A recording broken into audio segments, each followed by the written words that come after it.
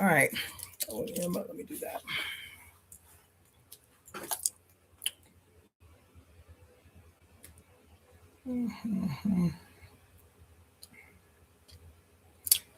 Greetings, family. Let's see what's on here.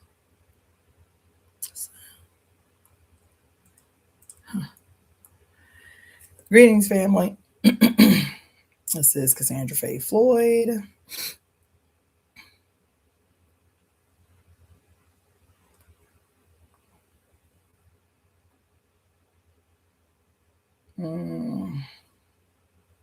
There we go. And there we go. This is Cassandra Faye Floyd. I know it's short notice. I just brought this live up. It wasn't anything that I planned for in the moment. I was planning it for later, but just got finished teaching a workshop. So while I was in the spirit and energy of that, I figured I'd go ahead and get up on here, do a live, so I can continue on to some of the million things that I have to do.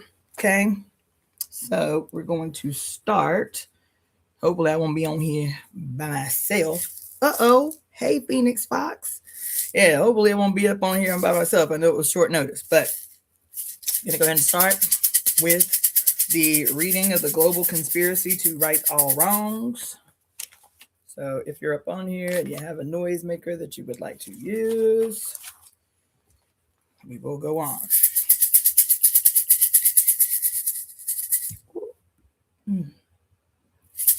All right. What's up, Can's Color Box? We are the breakers of curses, the casters of glorious conspiracies, and the creators of the new world. I, Cassandra Faye Floyd, am a divine instrument of my mother's divine will. As such, I am protected and guided by the sacred blood and water of my mother, Jacqueline Jeanette Cook's body, that anointed my entry into this life. I am divine because she is divine. Mommy and I are one. I call all of our mothers to this moment.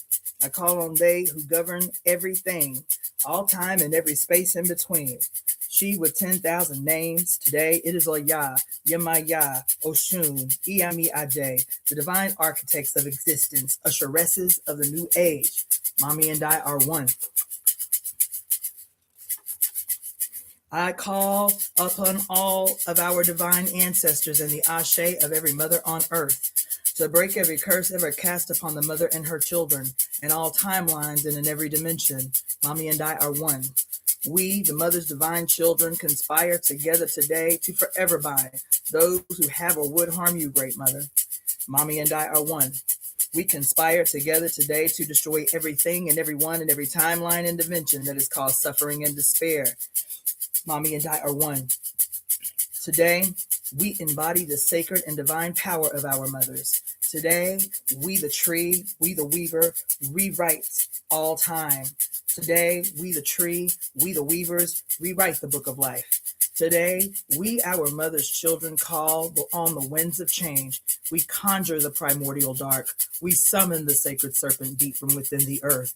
We subdue the rogue sun.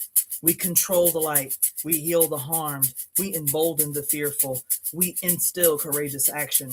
Today, we are staging a global evolution as is our mother's divine will. Mommy and I are one.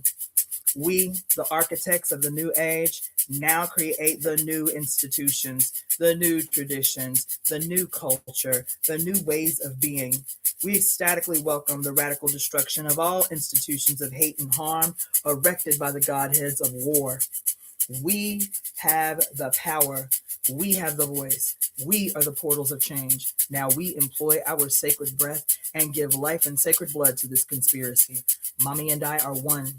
We command, come the wind, come the storm, come the lightning, capture and judge all godheads of war and all betrayers of the mother's divine will. Bring their confusion and war to an immediate end. Scatter them to oblivion, never to be resurrected. We are the fates. We are the furies. We are the EvoEmeTemp. We are the disseminators of divine time, divine retribution, divine rectification, and evolutionary justice. Mommy and I are one. We are the restorers of heaven on earth under the mother's divine reign. We wake the sacred serpent from her sleep to assist us in this sacred assignment. Mommy and I are one. Love unlimited is our birthright. Harmony is our birthright. Ecstasy is our birthright. Pleasure is our birthright. Freedom is our birthright. This is her divine will. We are the divine executors of her will. We speak her will into the now to reverberate throughout all time, all space, and all dimension. It is certainly, as we say, forever and ever. Mommy and I are one. Mommy and I are one. Mommy and I are one. All right. So greetings, fam. Conversations with Sunshine. S Taylor 99. What? Ken's color box. Ain't nobody up on here on IG yet. But again, it was very short notice. I literally just got off of I had to teach a workshop this morning. Yeah. Yeah. I had to teach a workshop this morning, and I haven't forgotten about y'all. I never forget about y'all. What's up, Shy Boy Shades? I never forget about y'all. So when I'm not on here for a long period of time, no, I'm down in the hole. No, I'm down in the hole. Because yesterday I had made a commitment. 2:00 is the time that I am going to get up on here and do a live. And I sat in front of this laptop till from 12 to 1:47 this morning, bitch. 1:47 this morning. Okay.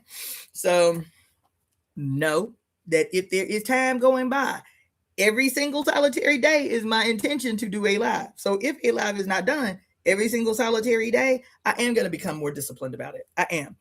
But as of late, if it's not every single day that I have not done a live, no, every single day, my intention, my literal actionable intention was to get up on here, not go into a hole to do this live. And that has not happened.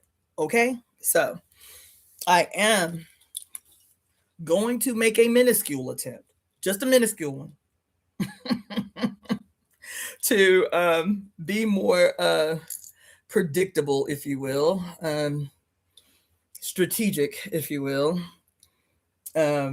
about the study groups and the temple services.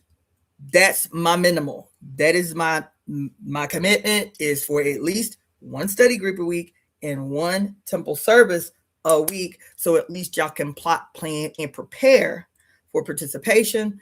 Yeah, because when I say I'm down in a hole, I'm in a hole, man. I'm in a hole. It's a good hole, but it's a hole nonetheless. And yeah, and then also with the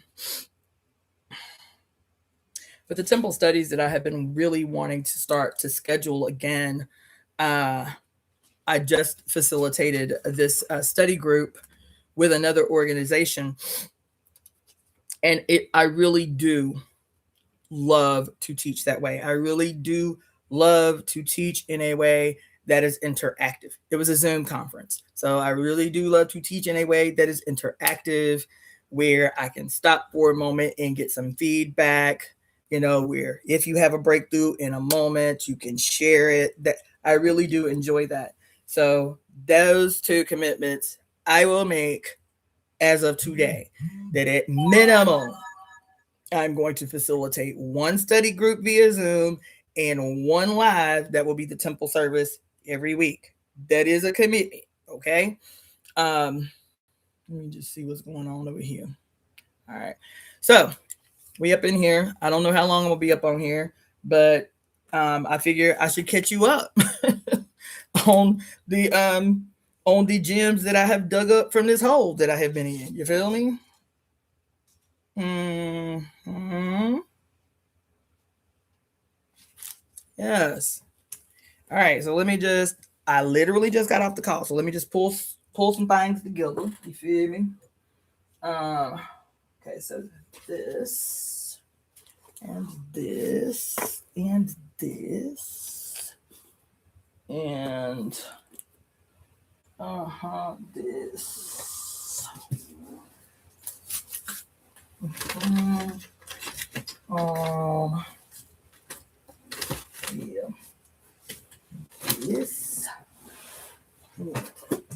So what I'm going to start with, and maybe that will guide the discussion, because I got notes everywhere.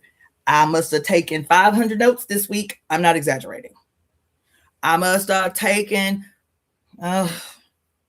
pages and pages and pages and pages and pages and pages and pages and pages of notes this week. So I think what I'm going to do is just start with those of you who have it. And maybe it'll guide my discussion. Some of the things that I left off in my studies with last night, I'll just start there so I can be studying and teaching at the same time.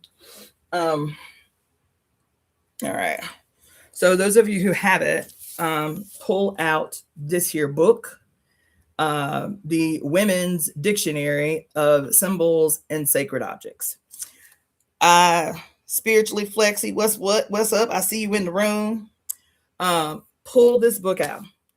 I can never overstate how gargantuanly significant this here book is. I could never overstate it.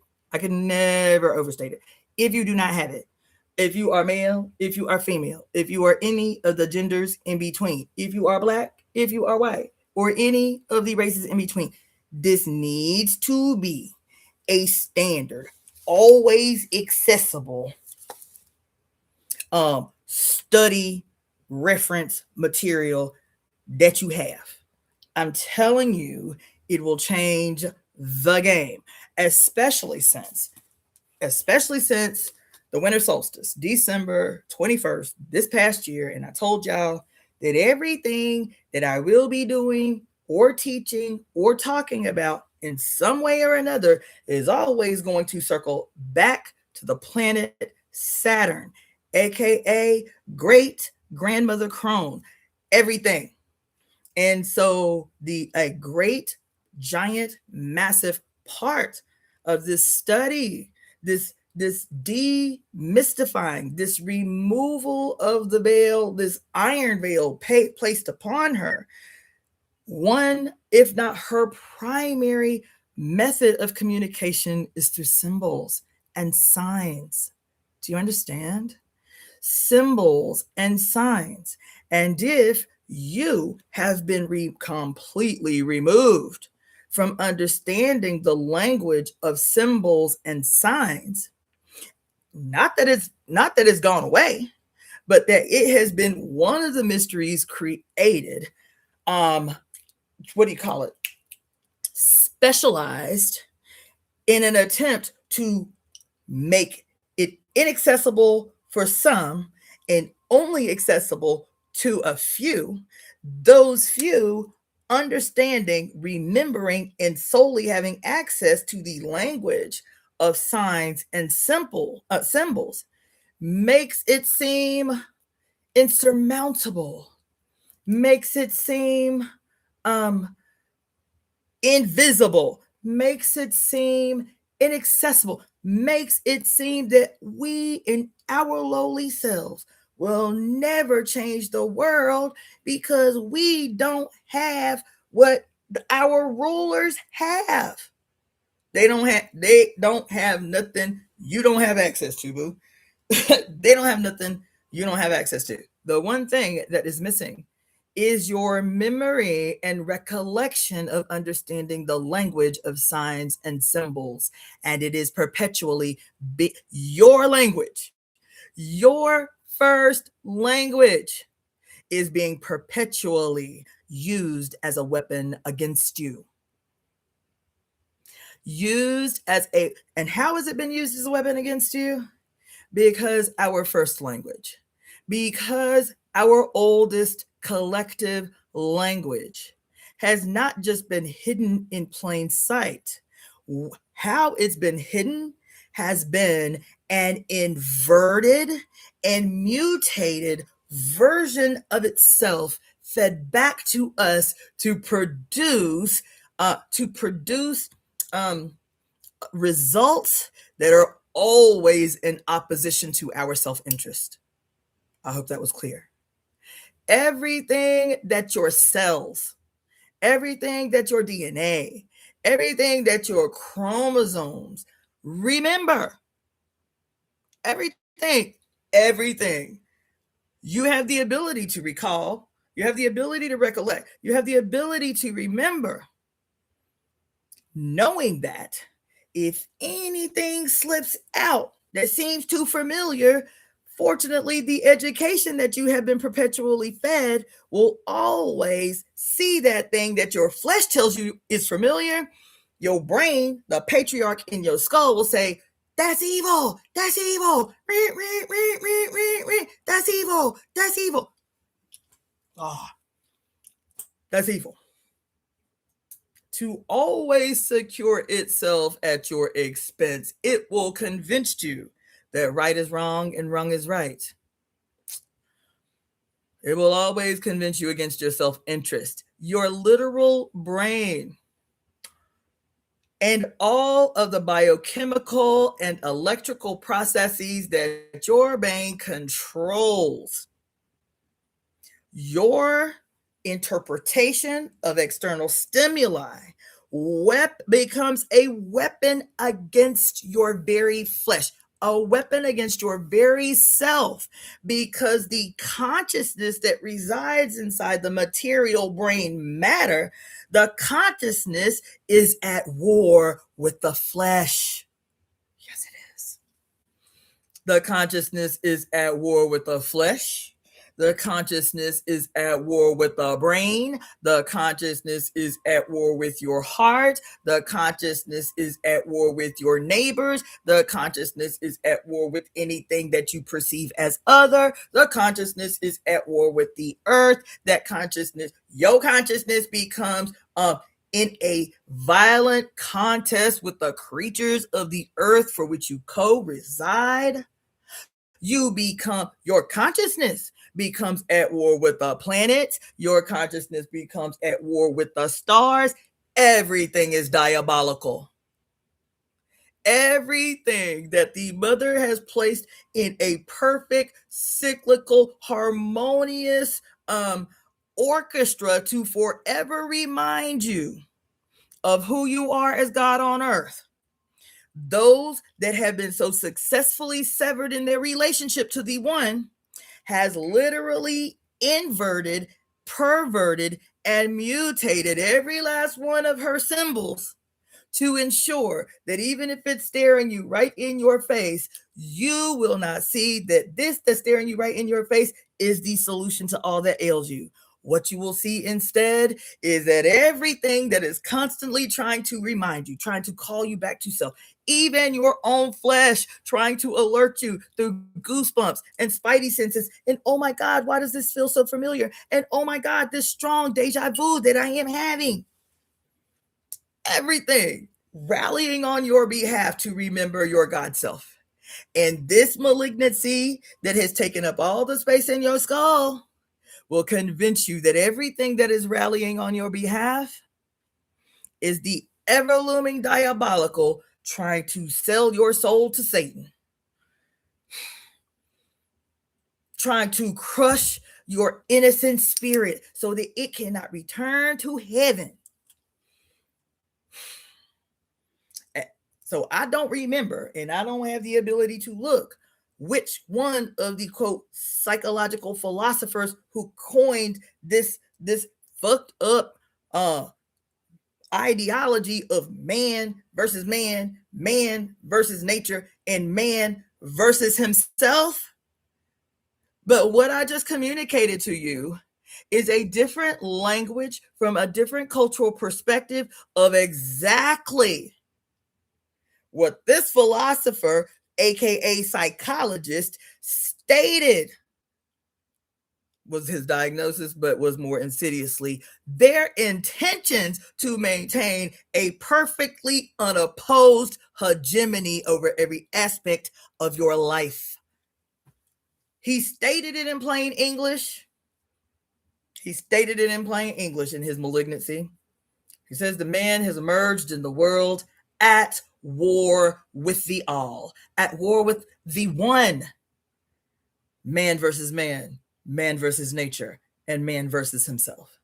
And you can hear it clearly from some upper middle class European white guy pontificating about the psychological intricacies of archetypes or whatever the fuck. And you can hear it playing and accept it coming from him. But when I tell you that this upper middle class European philosopher, I don't remember who it was, but it was the first thing I learned majoring in psychology at 19 years old, that what he was articulating was not his astute, observed assessment of the psychopathy of that which was around him, which was what? The European world. He was trying to understand the psychoses of the European world when he made this observable perception about how man, European humans, seem to be at war with every damn thing. And so his conclusion was we must have just emerged that way. And you will hear really smart men say it's just the nature of humanity as they completely excise 240,000 years of human history that demonstrates the exact opposite of what they just call the inherent barbaric nature of men. That man just emerged at war with the all. Man versus man versus nature, and man versus himself. That's why they have to call the history where the great divine primordial one, whose name is she, dominated the first 240,000 years of our existence on earth harmoniously and living harmoniously within the cyclical rhythms given to us, taught to us by the actual environment around us, watching our animal brethren and sistren and saying, oh, if the animals eat these berries, then we can eat these berries. If the animals avoid these berries, then we too must avoid these berries. Always living cyclically and harmoniously with the one and within the one. This is why prehistory has to exist. This is why the division, the literal, arrogant, audacious split in time that we now know as BC and AD. And, you know, everything that existed before the Roman Empire is considered prehistory. Did you know that? Google it. What is modern history? Modern history by today historians, archaeologists, anthropologists, and they all agree that modern history is essentially began with the rise of the Roman Empire. Well, ain't that about a bitch? Ain't that about a bitch? And so Constantine, as the newly crowned Sol Invictus, he who presumes for himself the title of God the Great incarnated in the flesh, that's who he was, decides that in order to squash all rebellion in the conquered empire, that he must divide time, he must split time in half. He must split time in half so that if you see the word BC, immediately you do not give it as much significance as everything that exists AD. Isn't that something? That even scientists and scientific communities that do not believe in or acknowledge the birth, life, and death of Jesus will still use BC and AD when researching or when talking about history, when referencing the past. Isn't that something? That it's so deeply entrenched. Hell, even communities that ain't Roman, that ain't Greek, that still go by a lunar calendar, you feel me? Right now, today, around the world, still acknowledge this division of time by the arrogant, audacious, megalomaniacal Constantine I, who called himself Constantine the Great, and who literally split the fucking heavens. And you don't think that this is having an impact on your life this very day. Because that's what the splitting of time does. See? That's what the disappearing of your ancestors' books and journals and writings, so that they could always remind you of what was happening in their time, so you don't fall for the okey doke in the future. That's why right now today, your president of these United States of America is actively trying to generate the most mass book burning in the history of the whole goddamn world, in the form of wiping clean the internet, in an attempt to make sure that the next two generations do not have a connected memory of what was, so that they can tell these next two generations whatever the fuck they want to construct. And there's no constant, uninterrupted, unsevered distribution of information from one generation to the next. Because if there is a consistent, unsevered, unbroken chain of connection in the lessons learned from the past, these motherfuckers that rule and own everything can convince you that day is night and night is day. And you don't have a cultural, collective memory to even challenge that assertion. All of these people who are obsessed, particularly white nationalists, who are obsessed with Greek and Roman history, all these American white nationalists who are always referencing Greek and Roman history as the apex of human civilization and shit, you feel me? And they never discuss the impact that this splitting of time in half, the severing of time, that it is currently having on they po ass white lives.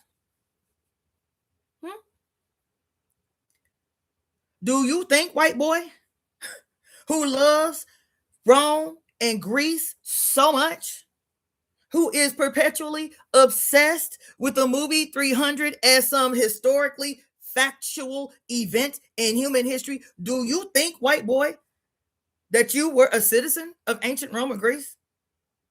Do you think that? Do you think that it is whiteness that secured citizenry in ancient Greece and Rome? Your ass ain't reading. Your ass ain't reading. Your ass is not studying history. Rome and Greece were slave populations.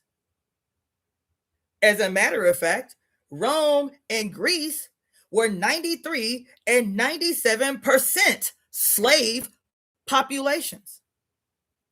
And the slaves that made up this Rome that y'all fucking love so much because you refuse to fucking read and analyze history for yourselves, you let some fucking billionaire trick your ass into betraying yourself. That's what you've done. You've let some billionaire trick and betray your ass into betraying yourself and your material interest based on an illusion. Whiteness is an illusion.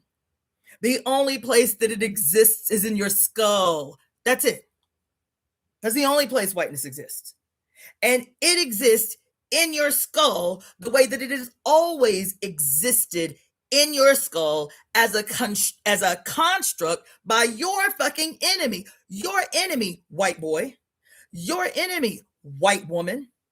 Your enemy constructed whiteness at your expense and planted it as a seed in your skull. That's what happened. But because you do not study history, you understand, you would literally believe in your skull, child, that your ass would have been a citizen in Rome or Greece. Your ass will watch a bullshitting ass, insidious ass, diabolical ass piece of propaganda called 300 and think you would have been one of the homies. You would have been one of the homies. No, nigga, you would not have been one of the homies. You wouldn't have been one of the homies. You wouldn't have been one of the citizens, bitch. You would have been a slave. Why am I saying that? Because white people have been too. completely severed from their pre-imperial past. See what I'm saying? When Rome, Constantine, split the empire in half by severing time, by literally creating a split in the fucking cosmos, not just the solar system, the entire goddamn Milky Way galaxy. That's what they did.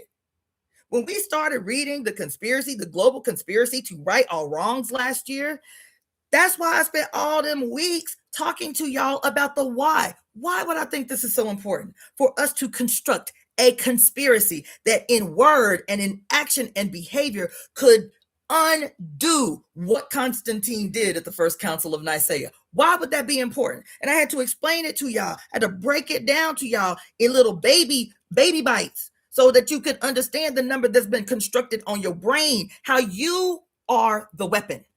And when I say you, I don't just mean white folks. I mean everybody on the whole of this planet.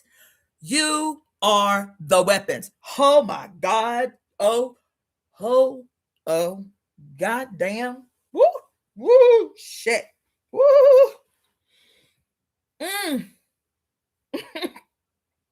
Yo, I'm having a whole moment. Because this is why the signs and symbols. This is why we have to reclaim our own language. This is why.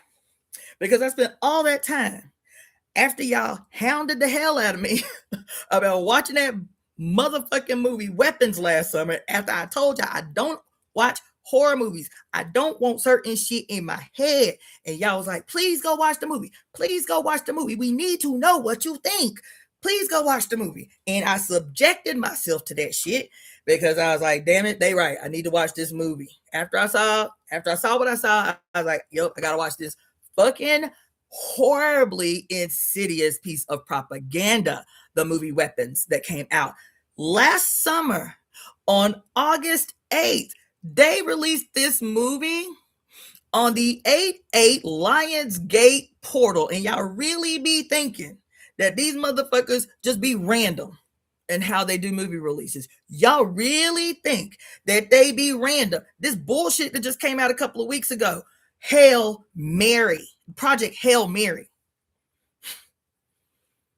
released on the spring equinox. That movie was Project Hail Mary was released on the spring equinox, and y'all still refuse to make a connection that every day, every second of the day, every millisecond of the day, these monstrous motherfuckers are using your language against you, using your symbols, using those things that would crack your skull open and allow you to free yourself right now. They are using it against you, and they are deepening their propaganda campaign. They are deepening. They're fighting for their fucking lives. This wicked institution that dominates the goddamn globe, and that institution is singular. That institution is singular. It may have a bunch of different faces and a bunch of different masks, but that institution is singular. And the more we understand, not just collecting a whole bunch of goddamn seemingly random, unconnected information into our skull, that's bullshit. How do we take what we learned in an instant and immediately apply it somewhere else? This motherfucking movie, Project Hail Mary, released on the spring equinox. I went on this whole diatribe about how that bullshitting ass movie Scream #7 was released here in goddamn Hollywood the day before Israel and the United States waged a destructive campaign on the country of Iran. And when did they decide to make this aggression against Iran? Y'all don't even think about that. Y'all don't even talk about the context with which the United States and Israel waged this campaign. Project Lion's Roar, Project Blind Fury on Iran. They decide with no warning, seemingly, to wage this campaign February 28th on Iran, the same month that the citizens of Iran raise up against its government. So while the people go out to the street campaigning against the aggressions of their own government, this is when the United States and Israel decides to invade Iran, to bomb Iran, to attack Iran. And y'all cannot see when I'm always saying these motherfuckers are in league with one another. It's when the people rise up against their goddamn government that the United States and Israel say, that shit we can't have. Now we need to be able to control the narrative. We invaded Iran because the people wanted us to. See, they needed our help. As they are killing women and children. In the first place they bomb are 2 schools that are all girl schools. We have to be able to see. These motherfuckers released this movie. I don't know if y'all know or not, but when I talk about movies, when I talk about doing deep dives in the movies, is why I don't do them often, because they are so energetically draining to do these deep dives. It is not for entertainment, bitch. It's not so that you can see the signs and shit that are hidden in plain sight just cuz. I'm trying to draw you to a conclusion that always benefits you at the expense of your fucking enemy. You cannot see. You cannot even come to a conclusion on how to weave your way the fuck out of this if you do not understand not only the language of symbols, but how your symbols have been inverted and perverted, fed back to you and used against you to ensure that you would always move against your own self-interest, that you would sabotage your own future without even knowing it.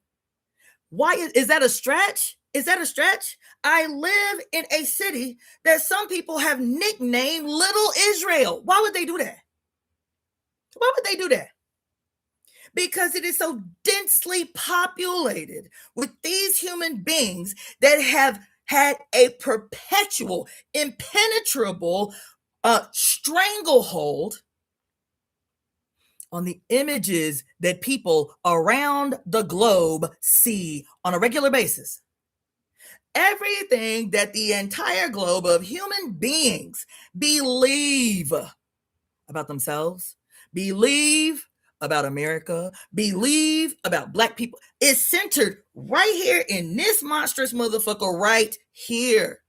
So why would it be confusing to you when I say, bitch, we need to be paying attention to these signs and symbols? These motherfuckers are playing in our face. Pay attention to when these movies are released. This city sits on one of the 4 largest, quote, vortexes in this country.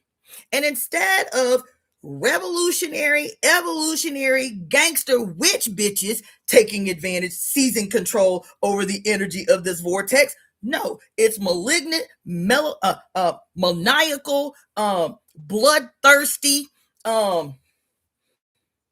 cancerous, what else can I use to describe these monstrous motherfuckers? And y'all acknowledge it, but y'all refuse to weave the webs. Y'all think everything is separated. Everything is separated. No. Y'all will acknowledge the actual stated history on the Pentagon's website that every single solitary movie produced in this monstrous bitch must be approved by the Pentagon. You hear the history of these FBI and the CIA's direct influence in this fucking bitch. How, if that's the case, and this is Little Israel, and this goddamn organization, the movie industry and the music industry and the overall entertainment industry is owned and controlled by people who are Hebrews, people who are self-proclaimed Hebrews, and so what it's telling you without saying directly that they are in league with the state. These people in league with the state, getting the approval from the state to produce the primary instruments in the war of ideas that has global reaches and has had global reaches for 130 plus years. But I'm being a weirdo when I say it's important. when they release these motherfucking movies. The content that you think is just me being too conspiratorial and shit, to everything is purposeful. Imagine you're talking about an institution erected for the sole purpose of maintaining a stranglehold on the whole earth. That's why Constantine did what he did. He was like, look, that's why the Bible reads the way that it does. The Bible, y'all grew up, most of y'all grew up Christians or in Judaism or fucking Catholics, right? And what does it say? What does the Old Testament tell you? Looking at the stars, that's devilish shit. What else does it say? Reading tarot card, that's devilish shit. Throwing bones, that's devilish shit. What else they tell you? Interpreting dreams, that's devilish shit. What else they tell you? Sex, that's devilish shit. Huh? What else they tell you? Did everything that would perpetually provide you an answer, everything that would provide, what is it? What's the other one? That's the big one.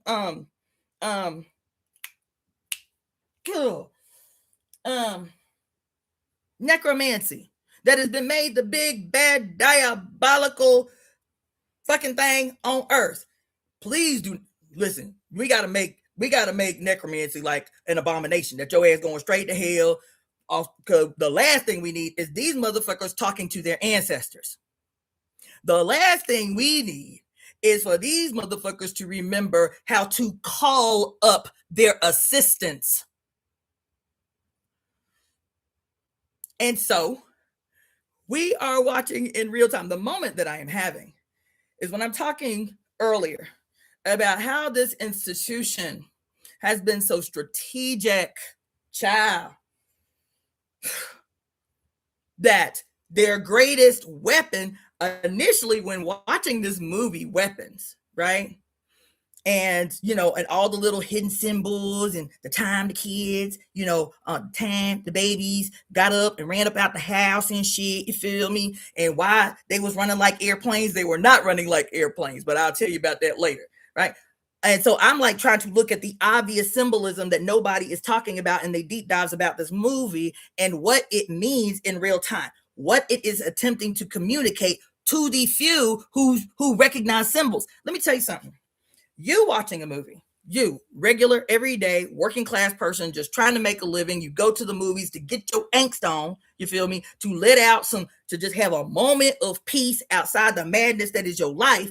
You see the movie, and a person who is wealthy, and a person who has a relative life of ease, and a person who really has no challenges in life, and they go see the movie, right? And a person who is all of those things, strategically, socially, financially placed above, but they also are now a part of they're a Mason, you know what I'm saying? Or they what do they call them?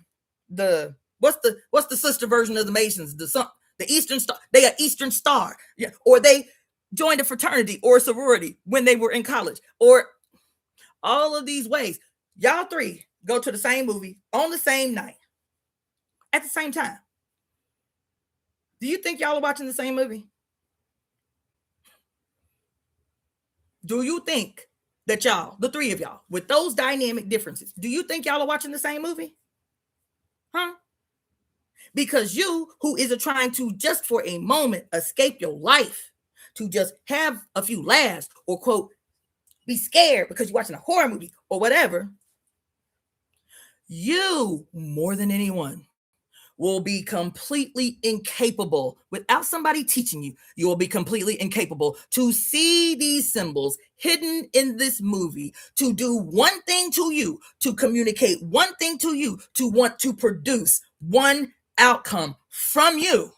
And that person who is wealthy and whatever, they may be able to see a few little signs too. But that same movie will consolidate their belief that they have a right to live exactly how they live. That the life that they are living of abject opulence is not coming at somebody's expense. See? So they will see the movie different too. They ain't got no shit to escape. You feel me? But that motherfucker who is well placed, wealthy, and all that shit, and has had these experiences fraternities, sororities, Masons, the Moors, Science Temple, all of that bullshit. Those same symbols, they have a different response on the two of you. That motherfucker who is up on game, these symbols become a dog whistle. They become a silent horn that alerts them to something else that comes at the two of you's expense. I'm telling you. And if you do not learn the language that is yours, that has been mutated, flipped the fuck upside down, turned inside out, and fed back to you, you will do exactly what you have always done, babe. I don't care who you are. Black, white, all the races in between, male, female, all the genders in between, babies to the old. You will move like an automatic weapon through the world, perpetually sabotaging you, your own life, and all the ones around you that you love and give a damn about and cannot figure out why you cannot get out of the quagmire that you are in. I'm trying to give you a word because we have a problem. We think that these things, these instruments are, quote, just created to get rich at our expense. That's such a kindergartenish understanding of what is happening. It is such a kindergarten level understanding of what is happening to the earth. It is a malignancy that we are trying to undo. It is a literal global cancer we are trying to heal. And so cancer, listen, cancer, when it's in your body, cancer emerges from a spiritual disharmony, imperceptible. But that disharmony goes unresolved until now it starts to show up in your flesh. Okay? And even it's showing up in your flesh, it's at the cellular level. The mutations are happening slowly. And then after 10 years, seemingly out of nowhere, you think it just happened yesterday, a tumor the size of a pea that you actually feel like, oh shit, what is that? Like it just happened yesterday. No, it took 10 years for this malignancy to show itself. And by the time it shows itself, it's deadly. By the time it shows itself, it's deadly. Do you see? But the malignancy has been slowly and insidiously and imperceptibly happening, invading your life, establishing roots and tentacles in your flesh because you have not had the information to resolve it when it was easily resolvable. See what I'm saying? You haven't had the information, the herbal information, the treatment information, the whatever. You haven't had the information to heal it and resolve it when it was a spiritual disharmony. You haven't had the information accessible to you, deliberately hidden from you. You haven't had the information to treat it when you're saying, oh shit, something's wrong with my head. Psychological disorders that seemingly appear out of nowhere. Why am I feeling this way? This is that same tumor attempting without any opposition from you because you have been denied your language. You've been denied your history. You've been denied what the mother gave you to secure your life on this planet. And so you think this is something different. And then it goes from an emotional state, and every single solitary thing that you call a symptom, The symptom is your perfect flesh. The symptom is your perfect flesh attempting to alert you in the early stages. Bitch, something wrong. Something off up in here. You feel me? And so I'm going to need you to pump the brakes, to go into yourself and scan yourself with your conscious mind. Because see, us unconscious mind over here, we up on game. Something wrong. Something is wrong. Because now we feel it in our head. Now it's affecting our behavior in the world. We call it a psychological disorder that's somehow separate from the whole triune being that we are. By the time it shows up in your psychology, in your emotional self, this is an alarm call, bitch. This is an alarm call. But what do? You go to the shrink. And it's interesting that we've nicknamed them shrinks. You go to the shrink, who can only understand his specialization. I don't know what you talking about. Every time you have this terrible thought, your belly hurt. That don't even make no sense. Because he is too the personification of the perpetual severing from self under the auspice of specializations. See? And so he can't help you understand why every time you have this one particular thought, it accompanies a bellyache. He'll treat you like you crazy. He'll probably admit your ass into the hospital.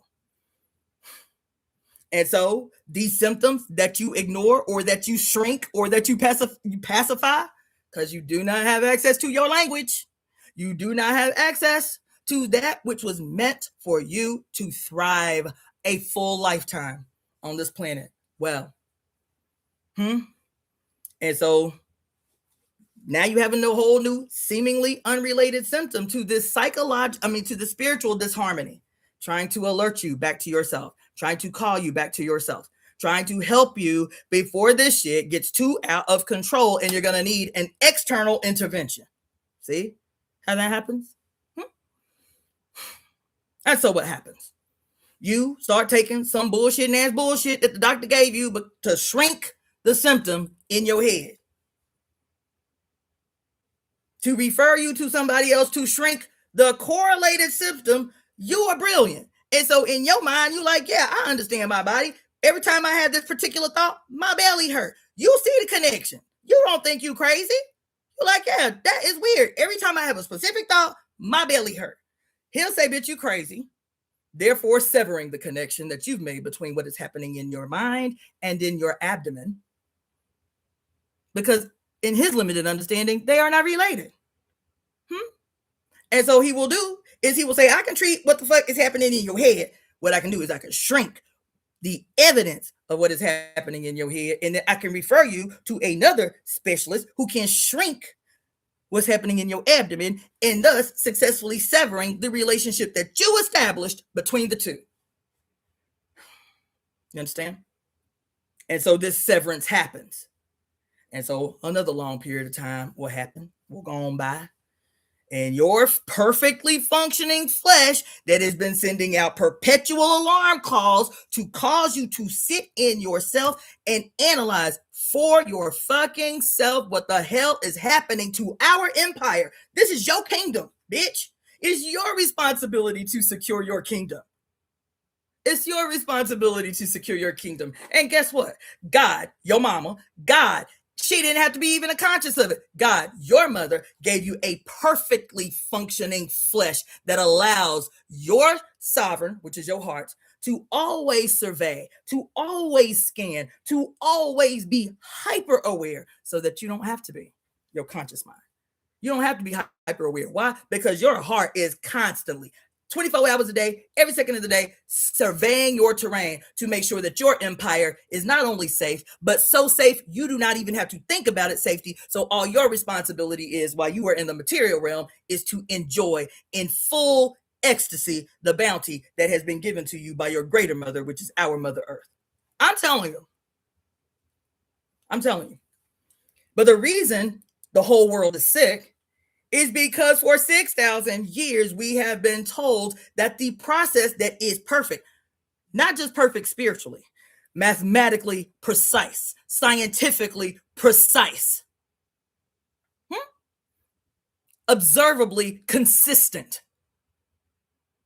that the process that is fucking perfect and has been perfect since we emerged on the earth some 300,000 years ago as Homo sapiens and 1.5 million years ago as some version of what would be our evolved human self.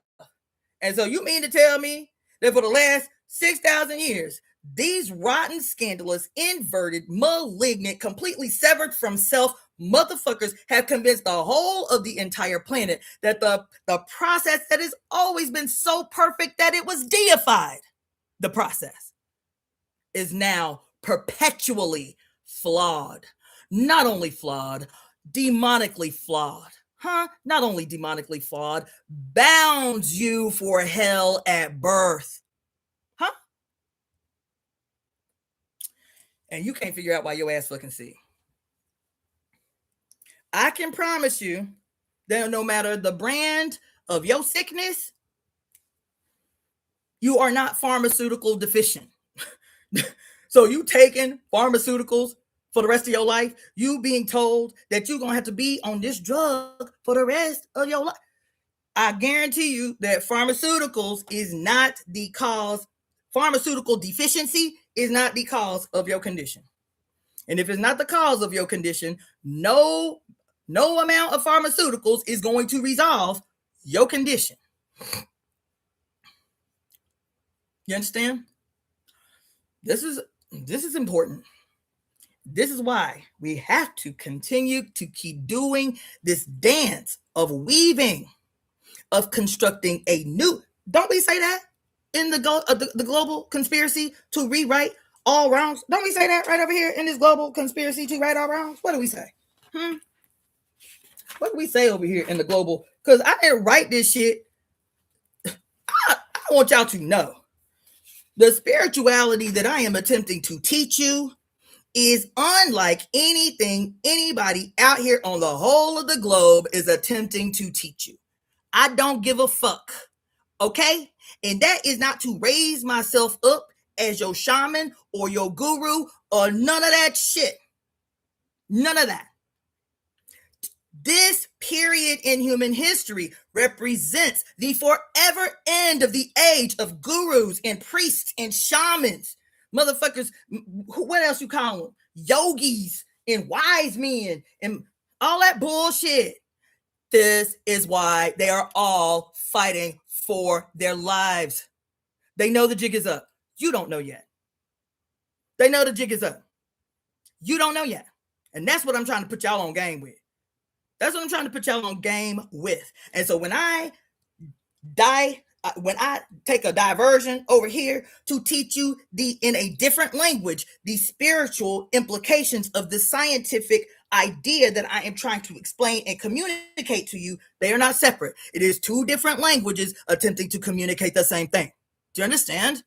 When I am talking deep, spiritual, philosophical ideas or expose the crime of esotericism to you, and I am using political language or political events in history to expose the inherent destructive implications of fucking new age philosophy and fucking esotericism, is a crime against humanity. This is a discussion I'll have to have for another day. But when I'm trying to use political or historical or even scientific ideas to explain the hidden insidiousness of this shit, they are not separate. It is me using two different languages to communicate the same thing. This is the weaving that we are doing. This is the mending of the severances that have been made in every single solitary aspect of our lives. When I communicate to you the weaknesses of these separated sciences in being able to hear a human being that lives in their body all the time. And so I know it may sound crazy to you, Doc, but every time I have a particular thought, I feel that shit as a pain in my belly. He, as one of the guardians of the severance, will tell you in your brain, in your body that you live in 24 hours a day, your ass is crazy. There ain't no such an animal as a thought in your head causing a pain in your abdomen, and you will concede. You will concede with your absolute godly flesh. What your guardian, your flesh is your defense system. It is your military. It is the only thing that it does is to secure your life so well that all you can do, all you think about is the next time you can have pleasure, the next time you can experience ecstasy, the next time you can give your mama or your baby a hug. All you're thinking about is the many ways that you can just experience the awesomeness that is to be a physical being on a physical earth as God. And so your flesh, perfect as it is always trying to secure you in a way that you are free to do that. To live your best and most audacious self, to be your most absolute and audacious, perfect personification in the world.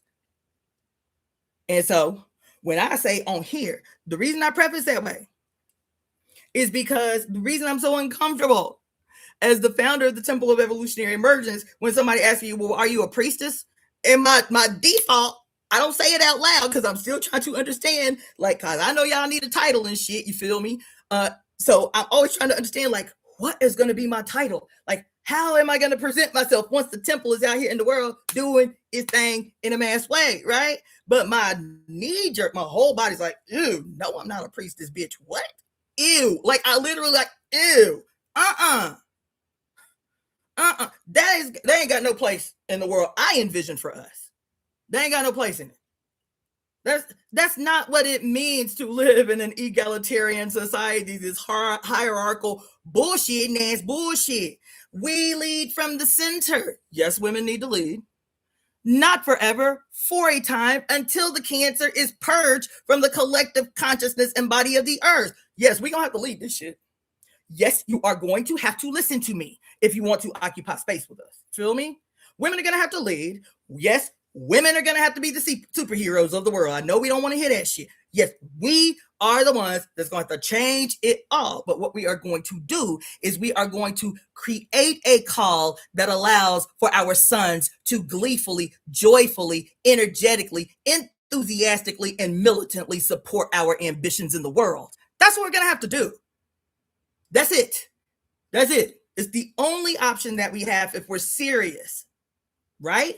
And so when I write a conspiracy for the temple called the Global Conspiracy to Right All Wrongs, this is not to make you feel good in your heart chakra about some cute shit that I said as a prayer.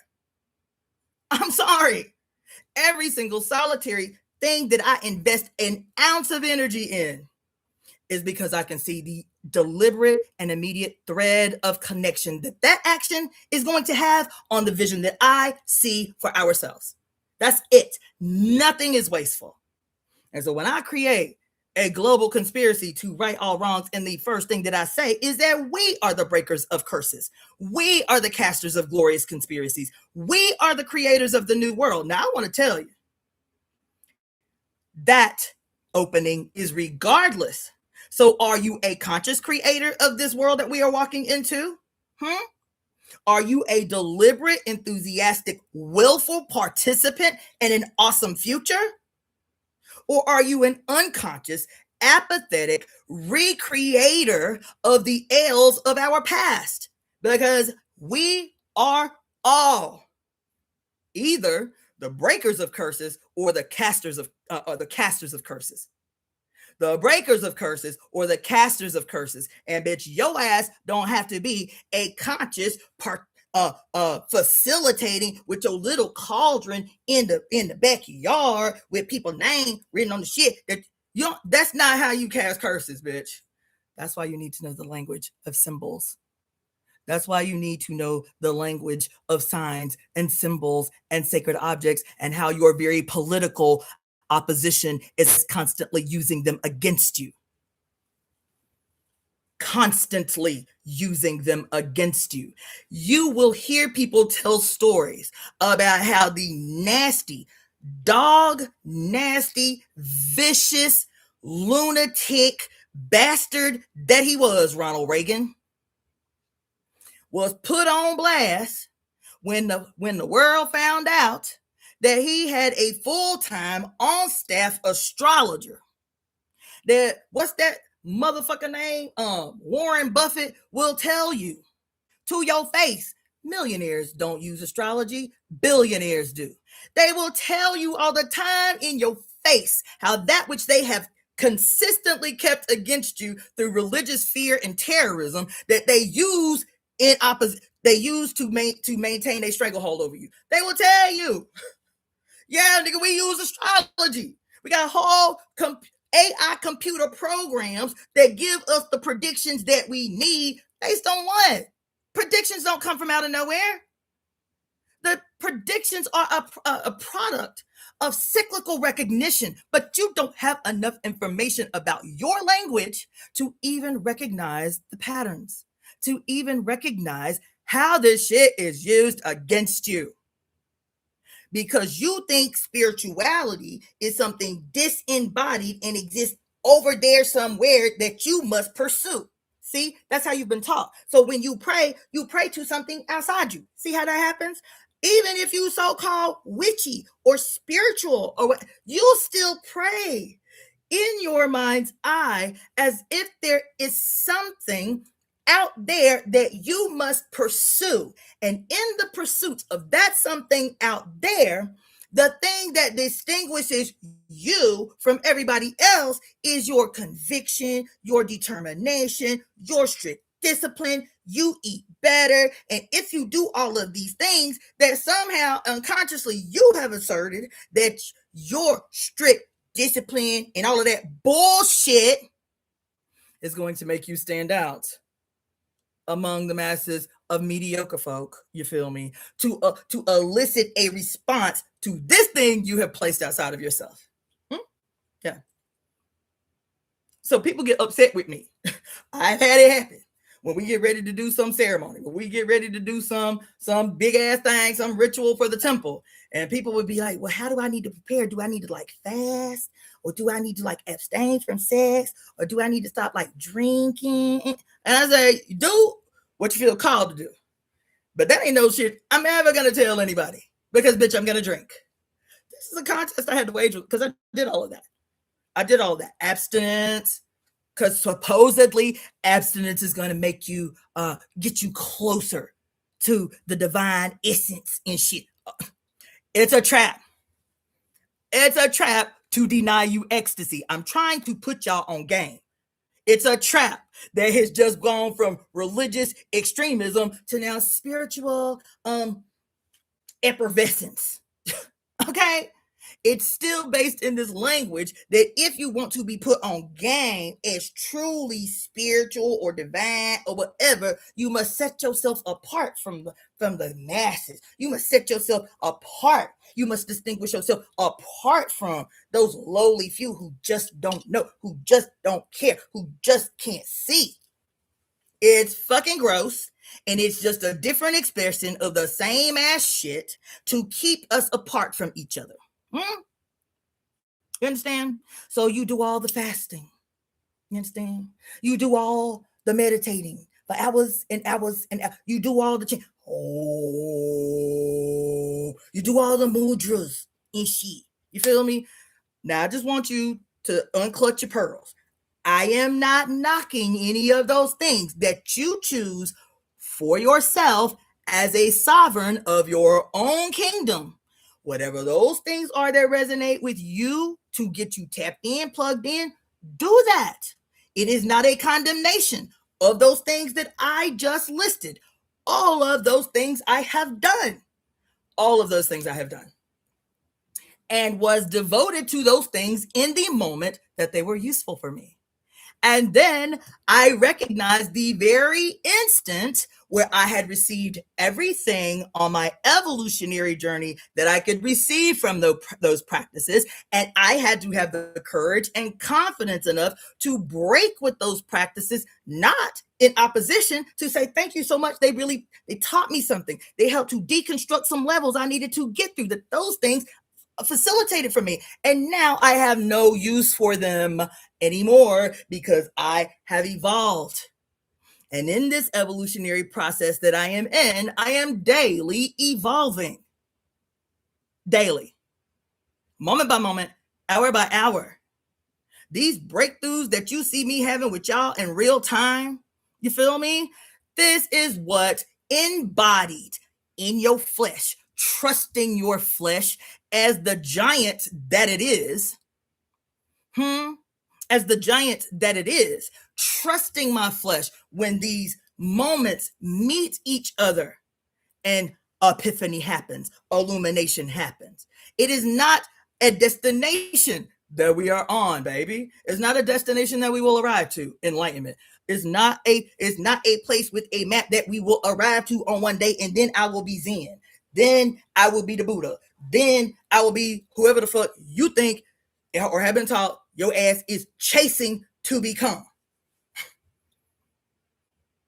Epiphany, embodied epiphany, embodied illumination, embodied enlightenment happens every day if you open yourself up to be used by your mother.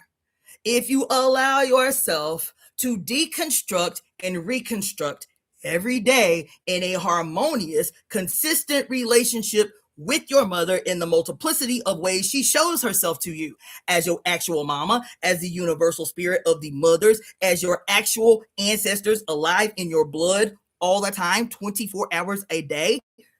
This is what it means. How do you bridge these multiplicity of chasms that have been constructed in your life? The first thing you have to do is recognize that you are perfect. That's some hard shit for y'all to sit with. It was hard for me to sit with. I still have struggles with that shit every now and again. The very first thing that you have to do is acknowledge the perfection of the process that allowed for you. What's his name? What's the black scientist everybody likes so much? I gotta stop forgetting his name. What's the short afro that everybody likes so much? What's the black scientist's name? What's his name? Now, he a scientist. No, he don't do ooga booga, spirit, none of that shit. You feel me? But even as a scientist, I was able to translate the language. And he said that statistically, based on the collective and general Neil deGrasse, yes, right? Neil deGrasse Tyson, or Tyson deGrasse, whatever, that guy, right? And he said something that was so profound to me, so profound in its simplicity. He said, now this is a man who does not do spirituality. He is a science, hardcore, rigid, left-brained science guy.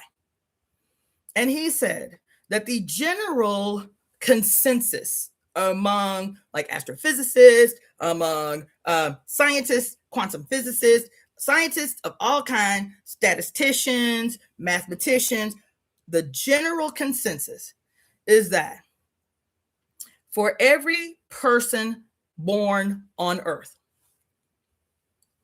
the likelihood that they would have been born is 1 in 1 trillion billion billion, 1 in 1 trillion billion billion.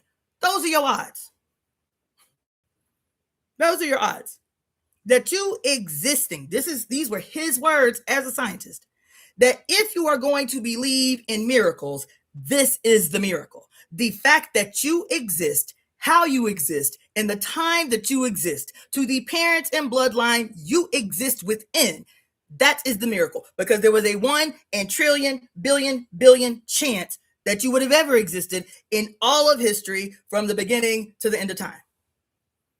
And these motherfuckers have spent 6,000 years teaching you that you are insignificant as a grain of sand. That your existence was just a fluke. It was just an insignificant fluke in the universe.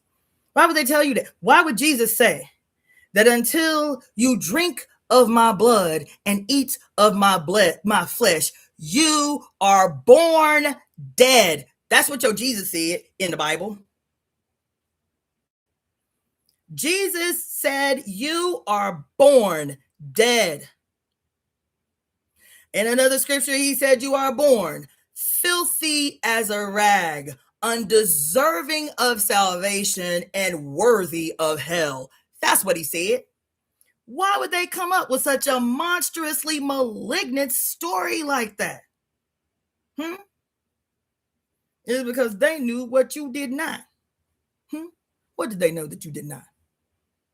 That Jesus, that the mythological story of Jesus is not a story about a singular entity. Constantine proclaiming himself as Sol Invictus, the embodiment of the solar god on earth. He was not a one, a rarity among many. That every single of the 52 known solar deities that have existed in the last 52 years, in the last 6,000 years of human history, every single solitary solar deity is an outright, not even well conceived, what you call it when you steal somebody writing, an outright, not even well hidden plagiarism of the story of perfection that I am telling you that every single one of you embody. Every single one of you is Jesus, is Dionysus, is Mithras, who is some of the other motherfuckers, is Apollo, is who else? I need to learn to run all 52 of them motherfuckers down. Plagiarizers, thank you. You are the center of this story. And if you are the center of this story, and you know you are the center of this story, and not only are there allegorical stories about the certainty of this story, but there's also scientific and mathematical evidence of the certainty of this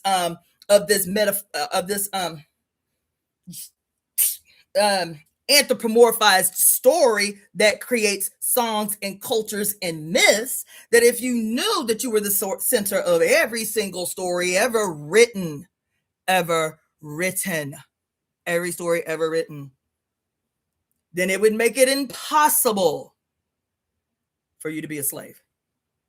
And they knew that.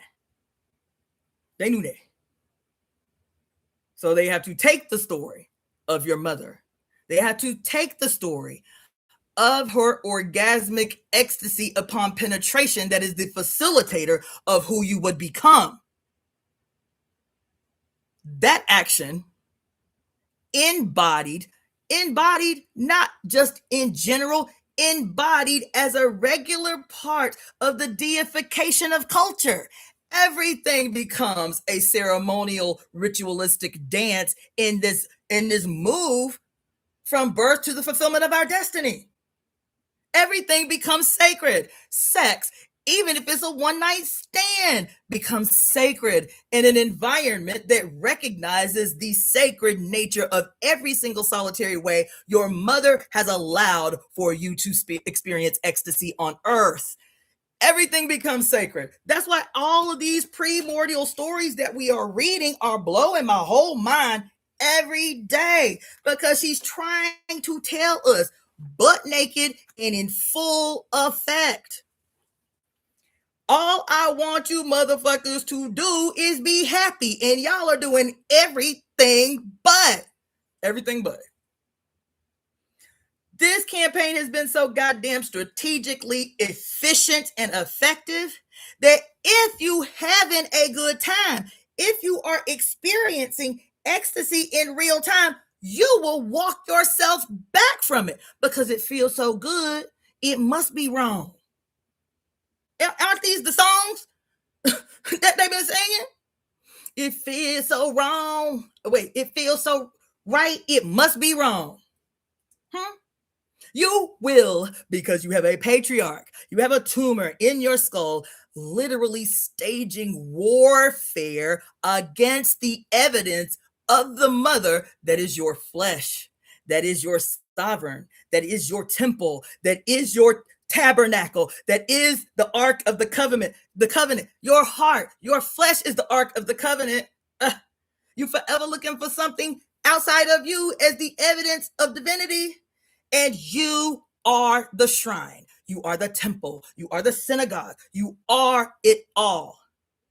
You are the devil, you are the saint, you are the angel, you are the seraphim. You are the good, you are the bad, you are the evil, you are the chaste. You are it all, because the stages of your life allow for you to be perpetually epiphomatic, perpetually changing and metamorphizing. Your life is the book, bitch.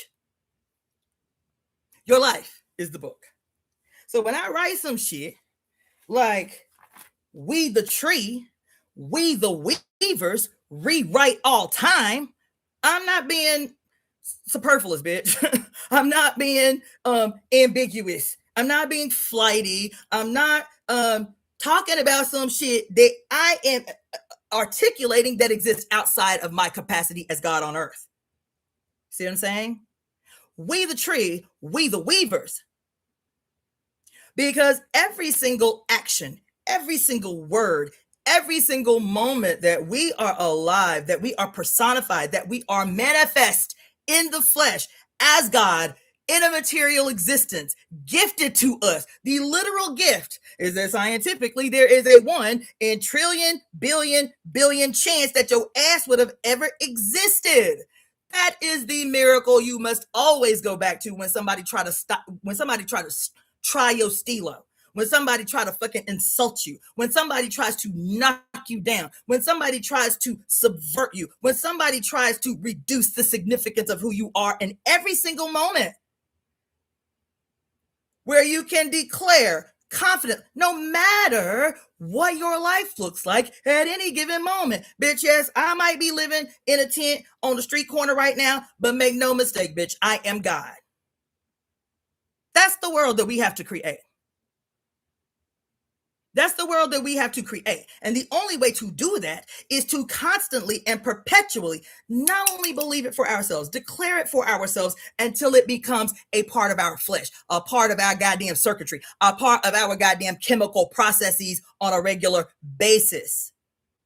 But also distribute that confidence to every single solitary human being who has been oppressed, who has been reduced, who has been traumatized unendingly by this wicked monstrosity that we all have to undo. We all have to do this shit. There ain't no heroes. Nope. There ain't no Supermans. There ain't no singular individual. There are no fucking prophets. There are no gurus. There are no messiahs. There are no shamans. There are no singular motherfuckers that we can elevate above ourselves, that we can place all the responsibility for our future on. That they don't exist. They do not exist. As a matter of fact, they are a creation of the state, if you have me tell it. I don't give a fuck. They are the good cop, bad cop monstrosities created by the state to forever keep you off the one thing that is consistent among us all, no matter where we exist on the earth, is that the only way that spirit could be condensed in its vastness and its limitlessness and its absolutely imperceptible power to change and shape everything in an instant is for the conduit, the portal, the stargate, which is the only way to facilitate the condensation of the condensing of the vastness of primordial power into a material force that can change everything in an instant. That is your fucking mother. And even if you do not love her, even if she was horrible, even if you do not know her, the one thing that is always goddamn consistent is that some human being had to sacrifice her body for 9 months to ensure the certainty, to ensure that the conspiracy cast between her and her sperm donor had a certain definitive, mathematically precise, fucking chemically, biologically predictable, perfect process that would ensure the certainty that was you on the other side of the place in the unseen, the underworld, the unseen realm, the watery abyss. Every story ever written is about you. And they're so malignant in their audacity to show it in your face because they have denied you the language to understand what you are witnessing, that they don't even write new stories. They don't even write new stories. You think I'm lying? They don't even write news stories. Once you see this shit, you will be simultaneously liberated and outraged, ready to wreck every motherfucking thing that exists. I'm telling you. I saw a breakdown of this bullshitting ass bullshit that I knew was going to be bullshitting ass bullshit when I saw the previews. This Project Proud Mary that they released because yo ass has been denied your language. They can do this shit so audaciously because they are so confident. They're so confident. These poor ignorant motherfuckers. We can do. That's why y'all be saying it. Damn, they ain't got no good script writers at the White House no more. Every story that's been unfolding since Trump got back, hell, not even since Trump, because Biden had a flimsy ass script writer too. They ain't got no scripts. They ain't got no good script writers no more. They don't even have to try to make this shit like appear real no more because they are so arrogant in their madness. So arrogant, so audacious in their madness. They're like, we can tell these motherfuckers anything and These motherfuckers would really believe anything. Shit, why spend the extra money getting the good script writer when we can just get AI to do the shit? And people will literally believe against their own interest, behave against their own interest. But the story is the same. It's so consistently the same. I watched this guy yesterday do his review of the movie Project Hail Mary. I didn't even have to see a preview. As soon as I was on Hollywood Boulevard and saw the giant ass billboard in the dead ass center of Hollywood, bigger than anything, I was like, these motherfuckers really desperate, ain't they? Project Hail Mary, with some rainbow clouds that's supposed to be like a aurora borealis type of thing in the background, with two triangles representing the A's in Hail Mary. I was like, damn, they ain't even trying.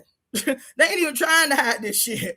They ain't even trying to conceal it. They're like, shit, these motherfuckers really ain't got hip to the game yet. We can just be out front with our shit.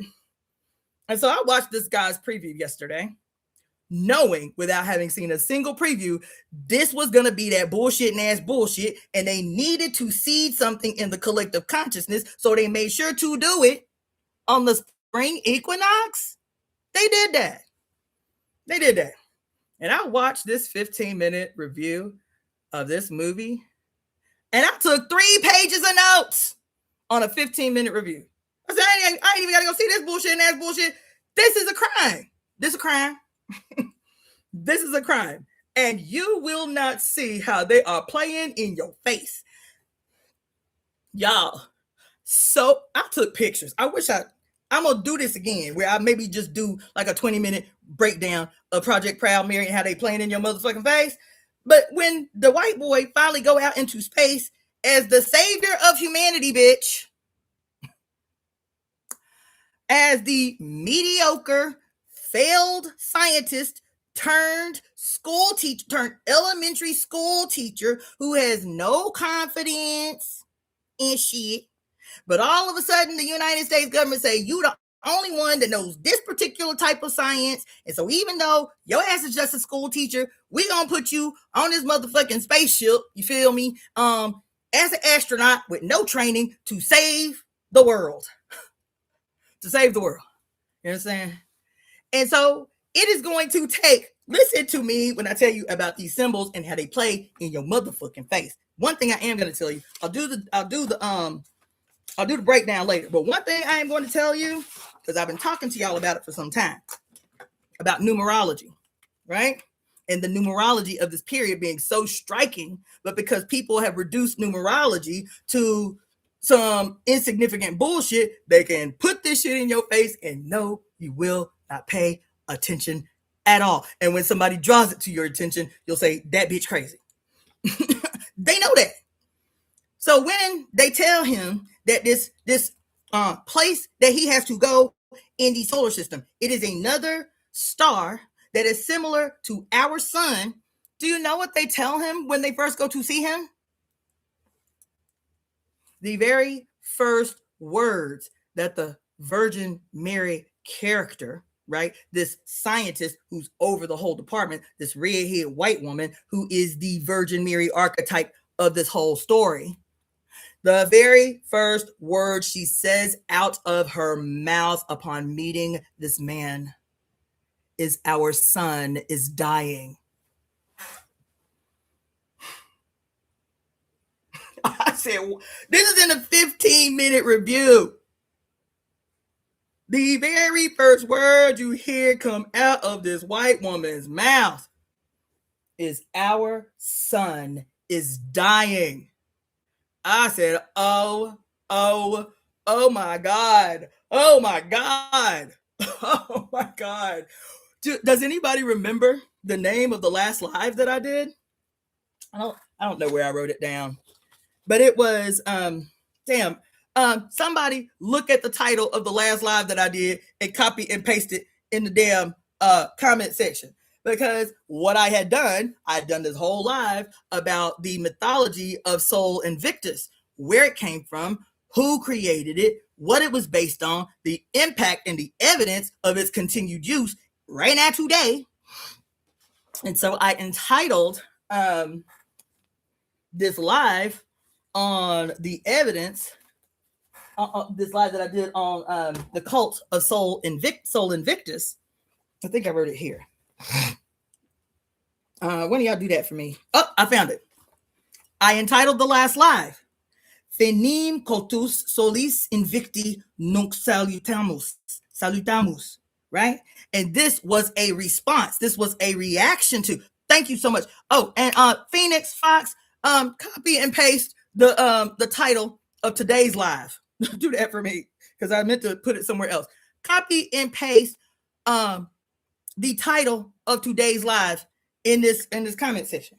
But I named it Fenim cultus solis invicti nunc salutamus. And this was a reaction to, this was in response to all of this shit that I crammed in my skull about the cult, the history of the cult of Soul Invictus, the unconquerable sun, the indivisible sun. The indivisible, unconquerable sun, Soul Invictus, the cult of Soul Invictus. And so I titled the live, we now welcome, we now welcome the end of the worship of the sun. We now welcome the end of the worship of the invincible sun. That's what I put. All I did was a Latin to English translator, English to Latin translator.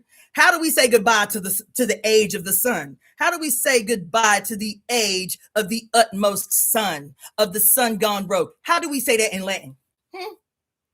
Finim cultus solis invicti nunc salutamus. Today, I was on that same shit. I was like, we need to be seasoned possession of language. All the languages, all the symbols, all the signs, writing the shit backwards, writing the shit forwards, from the bottom to the top, from the top to the bottom, in motherfucking circles, all that shit.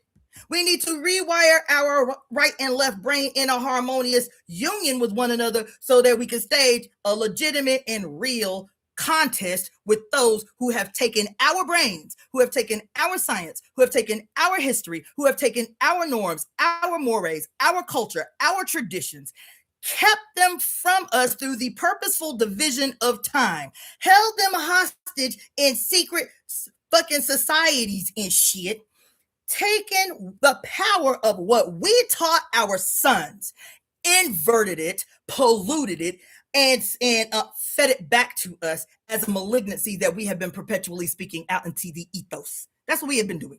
This is spellcasting. You understand? And so to undo what has been done, we have to have our own language. We have to allow for our flesh, the memory that resides in our flesh, to come out fully evolved, fully ready to do the job that our flesh is meant to do, which is to secure and survey our goddamn terrain so that we can become the sovereigns of our own kingdoms, not separate from each other, not in contest with each other, our individual sovereign kingdoms in harmonious union with the one and with one another. So today, the live was Unitate Cum Divina Voluntate Mamis Futurum Nostrum Nunc Est. And what did I say it was? In divine harmony with the will of our mommy, in divine harmony with mommy's will, the future is ours now. That's what that means. The title of this live, that's what that means. In harmonious unity with our mother's divine will, the future is ours now. That we got to do this shit. We got to use every opportunity to do this shit. So if I share something with you as a breakthrough that only I could have with my peculiar world experience, with my peculiar experiences in the world, still cite me. That shit be driving me crazy. Yes, I share freely. Yes, I share wildly and massively, but do the same thing you do for me and all the time. Just like, what the Nation of Islam say? Every time some speaker, some minister in the Nation of Islam say anything, it is always preceded by, according to the Honorable Elijah Muhammad. according to the Honorable Louis Farrakhan, according to the Honorable Minister Farad, or whoever the fuck it is on any given day. They don't have no qualms whatsoever saying that the genius that you are hearing in this moment has a foundation from which it came. And I, in integral honesty, in embodied integrity all the time, want to say that the genius that you are experiencing in this moment that is emanating from me has an origin. It has a foundation that I want to always bring to the forward so we never forget. Y'all don't do that for women in general. You don't do it for Black women in particular. You don't do it for the mothers of all these great male minds. Every genius that has ever existed on the planet Earth has their mother to thank for that genius. I don't give a fuck. I don't give a fuck. My big mama was made to quit school in the 5th grade. But my big mama, Marguerite Cook, is the reason that my genius exists right this minute. My grandma Helen is the reason that my genius exists right this moment. You understand what I'm saying? The same fucking adoration, mostly unearned adoration that we have so freely and willingly tossed to males in their malignancy. We should be able to do the same thing with women. So if there is something that comes down on you that I say that has rocked your whole world and blown your whole mind, teach it to somebody else. But cite me. Do not act like it was some epiphany that you incurred in your own ceremony like I be doing in my own ceremony. Your experiences, your personal and peculiar and important experiences will have you come to conclusions and have breakthroughs and epiphanies that are peculiar to you, that only you could see, that only you could receive. So don't get in the habit of doing that. That's my own little diatribe. Okay? But anyway. Damn.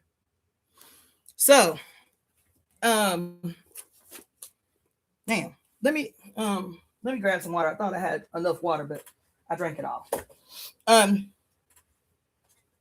trying to put y'all on game. Let me say something before I lose this train of thought. This project, motherfucking Hail Mary. That 15-minute, not very good review of the movie, that was all I needed to see. I was like, what I was going to tell you. I've been talking to y'all about numerology, talking about the numerology, the peculiar numerology of your president's birthday and his terms in office. And y'all still say, that's interesting. That's real interesting. I mean, I don't know what it means. Like, is it significant? Why we need to know the numerology? Because you still thinking in segmented, compartmentalized, untouching. You still have not internalized that your ass is a fucking weaver, bitch. And as a weaver, if you have 15 strands of yarn, it's your responsibility to figure out how to weave them together. Okay. So let me tell you what happened. They go to the white boy, okay, and which is played by Ryan Gosling. First of fucking all, his name in the movie. I tell you, they be in your face. Why they be playing games with y'all? Y'all ought to be mad with how they be playing games in y'all goddamn face. The boy named the mediocre scientist who has retreated because nobody was interested in his theories and shit, and his theory was crazy and it's significant. But they make it a footnote in the movie, but it's significant.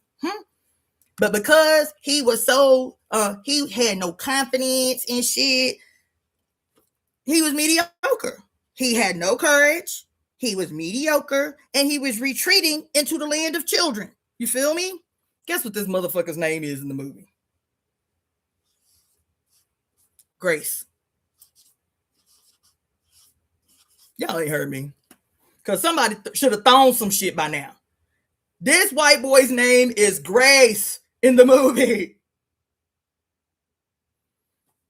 I ain't saying another word until somebody throws some shit. Somebody throw some hands up, a fist up, Somebody, where Java Watson at? Girl, why you ain't throwing some furniture across the room yet? God damn it.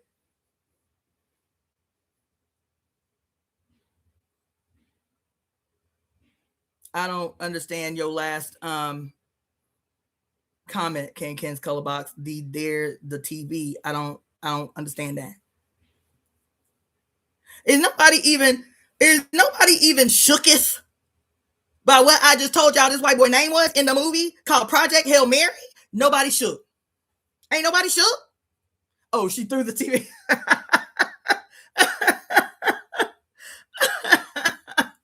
Okay.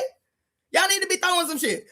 I was up in here screaming, literally screaming. When I started watching this goddamn breakdown review of the movie, and he said the white boy name was Grace, I said, I was up in here screaming, what the fuck? Hollering.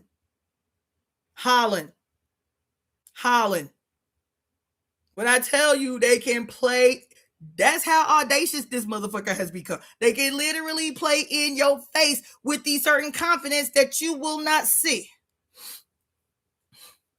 This white boy name is Grace the Mediocre.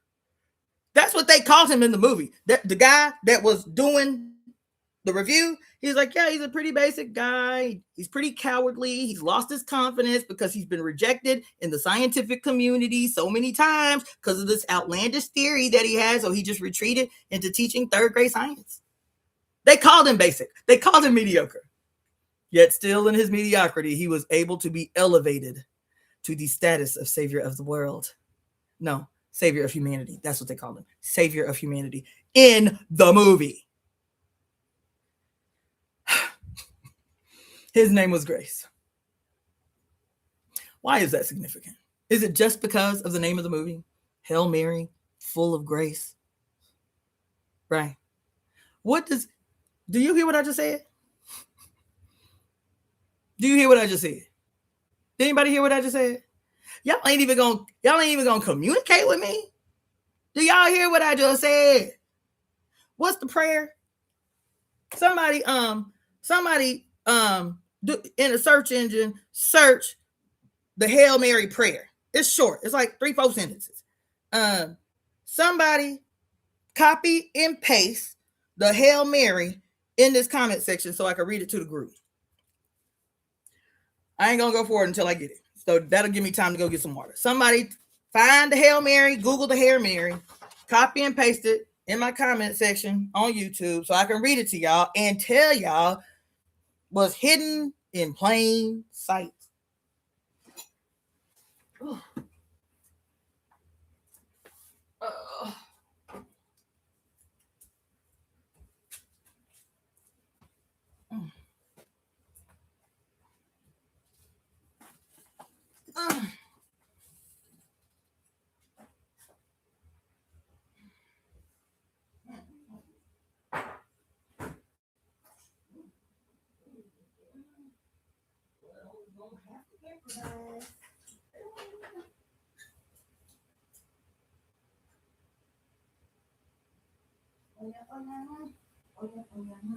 Let's get it poppin'. I need money.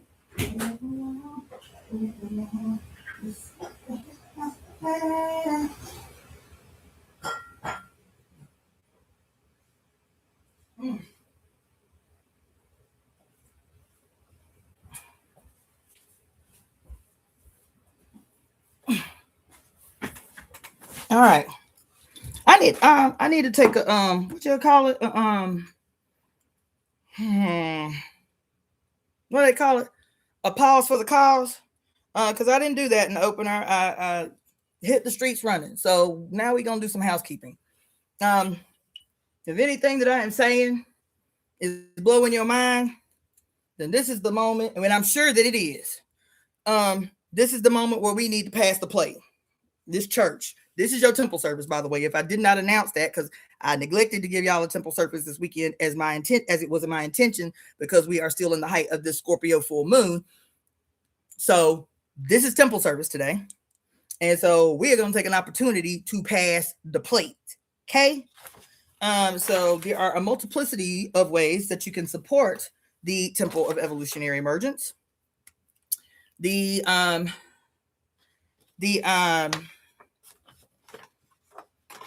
email address for the Temple of Evolutionary Emergence is EVO.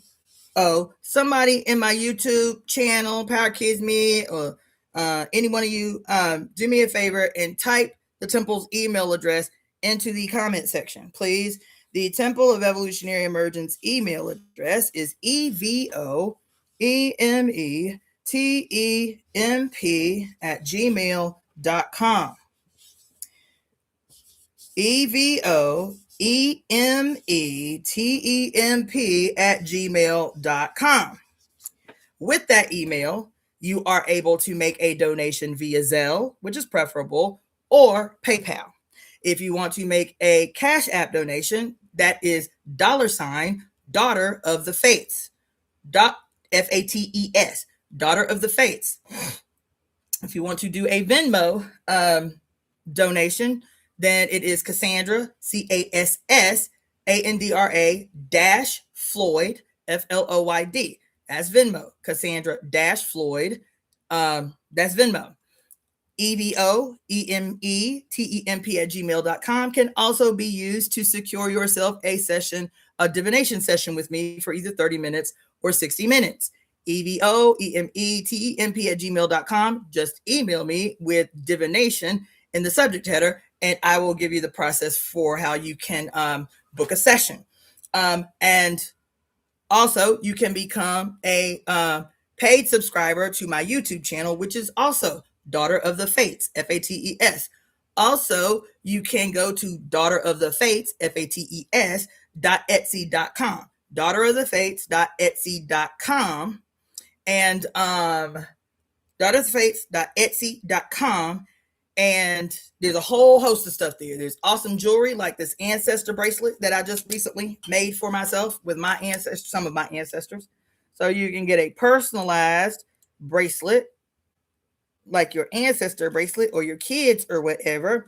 Or you can get one of the several hundred different bracelets that I've made that is posted on my Etsy. Oh shit. That's posted on my Etsy store. And so if you need some powered up goddess jewelry, you feel me? Like these dope ass bamboo ma'at earrings that I have made. You feel me? You see little ma'at in the center there? Like these powered up ma'at earrings that I have made, right? Or any number of shit that y'all see me donning on a regular basis.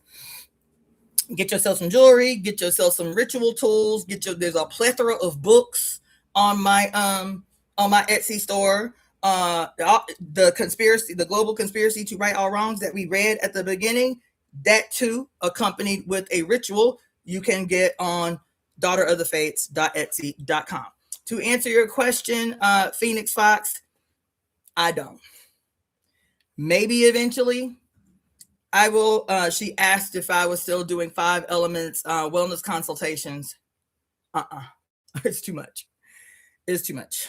In the way that I was doing it anyway. If I can create a way that makes it less demanding, but for the time being, no, I'm not currently offering the 5 elements wellness consultations. I really enjoy it. I really love it. I really know the importance of it.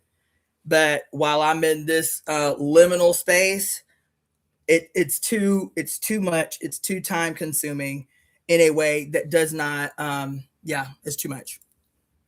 But I will, as soon as I am in a place where I can do that and facilitate it in a way that it's not so overwhelming, I'll let y'all know as soon as I'm offering those again. So anyway, okay, so now let's get back to the mission at hand. So let me read this before I keep going. And then it's the last thing I will say about it because it's so important. All right, so here, let me read y'all. Y'all tripping in the comment section. Let me see what y'all talking about.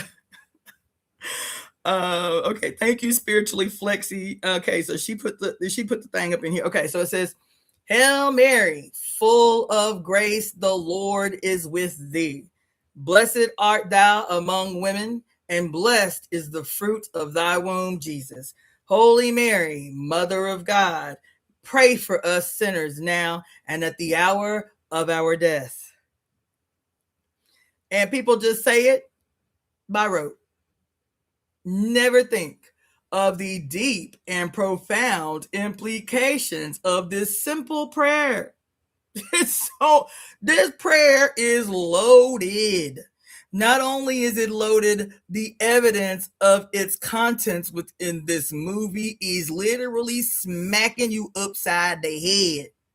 I'm not joking. And I mean, like in your face. So the first thing is the numerology. When they're talking to the guy, because now they have to threaten him. He don't want to go. He keeps saying, I am not an astronaut. I'm not going. You are the only hope for humanity. They try to win him like that. He's like, listen, I don't give a fuck. Okay? I can't do this. Don't y'all have somebody else better equipped to do this? They're like, no, don't nobody we got can do the troubleshooting if some shit go wrong. He's like, I can't do it neither. He staged the whole contest. And so finally they have to force him. They have to force him. Do you hear what I'm telling you? Y'all don't hear what I'm telling you. They have to force him to, under threat of the law and weapons, they have to force him to go on this mission to save humanity. So he goes. But the council, so now they tell him, this is what's going to happen. This is where the star is. So our sun is dying. That's the premise of the whole movie, is something is happening with our sun, right? That is causing the sun to dim so rapidly that if they do not solve this problem, you feel me, then the earth will not produce enough light to sustain the goings on of the earth. The earth will basically enter into an ice age because the sun is not producing enough light to sustain our activities. And she said, our sun is dying. Okay? And so now they got him in the room, they counseling him, they telling him this, that, and this, and that. And so what they're telling him is that there is some type of I guess like galactic, like astronomical virus. There's some astronomical, like cosmic virus that is traveling from star to star through the galaxies. Okay. And this, they called it an astrophage. I was like, oh my God. Now the nerd in me was freaking out. Okay. They're calling it astrophases. For those that are medical, in any medical setting whatsoever, they're calling what we in our body call a macrophage. They're calling it astrophage. So these astrophages are like they infect a star, right? God damn. I'm probably gonna have to watch this fucking movie because even as I'm saying it out loud, I'm like, oh shit. So these astrophases infect a star. Then they extract all the juice, all the energy out of the star until the star dies. And once it is consumed, all the energy from the star, they spread to another star and do the same thing, right? And so they're showing him a map of the universe, not the galaxy, of the universe, of the known universe. And this map of the known universe with all these galaxies all over the universe, and are telling him that these astrophages have already spread to every major star in each one of these galaxies. And there is only one that has not been infected. And so we need to know what is peculiar about this star so that maybe we can save our star. This one star that seems to be immune to this astronomical galactic virus that is spreading through the universe. even as I'm saying this shit out loud, because when I tell you, when I'm sitting quietly studying and writing, I'm like, damn, this shit is amazing, whatever. But then when I use my mouth to articulate at the same time that I'm hearing what the fuck I'm saying, I'm like, oh, the implications are so much deeper than I thought. But anyway, so that's the mission, is you got to go to this star to do this investigation to figure out what is peculiar about this star, then maybe we can save our star.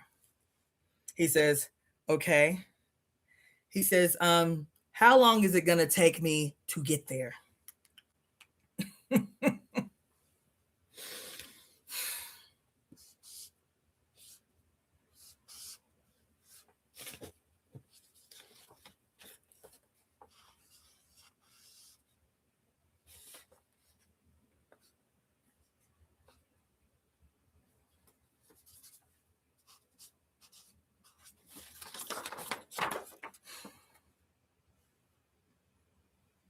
11.9 years. I said, I said, stop. I was like, motherfucker, stop playing so much. 11.9 years. I said, these motherfuckers, stop playing so much. It's going to take you 11.9 years to get to where you going. Let me pull this shit out.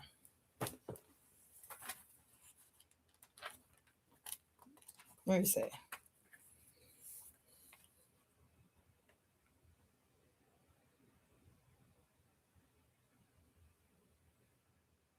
I didn't, Pal Kismet, I didn't know that came from Star Trek. What episode?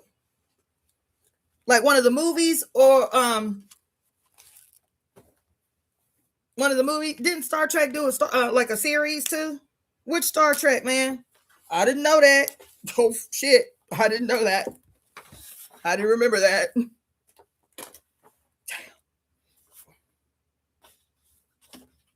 Come on, talk to me in the comment section now. Let me know y'all in here.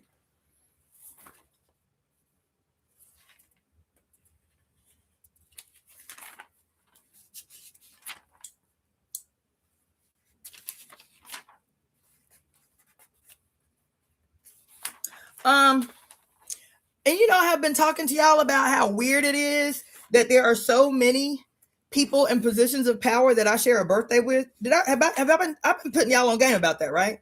Like how that shit is crazy. How many motherfucking people currently in power that I share a birthday with? I'm like, what the fuck, right? So I told y'all that the current Pope, he and I have the same birthday. He's exactly 20 years older than I am. Yeah, me and the current Pope, his birthday September 14th, my birthday September 14th. You know who else's birthday I found out was today? I mean, September 14th, my birthday, I found out yesterday. Because her name is all over the news right now because of this bullshit they just did last week.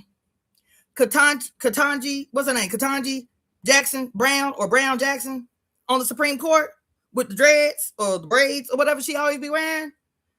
She and I have the same birthday.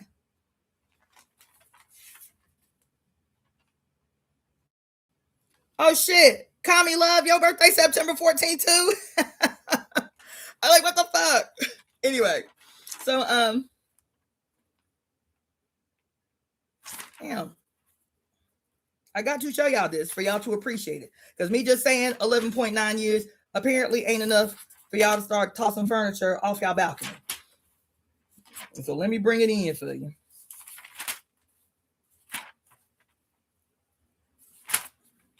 I know it's in this. Yep, here it is. All right. Let me tell you why. Let me tell you why. Let me get another sheet of paper.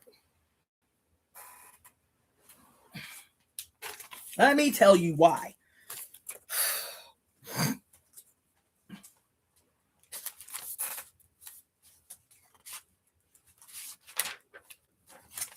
I got little blank sheets in. We'll just do.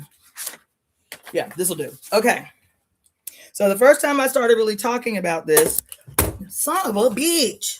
Sorry about that, you guys on IG. This is my ghetto rig set up for my phone to stream from my phone and my laptop at the same time. I got to figure out a more ingenuitous way to do that. But in the meantime, okay. So the first time I really started talking to y'all about the significance of the year 2025 coinciding with the election of Donald J. Trump in 2024, in 2024, and why it's so in your face, but you refuse to acknowledge it. You refuse to acknowledge it. You refuse to acknowledge it, right? Donald, somebody really quick, search the YouTube for Donald J. Trump's full birthday, please. I know it's June 14th, but I forget what year. So we're gonna start with your ugly ass president, who is, it's not my opinion, who is the current modern personification of the declared soul invictus. It's so obvious once you see it, you can't deny it. He is the deliberately placed, strategically placed, modern invocation of the soul invictus. He is. There are phrases that he has said out of his mouth that are direct quotes from past solar invicti. Okay? But because it's coming out of his mouth, you pay it no mind. Donald Trump. Donald J. Trump. Okay? Disregard the fact that the etymology of his full name together means God grants him triumph. That's what his name means. God grants him victory. Triumph. Trump being a short reduction of triumph, meaning victory. God grants him victory. That's what his name. That's the etymology of his full name. No, but I'm tripping. His birthday is June 14th, 1946. Okay? His birth chart, his 3 bigs, is he is a Gemini sun, a Leo rising or ascendant, and a Cancer. I think it's Cancer. I think he's a Cancer moon. Somebody search his astrology. I think his moon is either. I think it's either Cancer. It's either Cancer or Sagittarius. Somebody search his moon real quick. Somebody pull up his chart. But he is a Gemini sun and a Leo rising. Sagittarius. Thank you. I thought it was either Sagittarius. Okay, so he's a Sagittarius moon, the Archer. He's a Sagittarius moon, Gemini sun, and a Leo ascendant. Not only is he a Leo ascendant, not only is he a Gemini sun, he was born during this country's last Uranus and Gemini, which we transitioned into last summer, literally 3 weeks after his birthday. He was born in 1946 during this country's last Uranus in Gemini, which is always in this country's history marked by war, right? Not only was he born during the last Uranus in Gemini, he was also born under a solar eclipse in Leo, as he is a Leo ascendant. He was born during a solar eclipse in Leo, as he is a Leo ascendant. If you think that's deep, when he ran against Kamala Harris, at the time that he ran against Kamala Harris, she is a Leo sun. Her sun is in Leo. Her ascendant is in Gemini. They were literally the mirror opposites of each other. the mere opposites of each other. I'm telling you that they have run him on a campaign as the sole invictus of the modern age. The sole invictus, just so you know, was the declaration of the divine right to rule.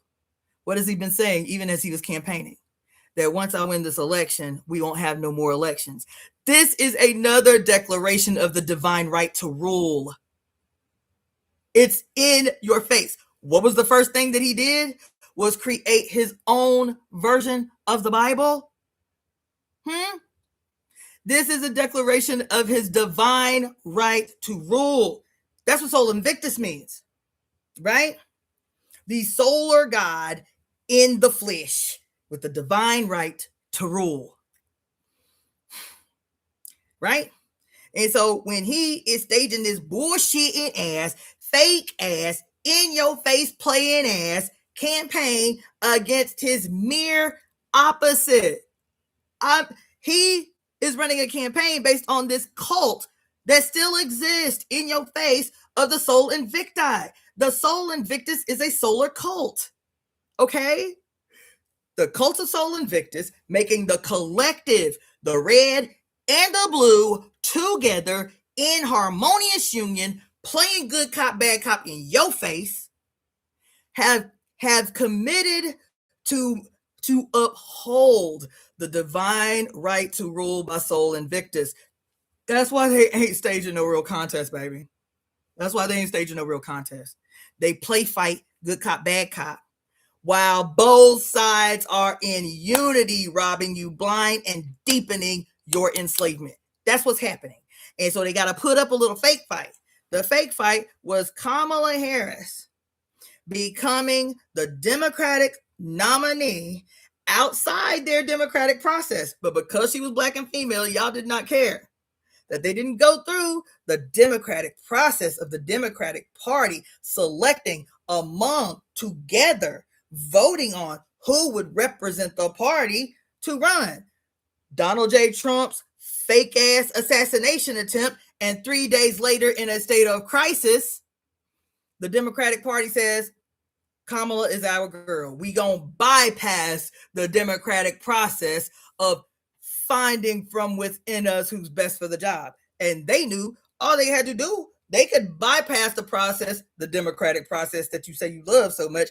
They knew that they could bypass the democratic process because you all, in your desperation and in the midst of crisis, would say, yes, we unite with a black adjacent female to be our representative, and not even in your own integrity wage a contest or even question why they bypassed the long-standing process of selecting debates, campaign strategies. What would you do if you are the president, so we can have enough information to make an informed consensus of who is best capable of representing us in opposition to the Republican Party. Y'all were okay with the doing away of the democratic process when you thought it suited your interest. They played you off yourself and made you betray your own integrity in this process that you hold dear, which is the voting process. All right? And they knew that you would. But the way that they played in your face is Donald J. Trump is the visible, actual, realized Sol Invictus of the modern age, representing the sun, the solar deity, the sun in his elder phase, in his God the Father face. You see? The sun in his God the Father face as the chief elder, as the chief patriarch, as the God of the Old Testament. See, I'm gonna get deeper. Y'all gonna have an attitude. But if you want to know who the personification of Sol Invictus as the warrior hero, as the hero of peace, he's still a warrior, but he's a warrior of peace. The Sol Invictus. As a matter of fact, your tarot card that shows the chariot card of your what you call it, your major arcana, the Chariot card. The Chariot card has what? The victorious warrior with his arm raised in his chariot and the horse pulling his chariot. And the horse is excited because the champion is excited. What do they say the Chariot card is? It's the card of victory. It's the young warrior. It's Apollo. It's Hercules. It's the young champion in the prime of his youth, right? Who was that? Who was Sol Invictus on earth in his presentation? As the peacemaker, even though he is a warrior, is the bringer of peace, even though he is a warrior champion, victorious warrior champion. Who was he?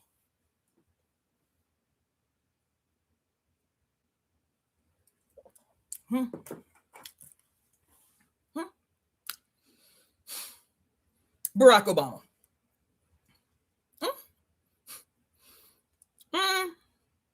What did he run his whole campaign on? Sí, se puede. Yes, we can. Sí, se puede. And it ignited the hope of everyone after this dark age of two stolen terms by George W. Bush that baptized our entry into the 21st century with the collapsing of the Twin Towers on 9/11/2001, that guaranteed the quote justified invasion of two sovereign nations, Afghanistan and Iraq. And so these two dark terms for which we entered into the new century, the new age, was so despairing. The polls were so despairing that young people was like, fuck it, this shit don't work, we ain't voting. And then all of a sudden, we had never even heard of this nigga. I remember people saying, like, who the fuck is Barack Obama? Where he came from? We ain't never heard his name in the news. We just knew that it was just automatically going to go to Hillary Clinton. Like, who the fuck is Barack Obama? These motherfuckers must be really desperate if they run in a Negro. Because in the early stages, even the Democratic Party, the Black National Caucus, everybody was like, there ain't no chance in hell they gonna elect no nigga. Listen, I know we black, and I know we patriarchs, but we got to put the power of our vote where we know it's gonna count. And so early on in his bid, all of the black organizations, NAACP, the SCLC, even black revolutionary organizations was like, how we gonna make the most impact? Hillary is a piece of shit, but that ain't no way in God's green earth they ain't gonna elect no nigga to the goddamn White House. So we got to be strategic about our vote. That's what they were saying when the announcement came, that there was this contest between who was going to be the Democratic nominee, if it was going to be Obama or if it was going to be Hillary Clinton. And when the Democratic Party was deciding within itself, Hillary or Obama, this was what the whole black country was saying, was like, we want the brother to win, but that shit, they ain't gonna do that. They ain't gonna let that. And so all these motherfuckers was organizing to put their support behind Hillary Clinton because they knew there wasn't it was gonna be a cold day in hell before they elected a nigga to the White House. And as the campaign went on, they were like, oh shit, this a charismatic motherfucker, you feel me? He even got white people talking about, he said, boy, they out this bitch. And all of a sudden, the language started to change. The energy throughout the country started to change. You think I'm telling you some make-believe? Do you know? I told y'all, and I forgot to tell you the meaning. I told you that the name Barack is in the Bible, right? I told y'all that. The name Barack is in the Bible. Okay? And so I was like, because I was shook. Elon, the name Elon is in the Bible. The name Barack is in the Bible. I said, what in the Old Testament? Both them names in the Old Testament. I said, what the fuck is happening? What are we witnessing?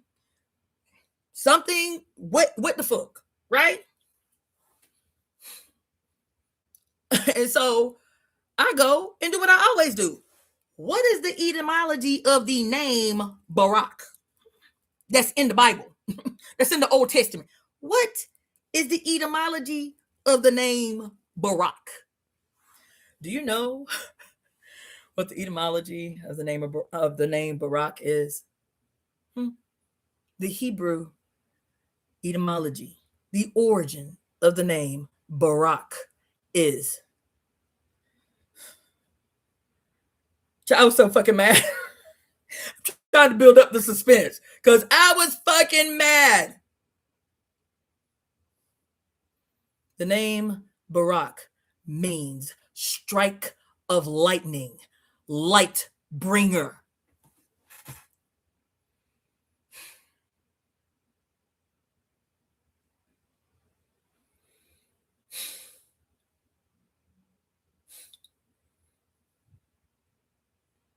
Y'all ain't heard. Y'all ain't heard what the fuck I just said.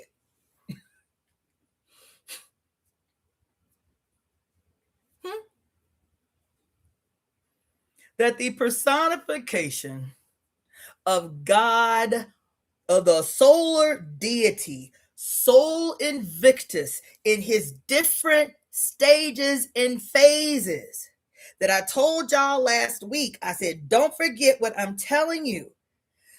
I said all this time the New Testament, the Revelation's been talking about the scary four horsemen in the end of days, and one would be on a red horse, and a pale horse, and a black horse, and a white horse, and each one of the horsemen would enter in, what was it? Famine, war, conquest, and death. Remember that whole long shit I put y'all up on last week? Did anybody even take notes? Because that shit I gave y'all last week is goddamn gold, bitch. It's goddamn gold. And when I started studying, so we have always had these images of the four horsemen of the apocalypse. One looked like a Skeletor man. One looked like, I don't know what the fuck, you feel me? But they all these scary motherfuckers who each got a horse who they riding at the sound of the trumpet, doop-de-doop-de-doo, to usher in utter despair. And this despair must happen before Jesus can come back for his bride, bitch. For his bride. For the body of the church. What do they call it as Christians? Devout, hardcore, zealot Christians like I was when a kid? They call this the harvest of goddamn souls, bitch. That's what we called it when we went soul winning, when we went knocking on people's doors, disrupting their motherfucking peace to ask them if they die right now, do they know if they will go to heaven or hell? We called this the soul winning, the harvesting of souls. That's what we called it. This is this understanding playing out with this image that has been etched into our skulls since babies of the inevitability of this most diabolically wicked period in human history that we should be looking forward to. We literally tell people the good news. Because, see, as everybody else is burning and suffering from famine and dying and being conquested by these four horsemen of the apocalypse, this is good news because you will be in heaven with Jesus. We preach this shit literally by saying the good news of the revelation. The good news of the end of days. The good fucking news of the apocalypse and Armageddon. That's what we did. That's what we did. Because everybody else gonna be out here fucked up in the game, but your ass gonna, because we didn't gave you the good news and you gave your heart to Jesus. And then you turned around after giving him your heart, drank of his blood and ate of his fucking flesh. But then I started going into this thing about Sol Invictus just last week. And I was like, holy shit. I didn't know nothing about no Sol Invictus until last week, bitch. So the 411 that I broke down for y'all last week, that was me twirling off 3 days of 16-hour days of deep diving into the cult of Soul Invictus and the myriad of ways that it has manifested itself. And it ain't just in white men and white societies and white countries. Did you know that the personification of the Soul Invictus has had an expression in every nation for as far back as 3,000 motherfucking years? Did you know that the Buddha is a personification of the cult of Soul Invictus, bitch? Yes, the peaceful, zen, enlightened, illuminated one. That motherfucker is a personification of Soul Invictus. Yep. Yep. Mm-hmm. Mm-hmm. So I'm in this wormhole, but one thing was immediately revealing. It didn't even take a deep dive. As soon as I started Googling images of the cult of Soul Invictus or Soul Invictus, what did I see? What looks like, oh my God. Oh, fuck. Ooh. God damn. Oh my God. Listen, what did I start seeing? When I started Googling images of the motherfucking Soul Invictus, I started seeing this face of a man, sculptures, paintings, mosaics, all over, the Greek and Roman world primarily, right? Same image, no matter the culture, of a young man with a crown. See, Jesus tricked your ass. See, they say they gave him a literal crown of thorns. You feel me? But before Jesus, the last Adam, before Jesus, the last patriarch, before Jesus hijacked the symbolism that was personified before him, all these other solar deities, it was obvious. It was a crown with pointy, individualized rays, just like the sun in that sky. Like you in kindergarten, you know what I'm saying? And they tell you to draw a picture of the sun, and it's a little circle with like pointy little rays, right? This the sun, because his rays sound down on us all. This is what you draw when you in kindergarten, when they tell you to draw the sun. And when you get a little bit more sophisticated in your drawing, you might draw him like this, where the rays are a little more fluid, right? Like this, right? And sometimes you will even draw him with a little smiley face, like this, okay? And we think in our collective global scale, our global collective spell, that this is just the default of how kids see the sun, with some rays and a smiley face. I drew him like that 1,000,000+ times, not knowing that we still live in a sea of a singular collective memory. This picture comes from Soul Invictus. And this Soul Invictus, this particular personification of Soul Invictus, is a young man with a crown with pointy solar rays on his crown. Every picture that you look when you Google Soul Invictus, he is going to have a pointy ass crown, just like the Statue of Liberty, bitch. It's identical. A male Statue of Liberty. Yes, yes, yes. I'm having a whole motherfucking moment, because do you know, I just told y'all about September 14th and how it's every fucking weird and all these people in power got my birthday and shit. Did you know that the Statue of Liberty was officially consecrated as a national symbol on September 14th, the year after I was born, 1976? I said, what the fuck? Because I told y'all, without me even knowing, 5 years ago, as a matter of fact, on February 20th, 2022, when America was experiencing its first Pluto return, my homegirl, without telling me she had done it, had unveiled a mural that she had done on an elementary school of me as the Statue of Liberty. I was like, what the fuck? Remember that? February 20th, 2022. Okay. And so I was like, whoa, that's amazing. It's beautiful, whatever.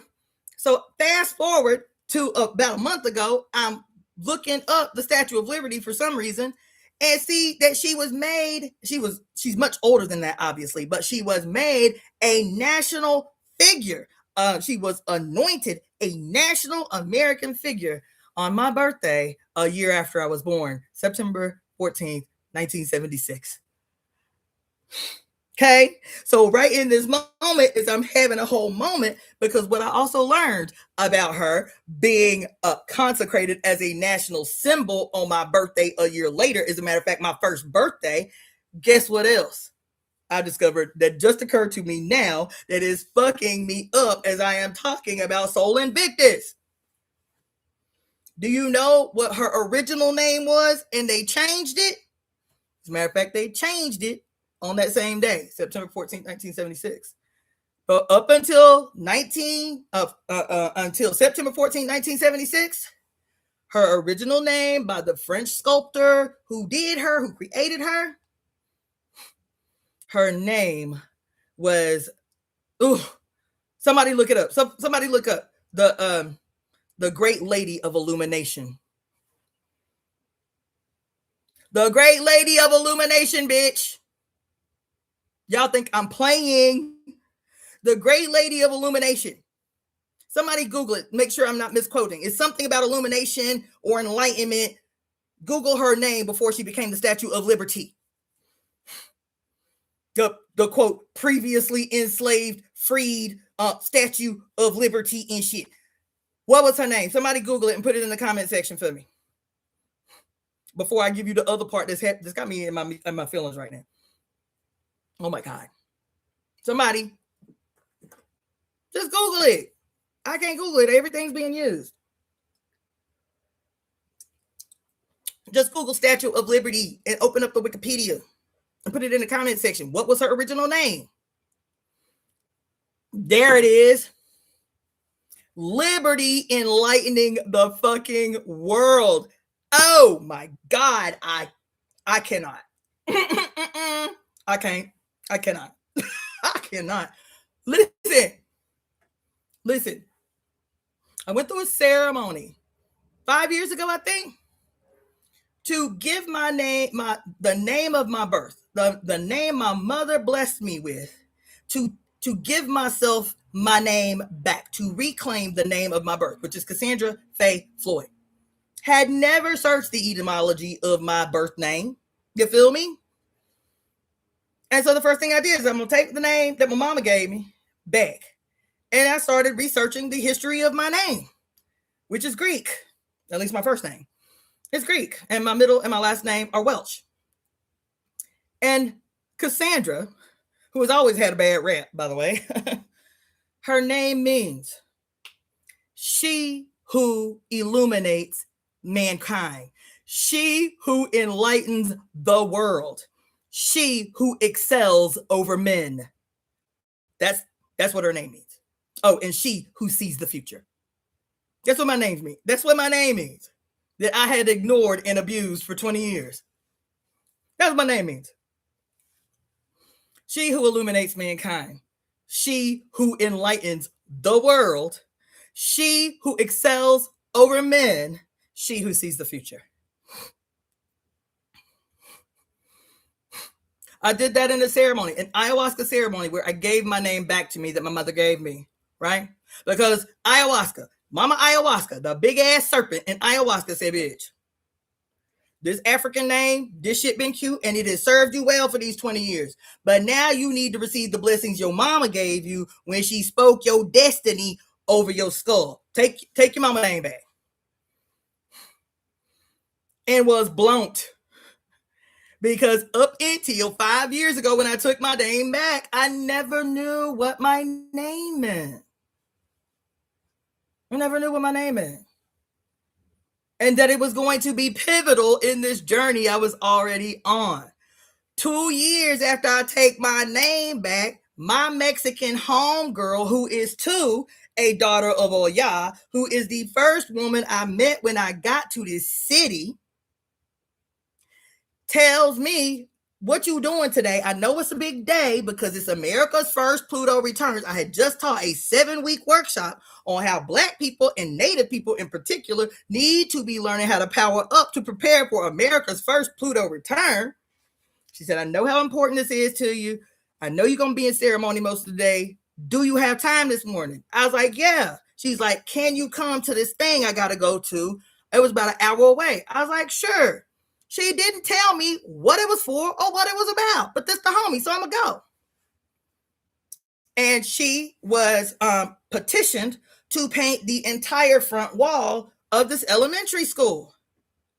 And in this image that she painted, this mural that she painted, she used her grandmother as this spirit whose head was coming out of the sky. And this spirit was blowing these radical winds out of her mouth, right? And these winds were going all over the heads of this sea of people, brown people, yellow people, white people, all these people. You can't see their faces. They just people with like little stick figure heads, a mass of people. And they all got signs like they're at a demonstration, right? And they had, powerful signs, like affirmative signs, like the future is now and we can win and this and this and this and it, and all these powerful signs. And so you've got the image of the spirit blowing out these winds of change. You got all of these people with all these encouraging signs in this demonstration, and literally right in between the two, she has painted me. She took a picture from my Facebook page, y'all, and has painted me between the spirit of the winds of radical change and the sea of people who will execute that change, bitch. She has painted me as the Statue of Liberty on this fucking mural on the front wall of this elementary school. On February 20th of 2022. 2 years after I learned what my name meant. Do you understand? Didn't know at the time, as she has painted me, the Statue of Liberty, right?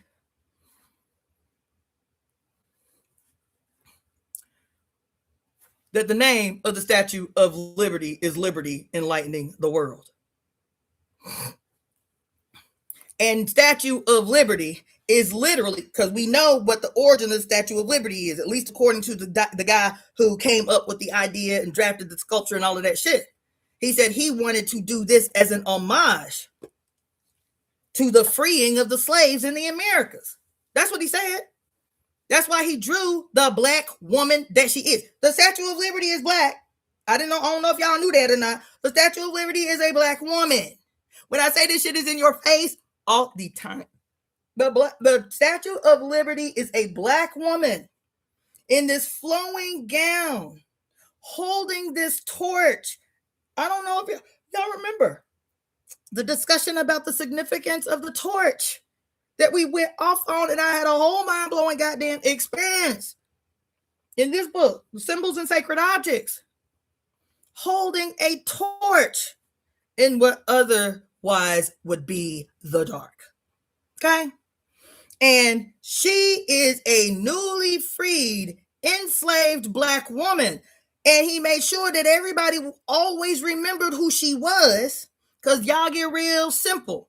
You understand? Real convenient about how y'all lighten up the complexion of historically Black folks. You understand? Or make up new stories. She's got chains on her feet. He said, I wanted to make sure that they always remember who she was. That's why the broken chains on her feet. The chains are broken on her feet, right? And I'm having this moment talking to y'all about Sol Invictus because in the cult of Sol Invictus, we have always presented, we've always been presented with this image of the embodiment of the sun god on earth, the sun god in the flesh, the one who has a divine right to rule as an individual, elevated, personified male with absolute power over others. not that he was the malignant inversion of your mother's story, who has always been Soul Invictus. Your mother, because mommy and I are one, your mother as the solar deity and the son or the daughter who declares that I am the embodiment of the sun god on earth in the flesh with the divine right to rule, is each and every one of your mother's children with their divine right to rule their sovereign kingdom. God damn. That is why that image that I used for that live last week, I said it didn't even make any sense until I started talking to y'all about this shit. That the one image that I found right away and was like, fuck it, I'll just use any one of these.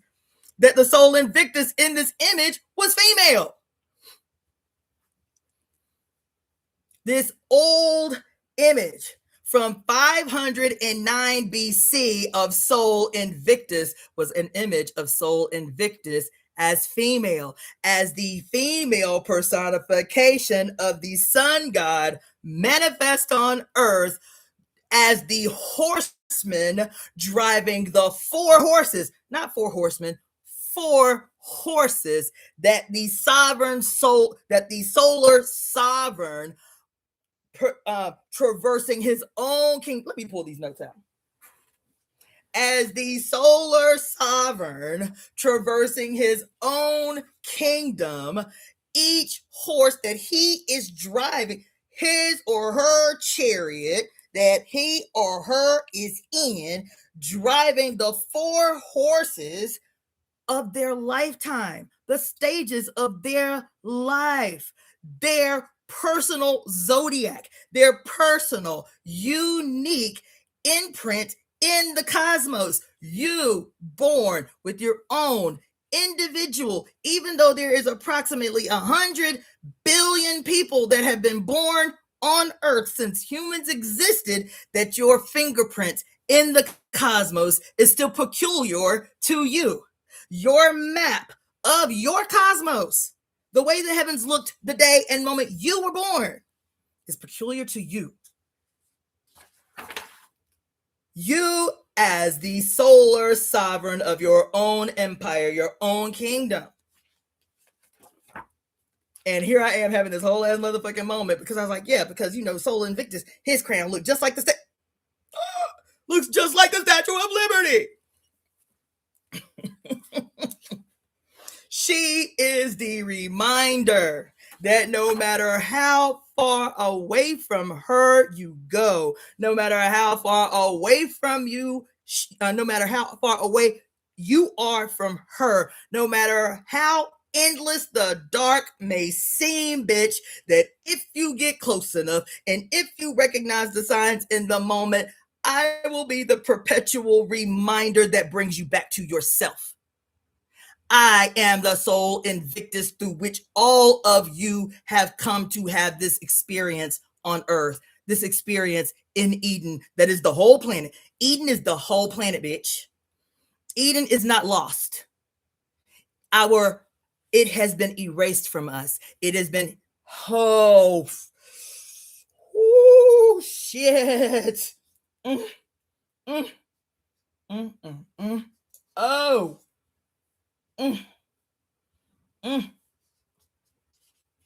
God damn. Oh. God damn.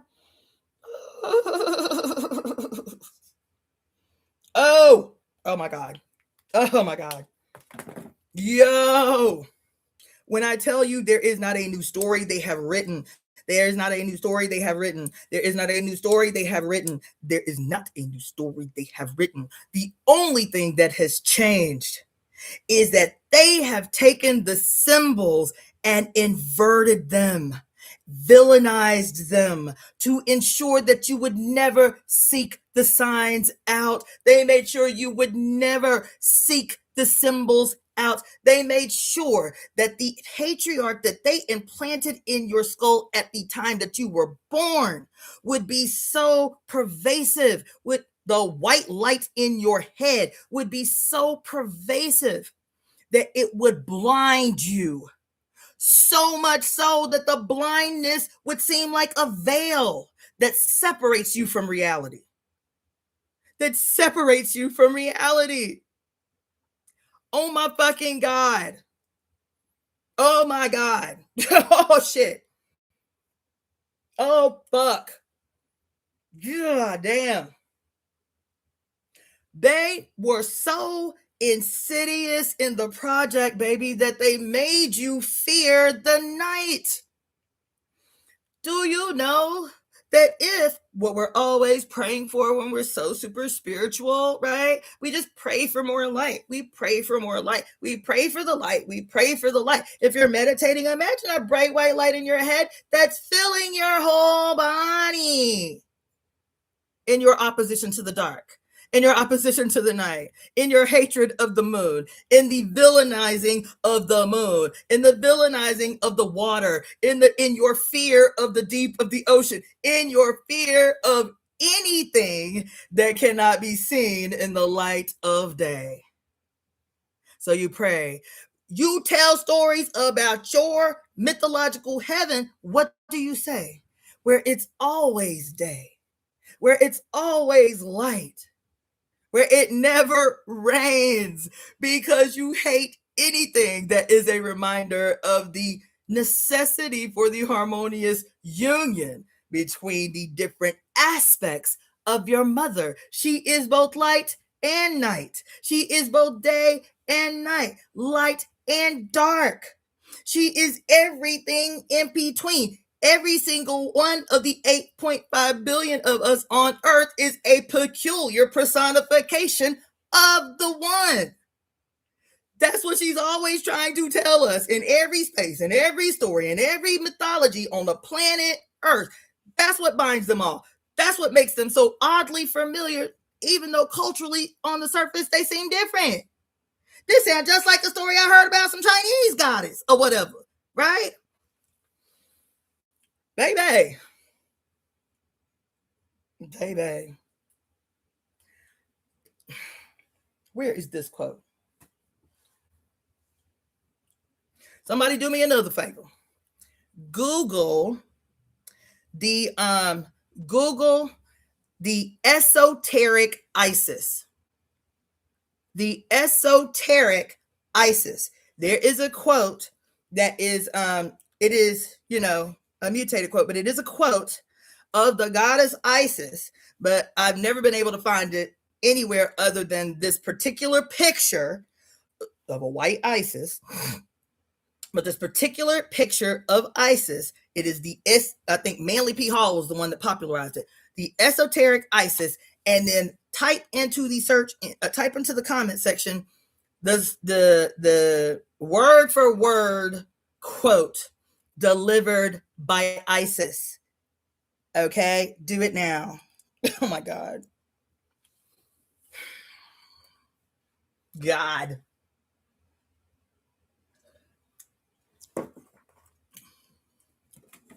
Yo.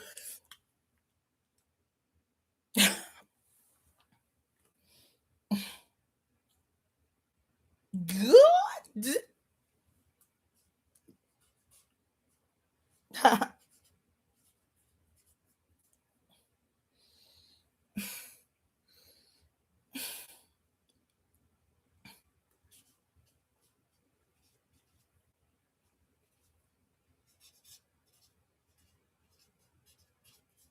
Oh. Ugh.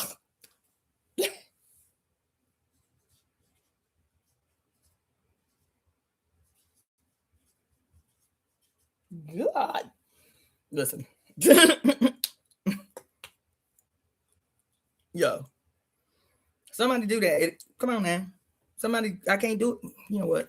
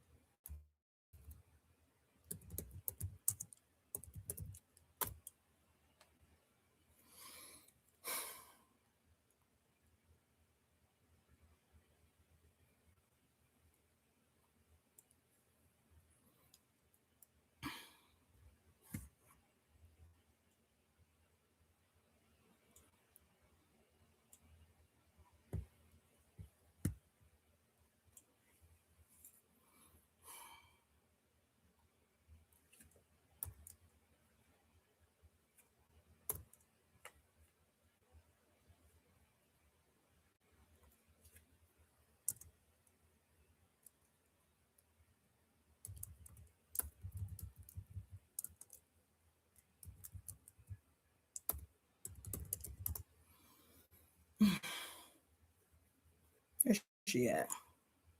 If they tried her now, she was the first thing to come up. What the fuck?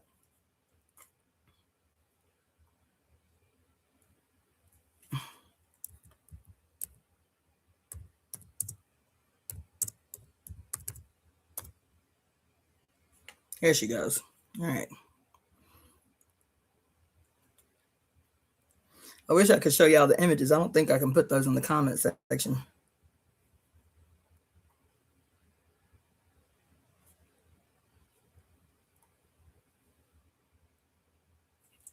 All right. I'm going to just write it down because there's no way to copy and paste.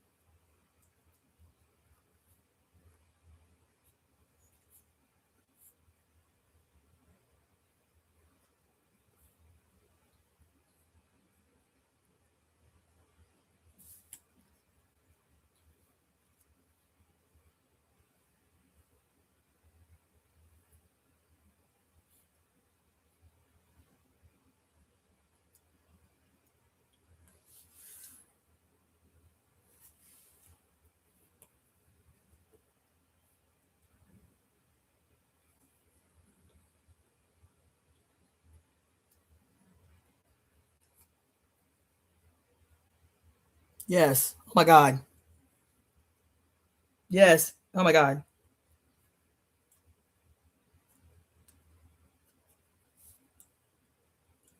Oh my God. Holy shit. Yeah.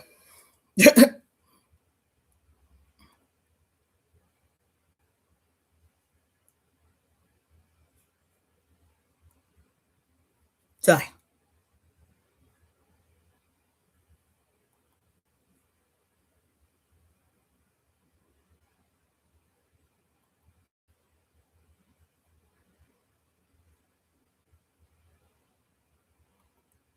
Yeah.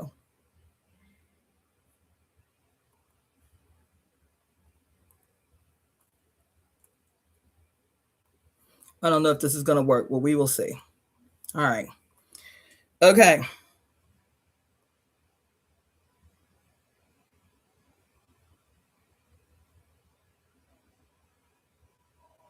Okay. All right. All right. All right. I see what y'all got here. Okay. So this is something different. See, listen. So I'm going to write them both down. But what one of y'all wrote is, I'd be interested to see where you got it from. If you can, email me the link where you got this from, Spiritually Flexi.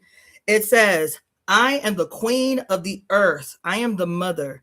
I am the speaking seed. I am the earth in its fertility, life, death, love, hatred, light, darkness, return to me. To me. Okay. Then it says, come to me, for my speech hath in it the power to protect, and it possesseth life. I am Isis, the goddess, and I am the lady of the words of power. I need that emailed to me expediently. Yes. Now, according to Manly P. Hall, in the secret teachings of all the ages, this image, I don't think you can post pictures in these comment sections. I doubt it. I wish. But of course, they ain't gonna make shit easy. You have to see this picture. So when I had to Google it, I had to Google Isis goddess Manly P. Hall. Isis goddess Manly P. Hall. This is the quote that he has associated with the worship, with the cult of Isis. Okay, now this white boy was well funded his whole entire adult life to literally globetrot the whole planet and find and write down all the secret teachings. Okay, this quote is what he associates with the goddess Isis. I, Isis, am all that is, I, Isis, am all that has been, all that is, or shall be. No mortal man hath ever unveiled me. The fruit which I have brought forth is the Son, the S-U-N, the Son. Because who is Isis? Here it says what? Isis is what? Hold on, what she say up here? Isis is I am what? Wait. Oh, there's another one. Oh, shit. I didn't even see these first ones. Hold on. All of these I need to be emailed. I am all that has been, all that is, all that shall be. And no mortal has ever lifted my mantle or my veil. I am Isis, she of 10,000 names. I gather the fragments of what is broken and I restore life with love unending. Hold on. Wait.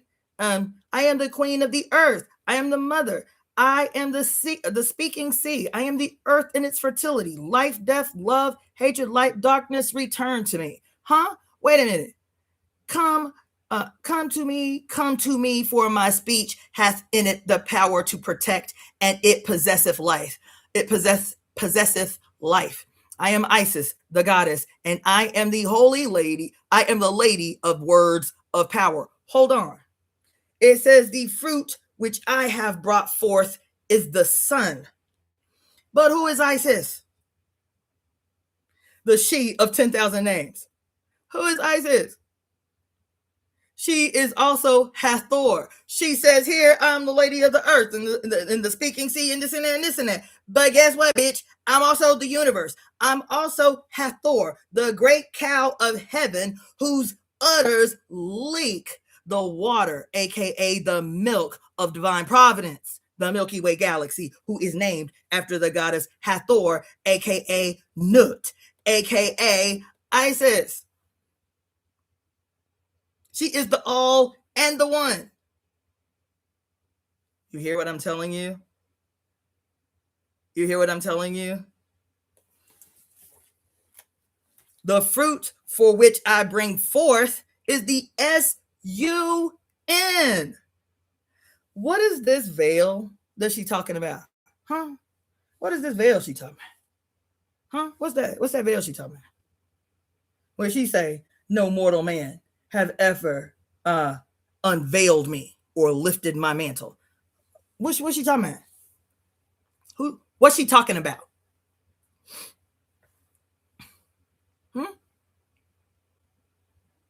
Anybody?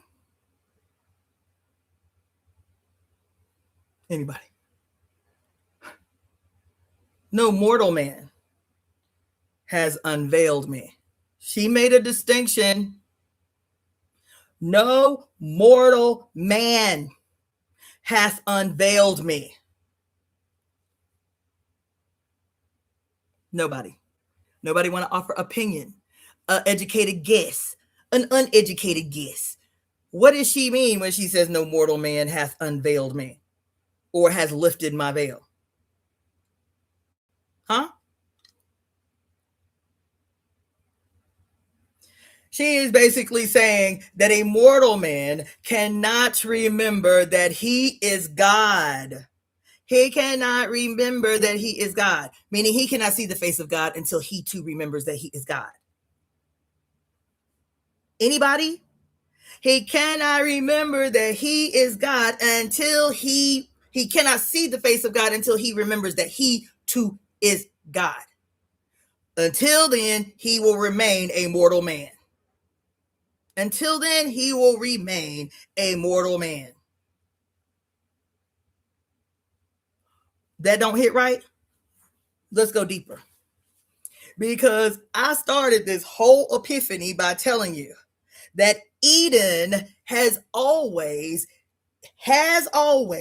remains, and will forever be this planet that we live on. And because of the veil, the malignant construction of the sun gone rogue, he who is blinded by the light, who cannot detect that the sky is not blue, that the sky is forever black. The sky is forever black. But he who is blinded by the light, this blinding light becomes the veil that separates him from his blessing, that separates him from the Garden of Eden through which he lives right the fuck now. That he is so separated in his blindness by light that he would raise heaven on earth to the ground. He would burn it to the ground. He would burn it so completely that it would never return. In his madness. Where does his madness come from? His blindness. Where does his blindness come from? Upraising the cult of the soul Invictus that officially upraised the son above his mother, exalted the son above his mother, while simultaneously attempting to hold her hostage in the deep. Every story about some creature of the deep, every story about some Leviathan, about some dragon, about some great fish that can swallow a man whole, about the underworld, about the deep, dark, scary that governs the underworld. Every single story. Hold on, my live just went off for no reason, unprovoked. But they do that.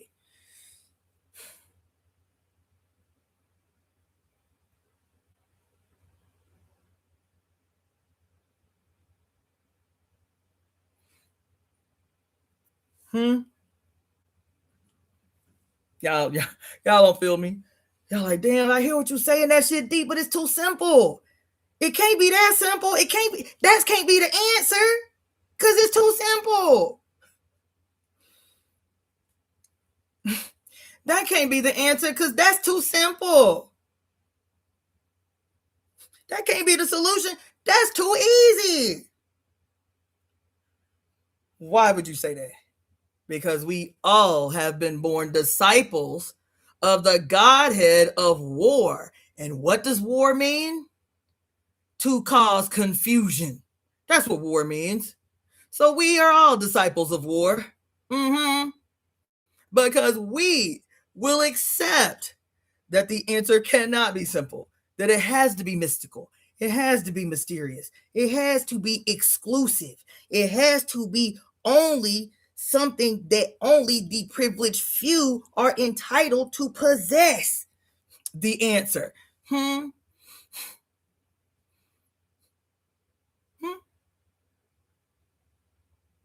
so when I tell you something that's butt naked and in your face and plain and can actually construct a solution that is not only radical in its simplicity, but you can see in your mind's eye that has been blinded by the light, bitch. God damn. Oh my God. God damn. Ugh.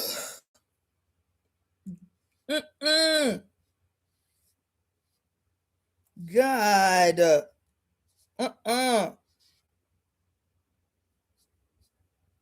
Yo.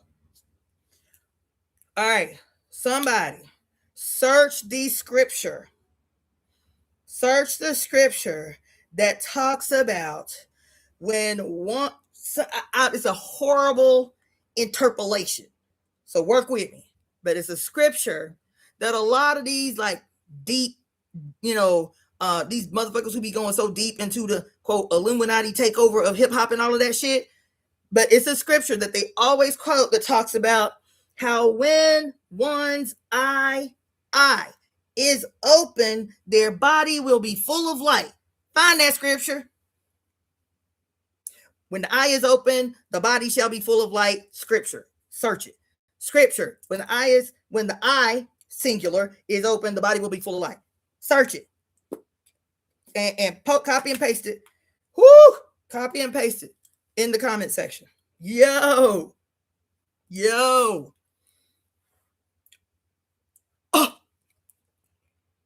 Oh my God. I cannot. I cannot. It's too much.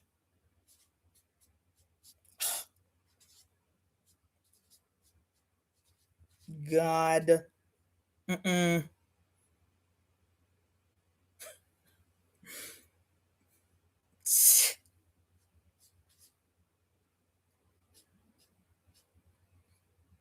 Oh. Mm-mm.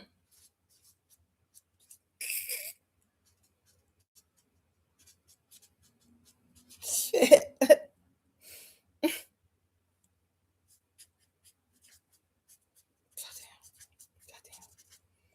Oh my God. Eh. Oh. Goddamn. Oh my God. All right. Okay.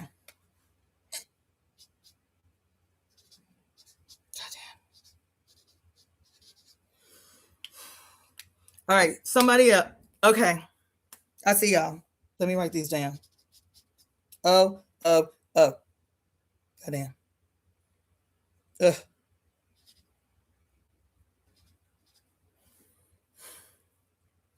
Holy shit. All right.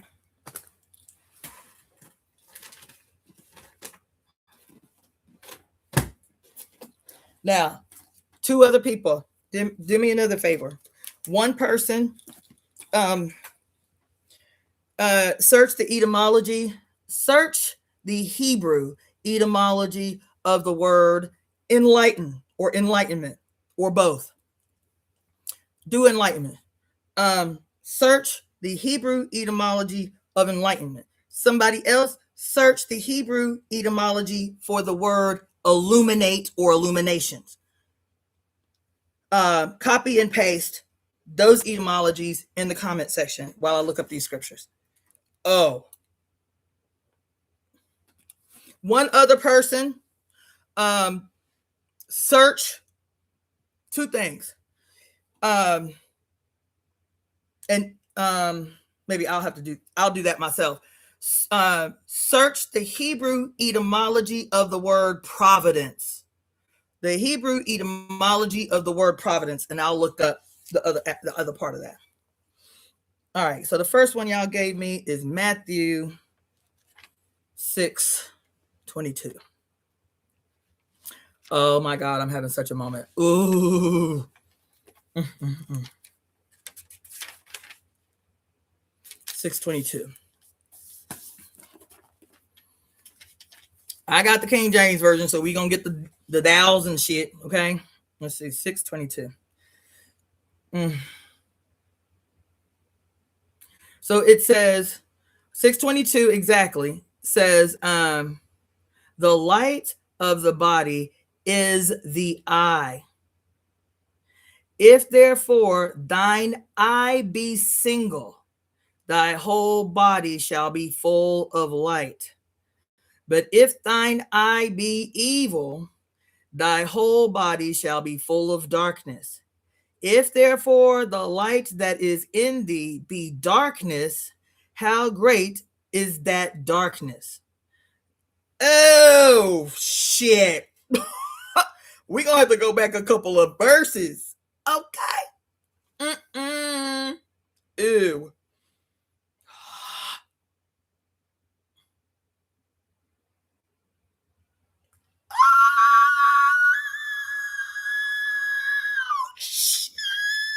Woo! Whoa. Oh. Mm-hmm. Mm-hmm.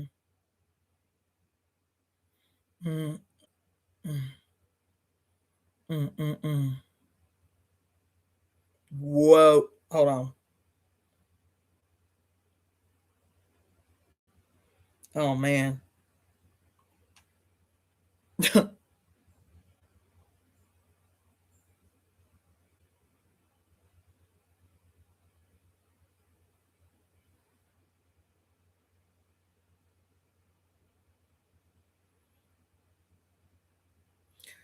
All right, one more. Somebody else. Search the etymology for the word adult, the Hebrew etymology for the word adultery. The Hebrew etymology for the word adultery. All right, let's see what y'all talking about over here before I read the scripture, because I'm shooketh. I'm shooketh. Okay?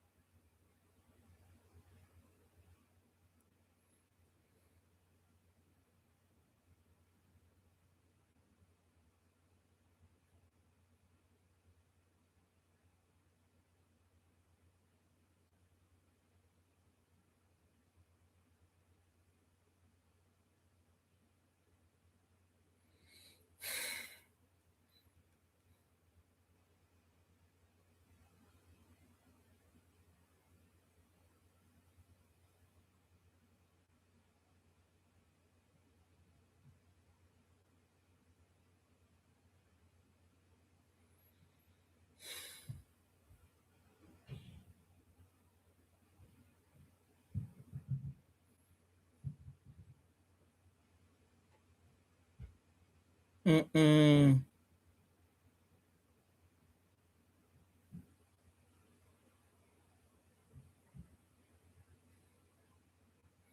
Mm-mm. Mm-mm.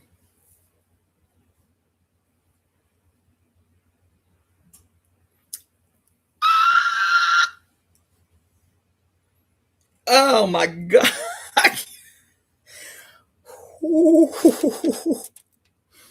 This shit is so goddamn diabolical. Oh my God. Oh, so fucked. All right, so let me see what y'all got going on before I read y'all this scripture that is, listen. Let's see here. All right. So these are the scriptures. Let's see. Shy Boy Shades. The eye is the lamp of the body. Oh my God.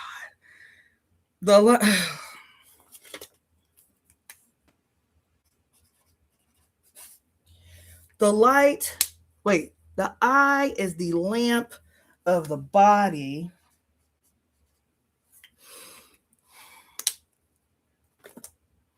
If your eyes are good, your whole body will be full of light. And then somebody at Cami Love asked, "Is Sol Invictus the personification of Yaldabaoth?" That's an interesting question. Can you email me that in an email? We're gonna read about Yaldabaoth, but just so I don't forget, so I can add it to my notes later, email that to me. If your eyes are good, your whole body will be full of light. Matthew 22.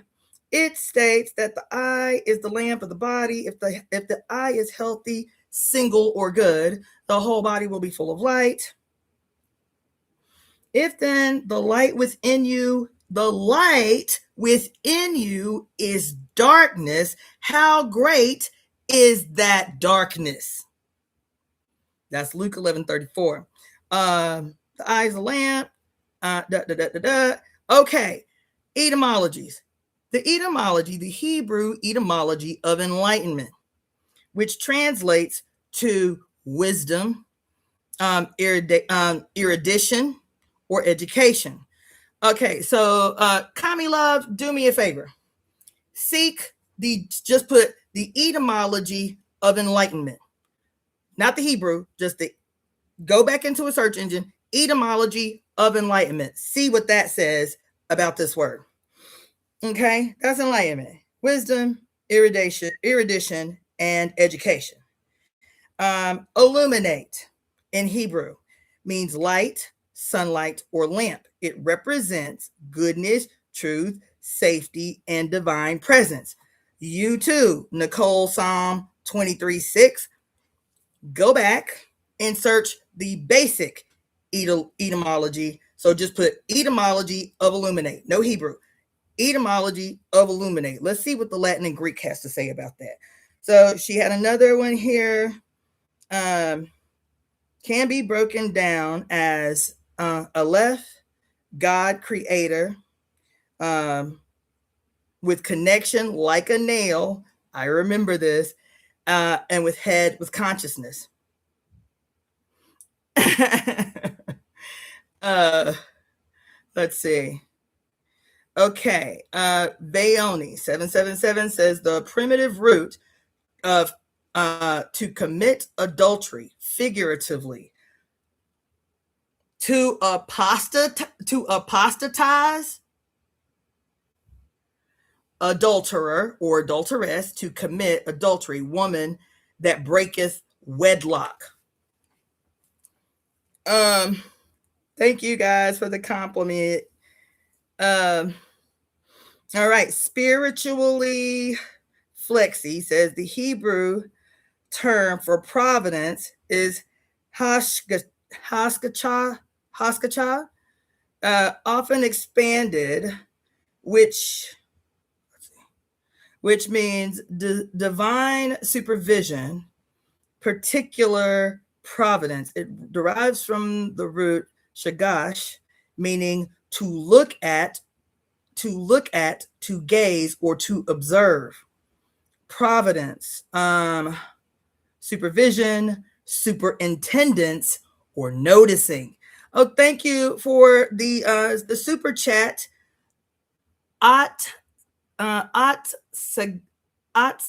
Sejam. Ooh, I know I butchered that. I'm so sorry. Sejam. Thank you for the donation.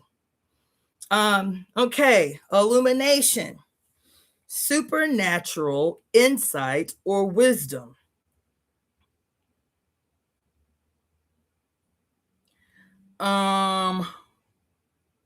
Let's see. Etymology online for enlighten. Listen. To remove dimness or blindness. To put light in. Oh! To reap, y'all. I'm having oh my God. To remove dimness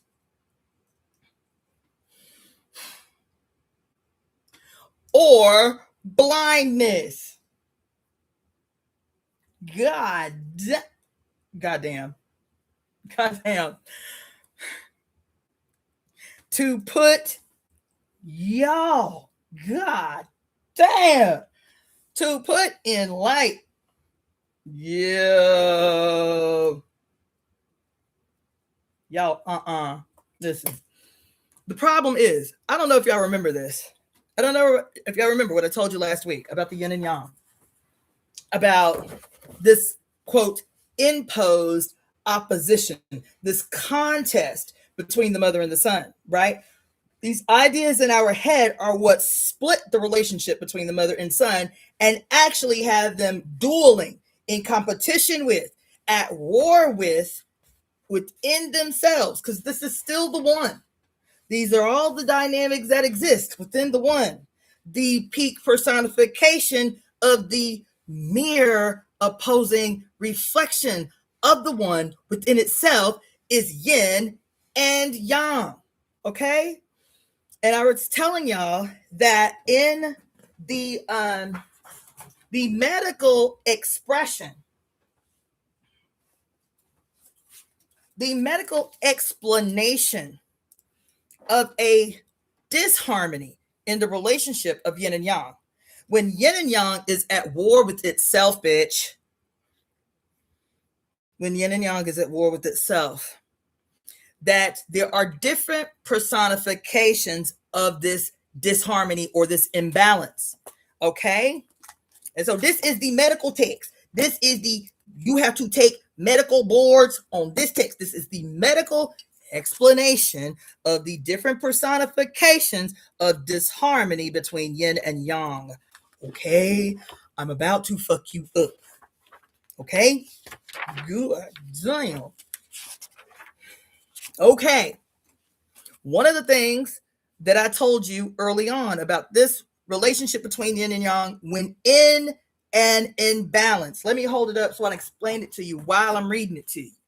Okay? According to the medical text entitled The Web That Has No Weaver, and its explanation of the relationship between yin and yang, it says that use this as an example of spouses. This is the female spouse. This is the male spouse. Okay.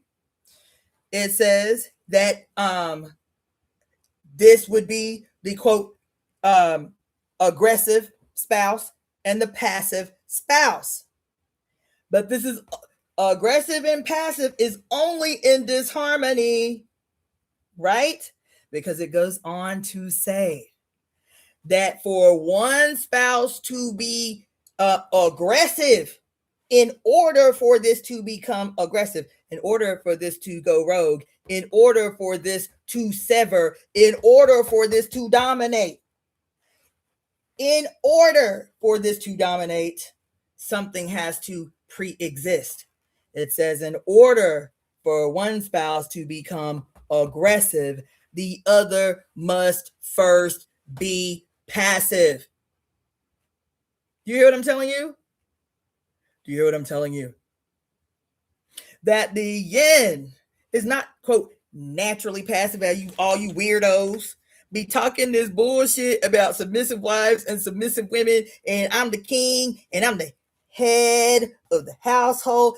You are regurgitating language that has been hidden. The symbolism has been hidden from you, given to you under a false pretense, and you regurgitate so that you become the weapon of patriarchy you were meant to be. When you, as a man who is always a son before you are a man, every man on earth since the very first one was always a son to his mother before he became a man.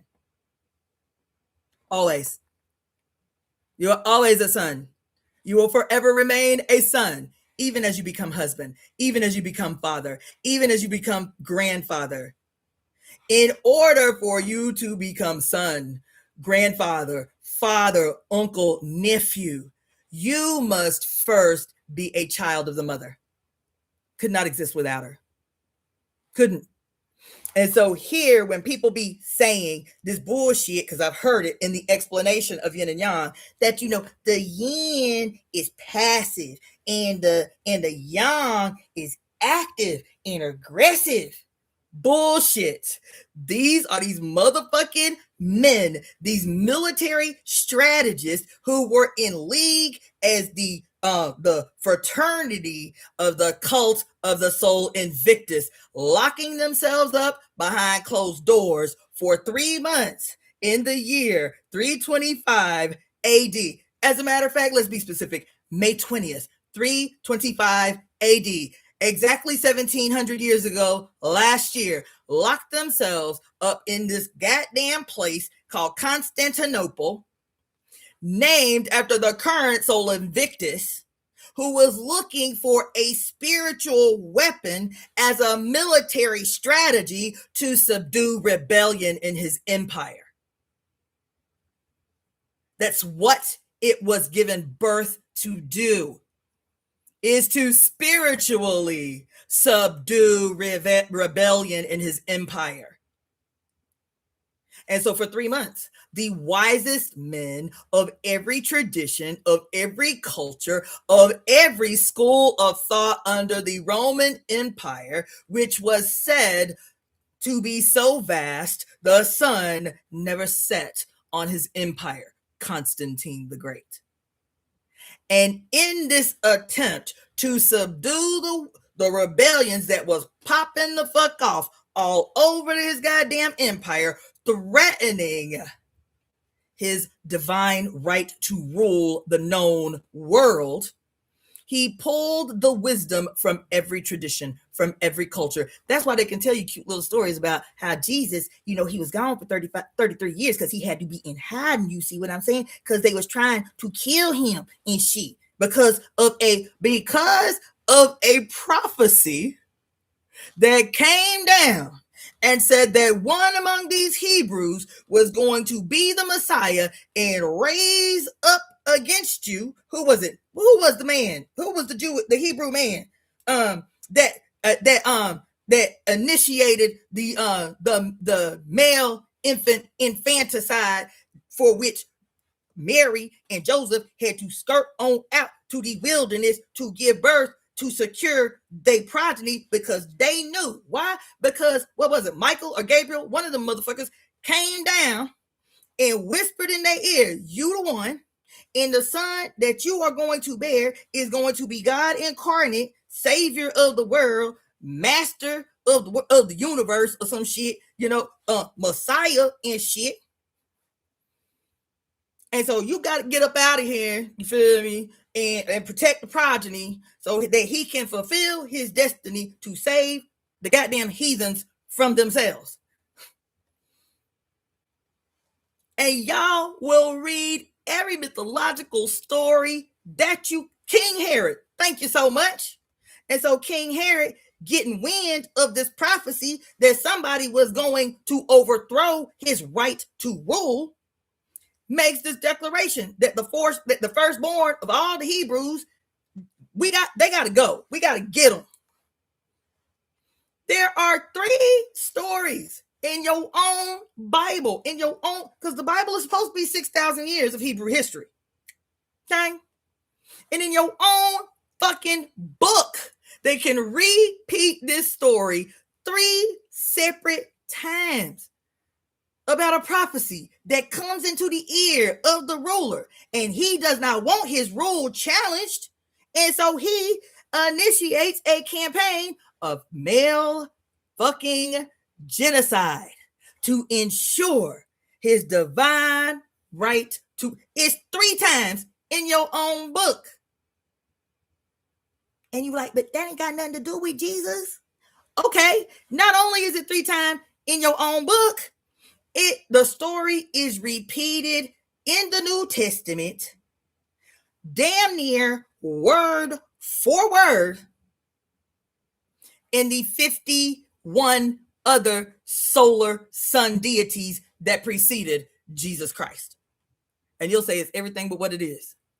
The threat of male infanticide. You feel me? Because some great person on high, whether it be king or whether it be some deity, get word that if this child is born, they will overthrow you. You understand? Isn't this the story of Zeus and Saturn that we are deconstructing in real time right now? That we have been for several months now? Isn't this the same story before Zeus was even born, before Zeus was even, quote, a twinkle in his father's eye, Cronus? That the same story, some mystical, and they never tell us where the motherfucking prophecy came from. But some mystical prophecy that Uranus gets about his son Kronos, who did the same thing. Uranus gets this mythical, magical prophecy from some the fuck where that says that his son will overthrow him. And so in an attempt to get in front of this prophecy, he tries to kill his son, but it's unsuccessful. And instead, his son chops off his little pecker, and his pecker falls in the water. You feel me? In the ocean, in the primordial abyss. This is supposed to be, yes, Oedipus is a classic, really great story of the same thing. These stories repeated in every fucking mythology you can find. And because your brain is so fucking literal, you will not see the strings of connection of every one of these stories and what these stories are trying to teach you. What these stories are trying to teach you. And I'll tell you what they're trying to teach you. But supposedly Kronos, right, cuts off the pecker of Uranus. The pecker of Uranus falls into the ocean, and it is the blood from his pecker in the ocean that churns the ocean. You hear me? Churns the ocean that was still. And in the churning of the ocean, Aphrodite not only emerges full grown, but the sperm that was in that pecker also made it so that she was born full grown and fully pregnant. She who arrives on earth in a shell. So you see the picture that I think Michelangelo did of Venus naked, full grown and pregnant on a shell that surfs the foam and ends up on the seaside. And as soon as she gets on the seaside, she has her divine son, Cupid. Yeah, Cupid. And you see this shit literally, and you say this is some bullshit because it's just mythology. It's not real. It's just cute little stories that they used to tell themselves. No, bitch. It is an anthropomorphized documentation of real life scenarios that were unfolding that corresponded with particular moments in the galactic clock. Because you don't see your galaxy as a clock. That's how they was able to split time on you, and you accept that the time that they tell you it is the time that it actually is. Because you do not see that your place on the planet that you are on right now, being able to look up at the stars that you are looking, when you look at the Milky Way galaxy, bitch, you looking at a clock. So no matter what these motherfuckers tell you on the earth, you can put that shit in the garbage where it belongs and look up here in these stars, and you can get an accurate assessment of where you are, not only on earth, but in heaven. You see? That clock that exists in the Milky Way galaxy, in our solar system, on this earth in her rotation on her own axis, exists in your body, exists in the atoms that are in your body. I digress. So here, the dark aspect, the mother, the feminine aspect of yin and yang is what you look up at when you go outside and see the black ass sky every night. Do you see? And the yin, which is the sun, the yin, which is the moon, the yang, which is the sun. Really, the yang is also the moon in its full phase. That's the yang, right? Because there's levels of yang too, right? The stars are yang. The stars are fire. The sun looks like it's solid, but it's not. It is yang, and yang is insubstantial. It's powerful, but it's insubstantial. You can see yang, but you can't touch it, can't taste it, can't smell it, can't grab it, can't hold it, can't carry it. It's perceptible sometimes, but it is intangible because it is so boundless. It is so powerful. You see? So the sun. Oh shit. I ain't gonna get that deep. Whoa. But anyway, so let me keep on because I'm coming to a point. I promise. So, all right. So let's look at some more of these here.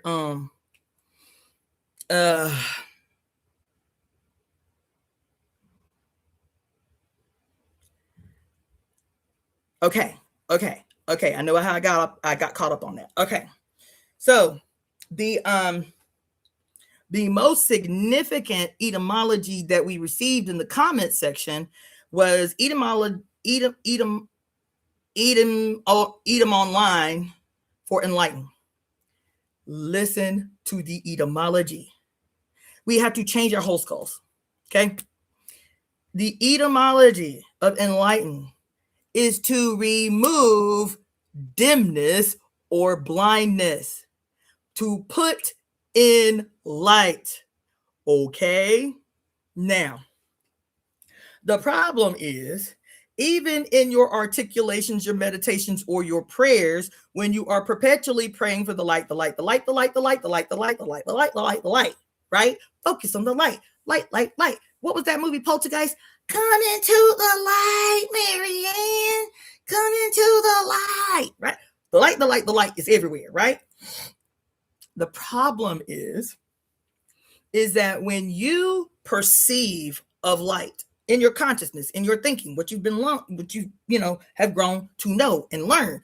When you perceive, when you hear the word light, you think white.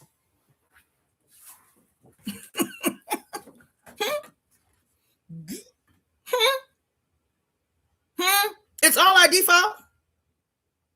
When you hear the word light, you automatically see white in your mind's eye, in your construction, because we have been taught that light is synonymous with white. Yep. Haven't we? Hold on. Let me scroll back down.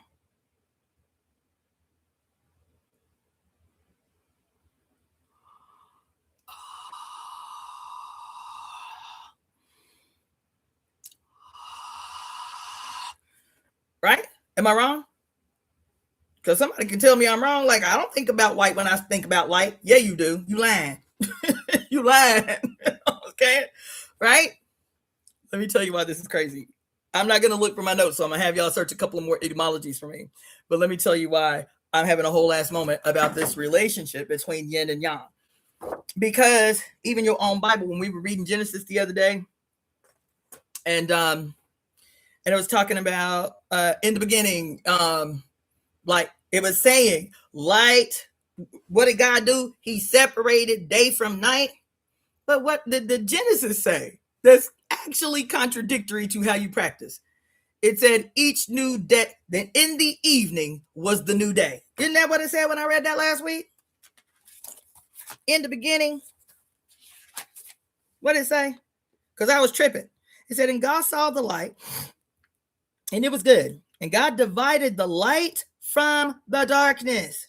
That's your first division, according to the Bible. That's your first division in the human consciousness, is to separate light from darkness.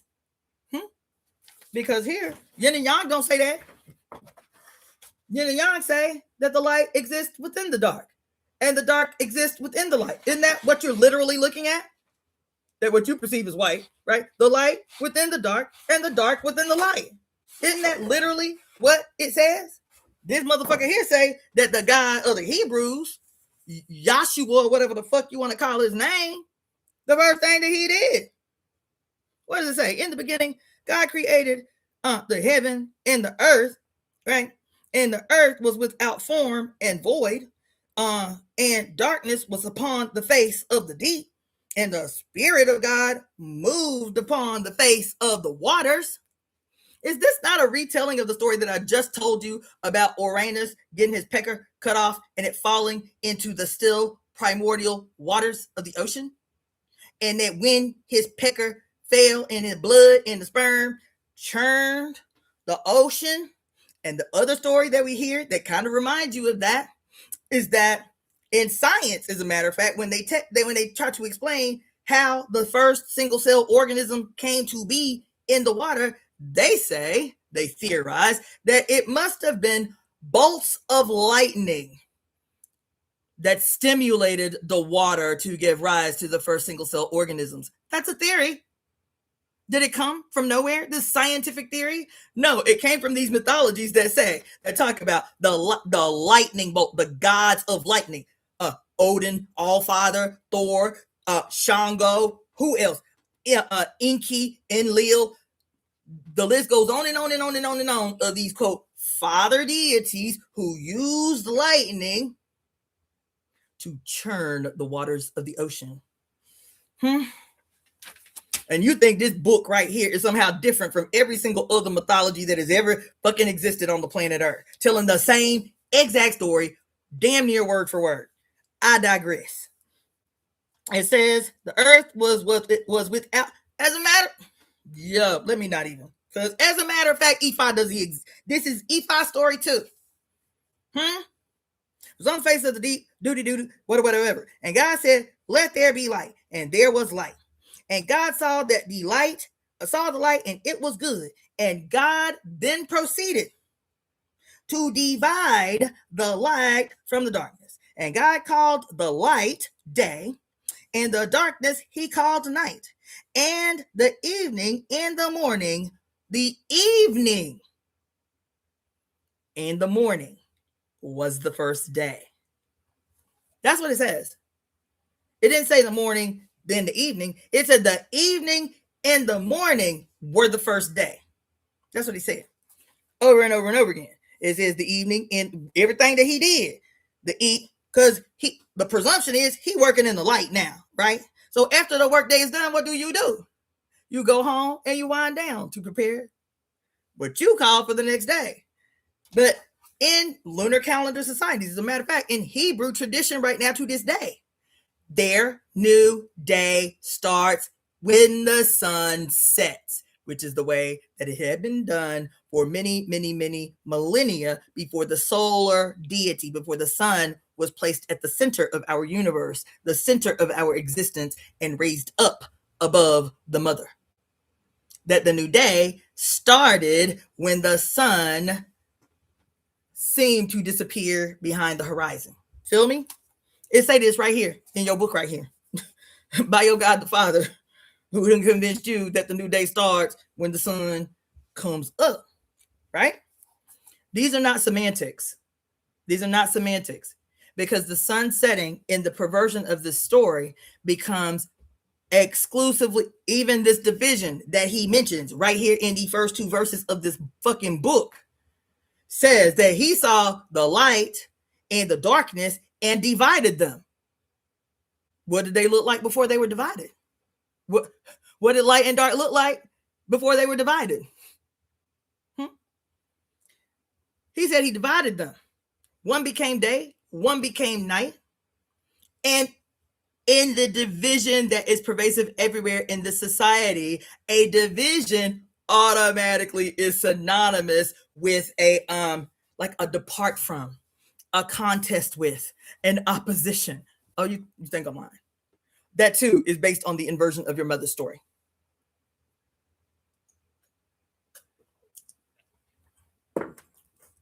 That too is a perversion of your mother's story. Because I don't want to get that deep. I want to get that deep, but I don't want to get lost in the weeds either.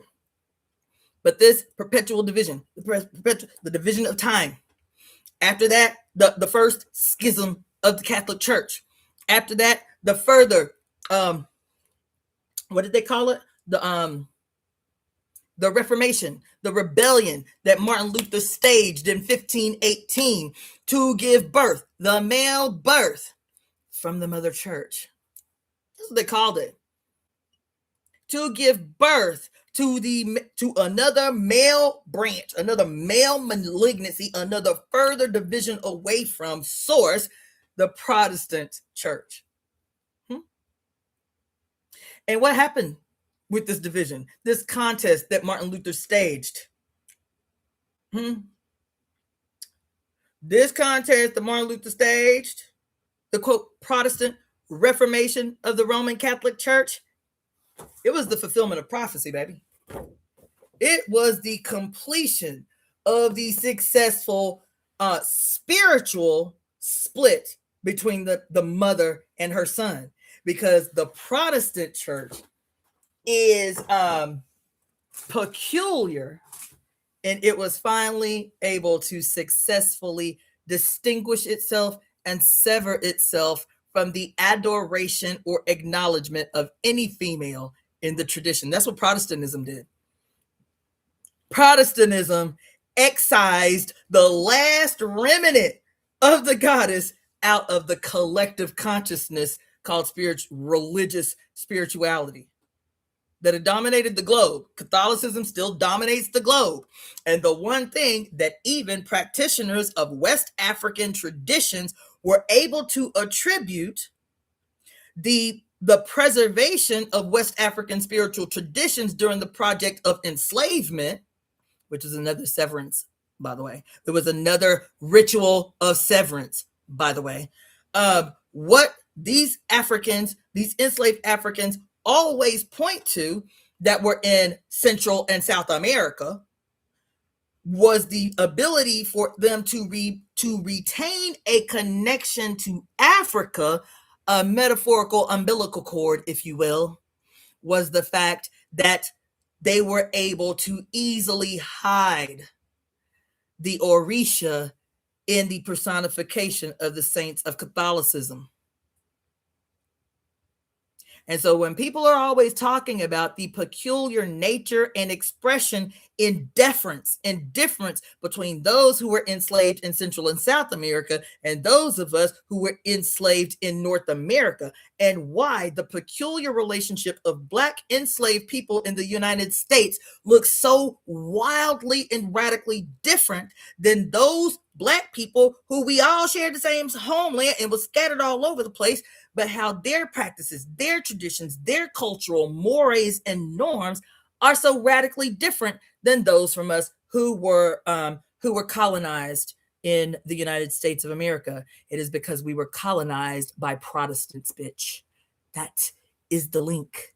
We were we were colonized by this new group of breakout rebels who finally, once and for all, slain and disappeared all evidence of the mother and the practice of spirituality. It is Protestantism that put forward in dominance, not only in dominance, in exclusive dominance of God the Father, God the Son, God the Holy Spirit. There is no longer any need to pay deference or reverence to Mary, to any of the female saints, to any of the other saints. They killed everybody, all the saints, because that was the thing that allowed Orisha and even in native communities, how they were able to practice in secret while still having little things and icons and shit that they say this about Mary, this about the saints, this. And then at night they can say, okay, this is the mask Mary's wearing right now. This is the mask Saint Bernard is wearing right now. This is the mask that the mask is Saint Bernard. The mask is Mary. The mask is Saint Lazarus, who is, a Lazarus in Ifa tradition is Babaluwaye, right? And so when they talk about syncretism, the syncretizing, of these spiritual systems, it's not ambiguous. We are all connected. And I'm telling you, I'm going to tell you something deeper. Everything that you call strict political, everything that you call, quote, strict economic, financial, everything that we have benefited from the separation of church and state. Nope. Everything that has played out in your life since the erection of the male-dominated cult of the Soul Invictus has been a ritual in real time. I am telling you, everything has been a ritual. Everything has been a ritual. You don't believe me? I went into this deep dive about the Ku Klux Klan. And I'm thinking, like everybody thinks, it's just a racist, terrorist organization that just do what fucked up crazy white people in their mental illness just do. They just be looking for ways to do dirt to people who ain't like them. Oh no. And that's what they want you to believe. That's what all of these men of power want you to believe. It is the orchestration that they create to govern and direct the pawns that carry out their ambitions in the real time.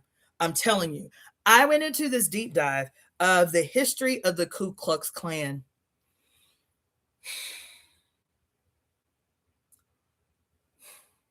I said, oh my God.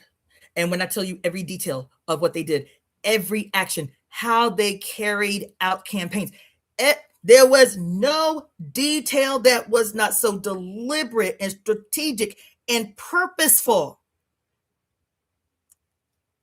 But because we have been taught to, under this goddamn horrible play in your face, sleight of hands, okey doke inversion that y'all called the Age of Enlightenment, governed and personified, pontificated on, constructed by affluent, wealthy men who exclusively had access to education to tell you what you need to be thinking about your life in existence, come up with an idea, recognizing the changing of the times, paying attention to the movement in these heavens, the mythological stories that were to tell them ahead of time how to prepare for these transitions from age to age, gives them all the insight that they need to construct something that guarantees them a place of position in the maintenance of power through these periods of time that say, this period of time here, the people who are on the bottom, if they can get right in their mind, if they can see the signs and the symbols, they'll have the ability to overthrow this shit. But they have taken all the knowledge. They have held all the knowledge hostage. And so all these periods of time that our ancient astronomer, astrologer ancestors who spent every night, all night in harmonious devotion to the genius that is the light of the night to study all of these stories that our ancestors left for us so that we never get led astray. They say, they can't have none of this shit. They can't have none of this shit. We got to hold this shit hostage so that we can rule for forever. That's what they did. You understand? And so, because I've been struggling with this division of time that happened under the rulership of Constantine, not being able, still limited by what I know and what I've had access to, trying to piece together things that feel familiar in my flesh. I tell y'all all the time, I trust my flesh, even if I don't have the information at my disposal in real time to help to explain why I have taken a certain position. When my flesh feels something, I'm like, I trust that, and I'm just waiting for the information to come into my cipher that affirms what my spirit already remembered, what my flesh is already recalling, because I hear her and I pay attention to the goosebumps and the spidey senses and the hair standing on end and the, oh my God, the chills and all of that shit. I hear her. I hear her. And then the information always comes to justify this thought that I had that seemed outlandish and I had no basis for it whatsoever, but I fucking trust me. I trust me. Right? And so I have been really struggling in all of this shit, but this feeling, not just a feeling, man. I'm telling you, an inexplicable certainty. I'm hesitant to say this shit out loud because I know y'all gonna say I'm crazy. But it's so ever present. It's fucking me up. This feeling that will not go. It will not ebb. Trying to understand in these concepts that I didn't pay attention to in high school, so I'm trying to learn in real time at 50. Quantum physics and E equals MC squared and thermodynamics and shit. There is an answer that is waiting to meet me, bitch, and I need it to be revealed right motherfucking now. Right now. Because the thing that I keep getting confronted with are these moments that happen. Like you've seen several of them in this live. These moments that happen that feel like radically explosive confirmations, like bolts of lightning splitting my skull open in a moment. Bitch, do not pass go. Pay attention to this moment. It is going to mean something. Write it down, even if you got to come back to it later, bitch. This is important, right? They are so frequent now. They are so consistent and frequent and all the goddamn time. And it's about time, but not time in a vacuum. Time personified, right? It's about why is there so fucking much happening in the world right now that even without a frame of reference, this shit that is happening seems so goddamn familiar. Like I have lived through this moment or seen these moments at this time, and there's a whole like pot of gold that is in my possession, in my flesh, waiting for me to use this pot of gold to solve it, to figure it out, to contribute to it, right? It's happening every day, all the time. And I know I study all the cult shit. I've studied every cult that's ever existed because I'm so timid. I'm so deliberate. I am almost OCD about about how I articulate what I am experiencing in the reunification of my heart and mind, communicating in cyclical harmony with one another for a change. Not walking around here the victim of a global beheading ceremony that has happened to every last one of us. If you don't know what I'm talking about, go back to the live that I did on the quickening. We have all been beheaded. And the mission is to bring the head and heart back into harmony so that the sovereign can adequately lead and secure his kingdom. You feel me? And so now that my head and my heart are literally like, yes, bitch, yes, I see it now. I see it now. I didn't see it before. I see it now. Okay. Oh, damn, I missed that part. Damn, let me write that down. Every day, all day, all the time. Every single person that I meet, I'm having whole ass goddamn moments. But my reasoning mind, my left brain, which is still very dominant, is always saying, but don't articulate shit too premature because people gonna think you're a lunatic. You know what I'm saying? You know, bring the science. You know, bring the math that you can partner with this insane shit you thinking with your right brain, so that you do not scare people away from that which they need to feed off of. Right? All the time. The thing that is dominating, and I'm telling you it's for a reason. Because I am hearing young people trying to figure out the same thing I'm trying to articulate, but the language that they have, the limited language that they have, is some bullshit about the Mandela effect or any number of these orchestrations by those that are fighting for the preservation of their existence at our expense. So there's a lot of shit that's taking up space, muddying the waters, right? There's a lot of shit. And so in my mind at any given time, I'm having to ask myself, okay, because my fear is, again, being premature in the articulation of things that I am experiencing, no matter how loud, no matter how like, oh my fucking God, yes, this is it. This is the answer. This is the everything. Holy shit. How do we not see this shit? But because it's as radical as it is for me, as absolutely new as it is for me, and knowing how frequently and how oftenly and how we continue to be deliberately traumatized by these motherfuckers who don't even recognize they're dead yet. They haven't even accepted that what they're fighting for will not remain. They're all dead.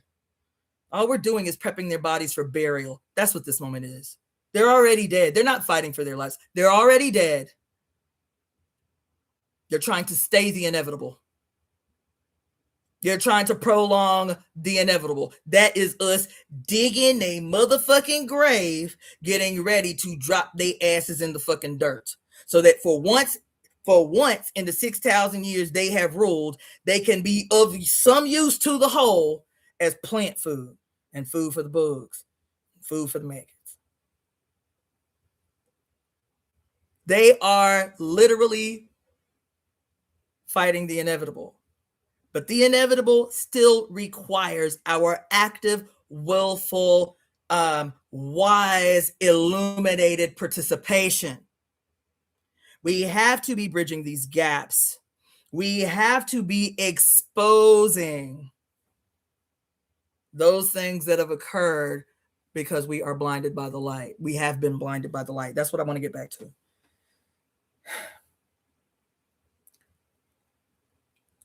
That's what I get back to. Because this scripture that y'all just showed me, I had to go back to this separation in Genesis before I go back to, what was it, Matthew 6:22.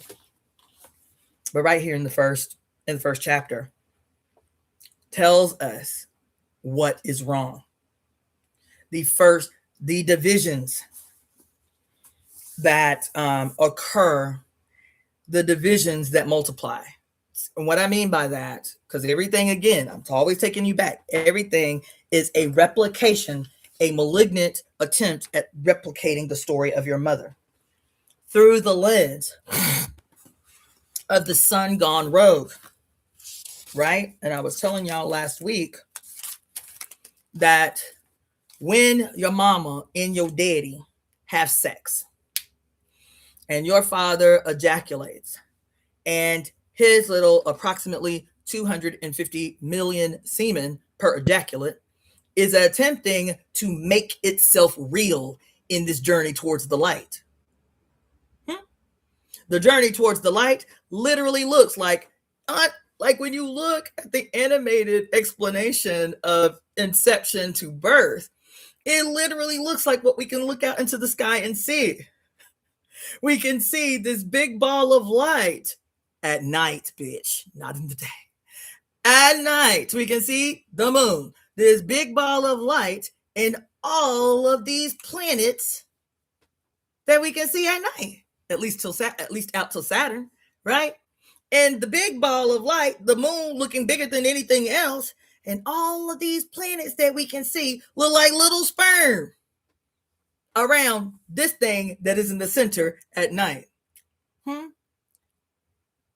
And you look at a little animation of what happens at what do they call it? Copulation, ejaculation, and the little sperm that are attempting to make themselves real in a swimming contest upstream. And the mother, as soon as your father ejaculated, do you hear me? Your mother is God, bitch. As soon as your mother ejaculated, do you know that the biochemistry of her vagina, that to accept your entry into her instantly, as soon as you ejaculate, her body chemistry changes so that it does not attack the sperm. Did you know that? Did you know that? That as soon as your father ejaculates, your mother's bodily fluids are changing to make itself less harmful to the sperm that are attempting to live, bitch. And there's a moment where this big, giant, massive, looking like a planetary being in your mama's body, if you're looking under the microscope at this process unfold, and these microscopic little creatures trying to get to the light. And there is this moment where they're all on her. They're all on her surface. They all on her surface. I want in. I want in. And do you know what happens? It is not him, quote, penetrating the membrane that protects the ovum. What scientists have come to understand is that it is a release. It is a release in the ovum that allows for one to enter. Scientists have now conceded that it is the ovum who chooses which sperm to allow entry. And as soon as that sperm enters the ovum, instantly the ovum creates another chemical that rejects entry by all the others. When I tell you your mama is God, bitch, I mean that shit. She don't have to be conscious that she God. Her chemistry is telling you all the time, like, bitch, this shit is magic. This is magic. That as soon as she allows for one sperm to enter, instantly the chemistry of the ovum changes so that none other can penetrate, none other can get through. The two become one, your mama and your daddy. The two become one in the act of copulation. The two become one. The zygote, the sperm enters the ovum, the zygote becomes. The two becomes one in copulation, and in a further microcosmic way, the sperm and the egg produce another one, the zygote. The zygote divides. The zygote splits, but not apart from itself. The division that multiplies. Do you hear me? The division that multiplies. The division, the one, the zygote becomes two. The 2 becomes 4. The 4 becomes 16, and on and on and on. The constant perpetual division that multiplies. So these multiple cells coming to understand what their peculiar role is going to be.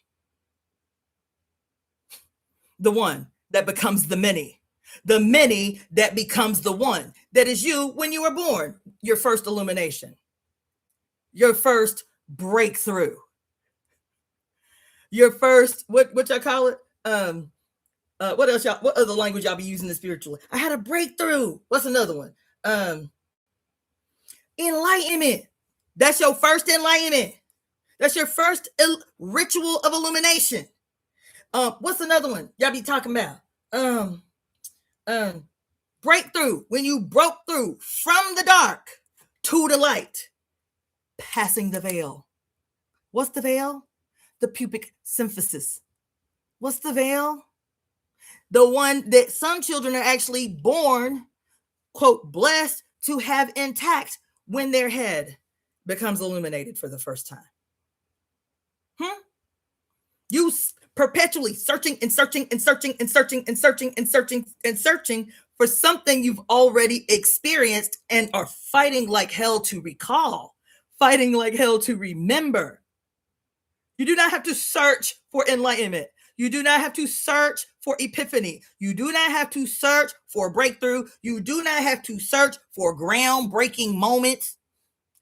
Your mother as earth. You do not have to search for what's Divina. You do not have to search for any of this bullshit that has been orchestrated through stealing your mother's divinely perfect scientific story and inverting it and splitting you away from her further and further and further and further and further and further from the memory of her. Why do you not have to search for epiphany? Why do you not have to search for breakthrough? Why do you not have to search for enlightenment? Why do you not have to search for illumination? Because she literally gave you a perfect process to recall it. Do you know what that process is? The same story that the Egyptians told about Ra, about Ra and his relationship with the great serpent of the Nile, And every evening, Ra would petition the great serpent of the Nile and say, can you assist me on my solar journey, on my solar boat into the underworld, right? What the fuck does that story mean? If each and every solitary one the fuck of us is God incarnate, if every single solitary one of us is the Messiah, if every single solitary one of us is the personification of God on earth, why is that? Because God is our heart. God is our heart. Do you know that? God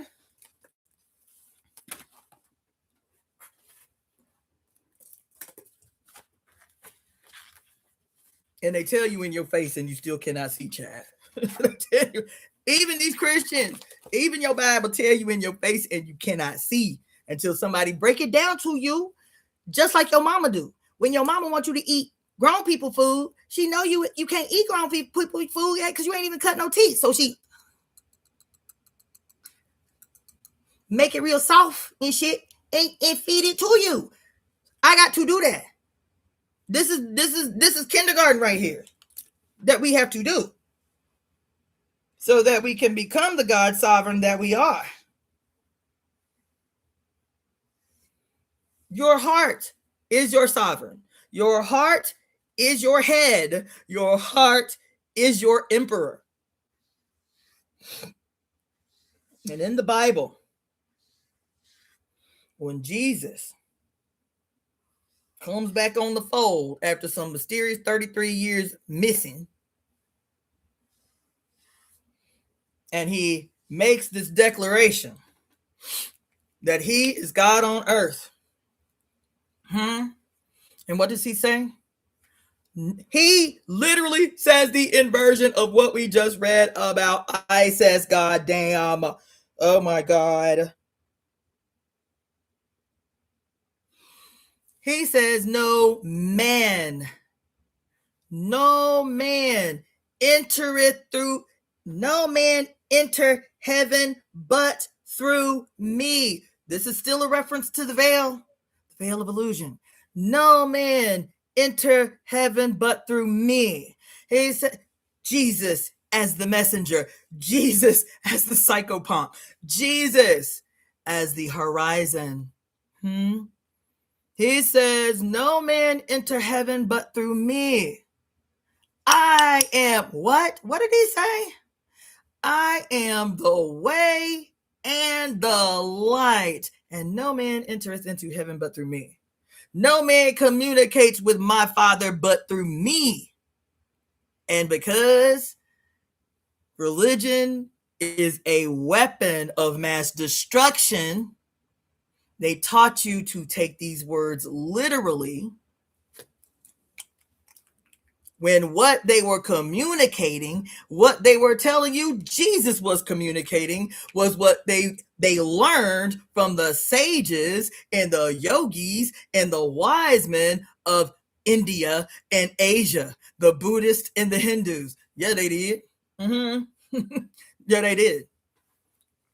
You want me to tell you how? When you see Jesus through a Catholic perspective, most often you see Jesus where?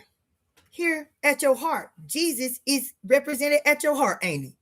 Ain't Jesus always at your heart? Or you will see a big old image of Jesus, and his heart will have what?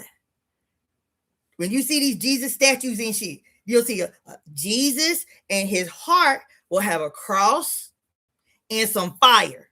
Want his fucking heart, the Jesus of Catholicism, all these statues that you see everywhere, if his ass ain't lynched up on a goddamn cross, you black people think that lynching was just the diabolical nature of white people. It was ritual played out in real time to use the primary weapon of the Godhead of war to force you into compliance and to terrorize you from rebellion. You think I'm making it up?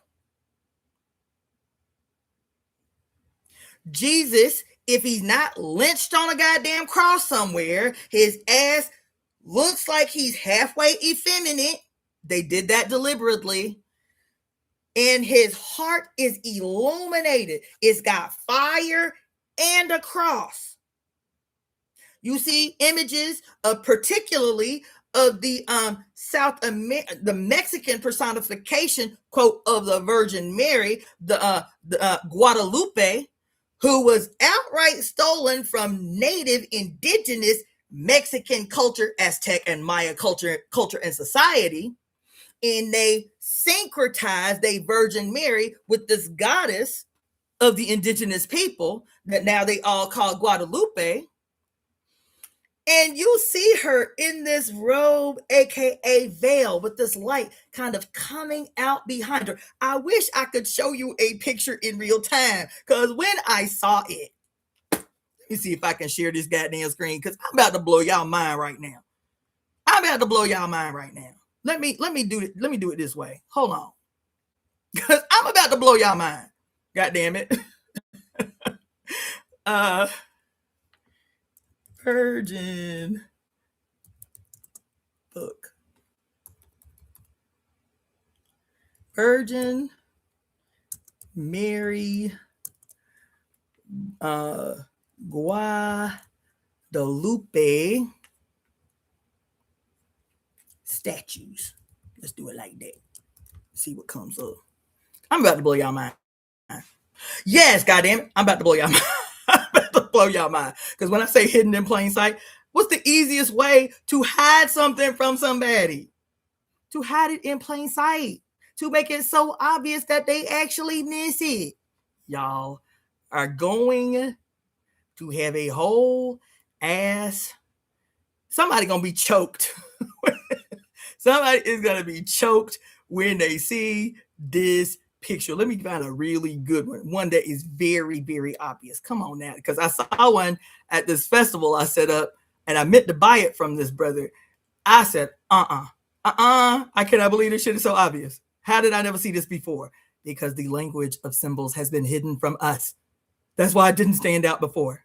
You. Come on, Naz. Show me a good, obvious one. That'll do. That'll do. I think that'll do. Hold on.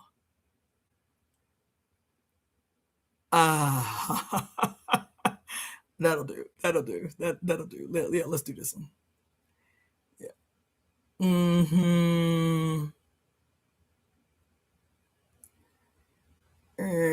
Okay, let me open a couple. Okay, this one as Guadalupe.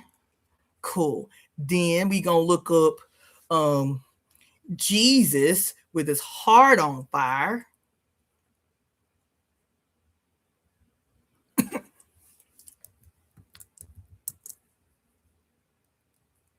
Let's see.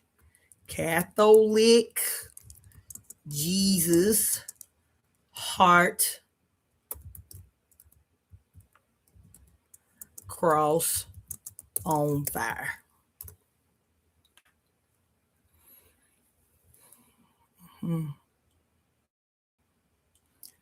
With the Jesus.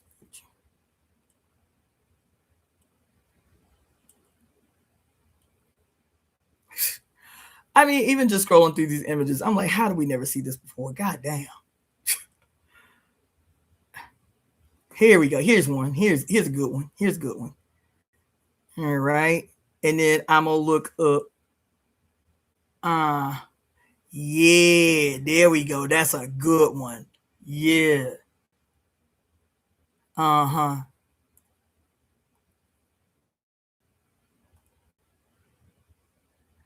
And then I'm going to look up one more image. Okay. It is, is that one? No. Jesus Mandalore. I think that's what it's called. Mandalore. Mandalore.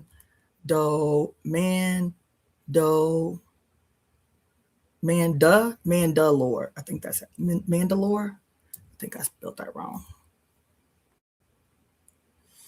Oh shit.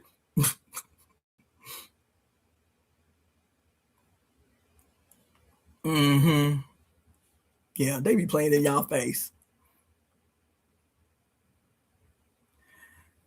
Come on, give me a good one.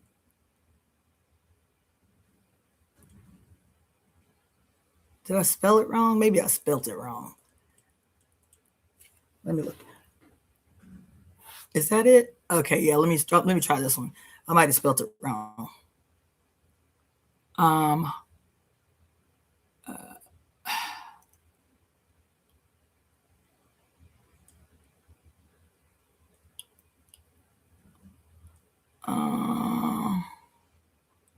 Come on now, you find them a million a dozen. All of a sudden, I can't find exactly what I'm looking for.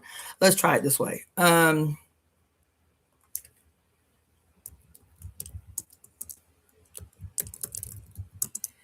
What's that shit called in the Vatican? On the ceiling.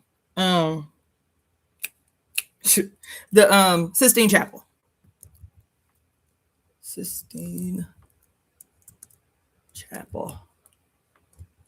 I know. Just give me a second, y'all. Just give me a second. I'm trying to put y'all on game. Okay. Paintings. Ugh. When you want what you want, you can't find it.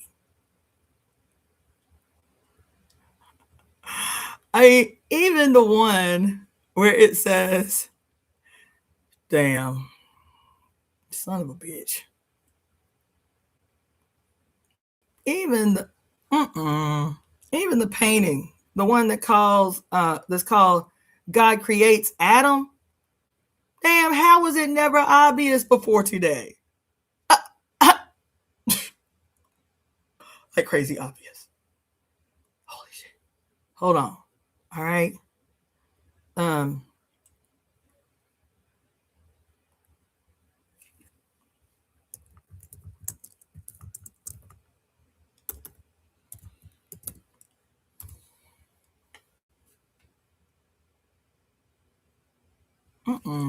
do people play so much?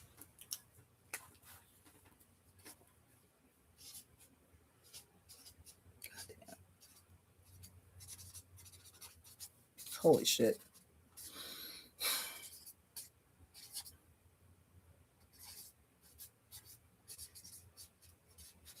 Crazy. Let's see.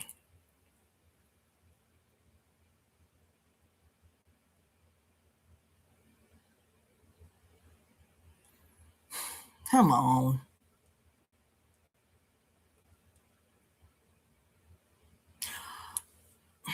I don't think I can do it that way.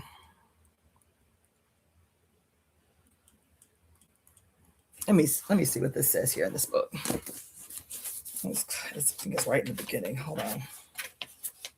Yeah. It's called...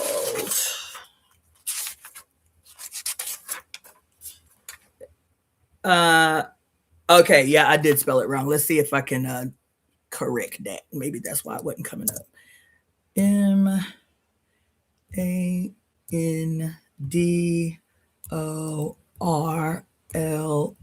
Let's see if that. Come on in the room. Let's go. Come on in the room. Come on in the room. That's what I'm talking about. Okay. All right. I'm back. Now, I'm going to share my screen. Those of you that are on, as a matter of fact, maybe I can ghetto rig this whole setup so y'all can at least see what I'm sharing screens about. Let's see if that works. Let's see. I can't tell what y'all are seeing, but y'all should be able to see the screen. Okay, so I'm just hold it here. All right. So I'm gonna share the screen. So I'm working. Remember, maybe 3 weeks ago. Damn! I forgot I did not charge my phone, so I guess they just gonna have to come on over here. Okay, that is done. All right. So remember, I was telling y'all a few weeks ago, maybe. Let's see. Let me just open one of these. Let me preface first. I did a live, and it was entitled "Everywhere You Go, There You Are." Remember that? It was titled "Everywhere You Go, There You Are." Remember that? These pictures that I'm about to show you are that. Okay. So the first one will be, let's see what this one is. Oh, this is the Isis one I wanted to show you. That is a book. That's in the book that I was telling you about by Manly P. Hall, entitled The Secret Teachings of All the Ages. This is, of course, because he was white, this is his rendition of the secret temple of Isis. Okay. I'm going to switch back over here and see if I can make it bigger so that you can see the detail. What is this? Let's see. All right. So I made her a little bigger. Okay. So there is the first part of the quote. I, Isis, am all that has been, that is, or shall be. No mortal man has ever unveiled, have ever me unveiled. Yes, that's what it's based off of. Okay. But this was as big as I could make it. Actually, you know what? Let me try one more thing. There we go. All right.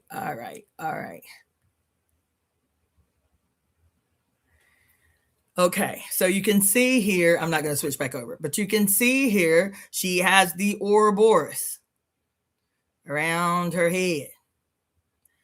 I'm not sure. Maybe these are serpentine manifestations out of the top of her head. I can't really tell. I have to go back and read the book. This is the ever-present laurel leaf crown that all the Greeks and Romans would wear of power. Here she's got on one ear the sun and one the crescent moon. Then you see on her breast the grapes of the vine and the bushels of wheat. And the infamous, what do they call this? Where Isis is concerned, they call it the girdle.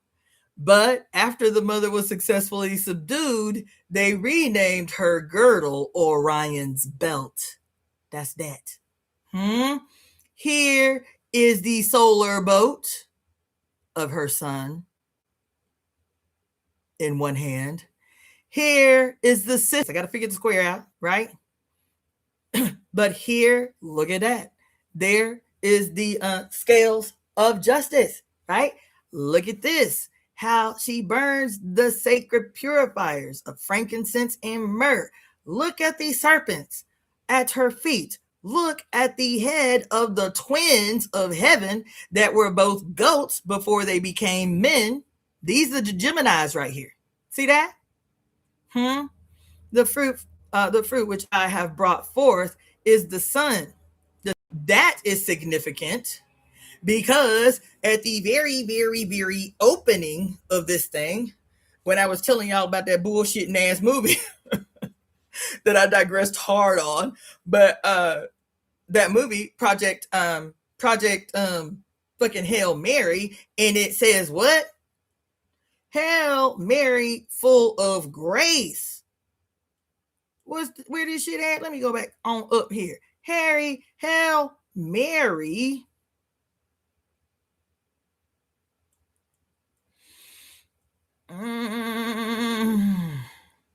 Here it is. Hail Mary, full of grace. The Lord is with thee. Stop. What's wrong with that opening sentence? Hail Mary, full of grace. The Lord is with thee. Anybody venture a guess? I'll just tell you. It's inverted. That very first sentence. Because according to the Catholics, they are not honoring her divinity. She is just the vessel carrying divinity. It says she is full of grace. Why? Because the Lord is with thee. But you carrying the divine savor. You ain't divine. Your son is divine. You aren't divine. He is divine. Because the Catholics still, even though they say, Hail Mary, full of grace, do, and all that shit, what they're saying in layman's terms, what they would be saying in hood terminology is, bitch, you was lucky. When it says, blessed art thou among women, bitch, you lucky that our God in heaven, great as he is, supreme as he is, saw fit in your filthy ass to allow his divine son to come through you.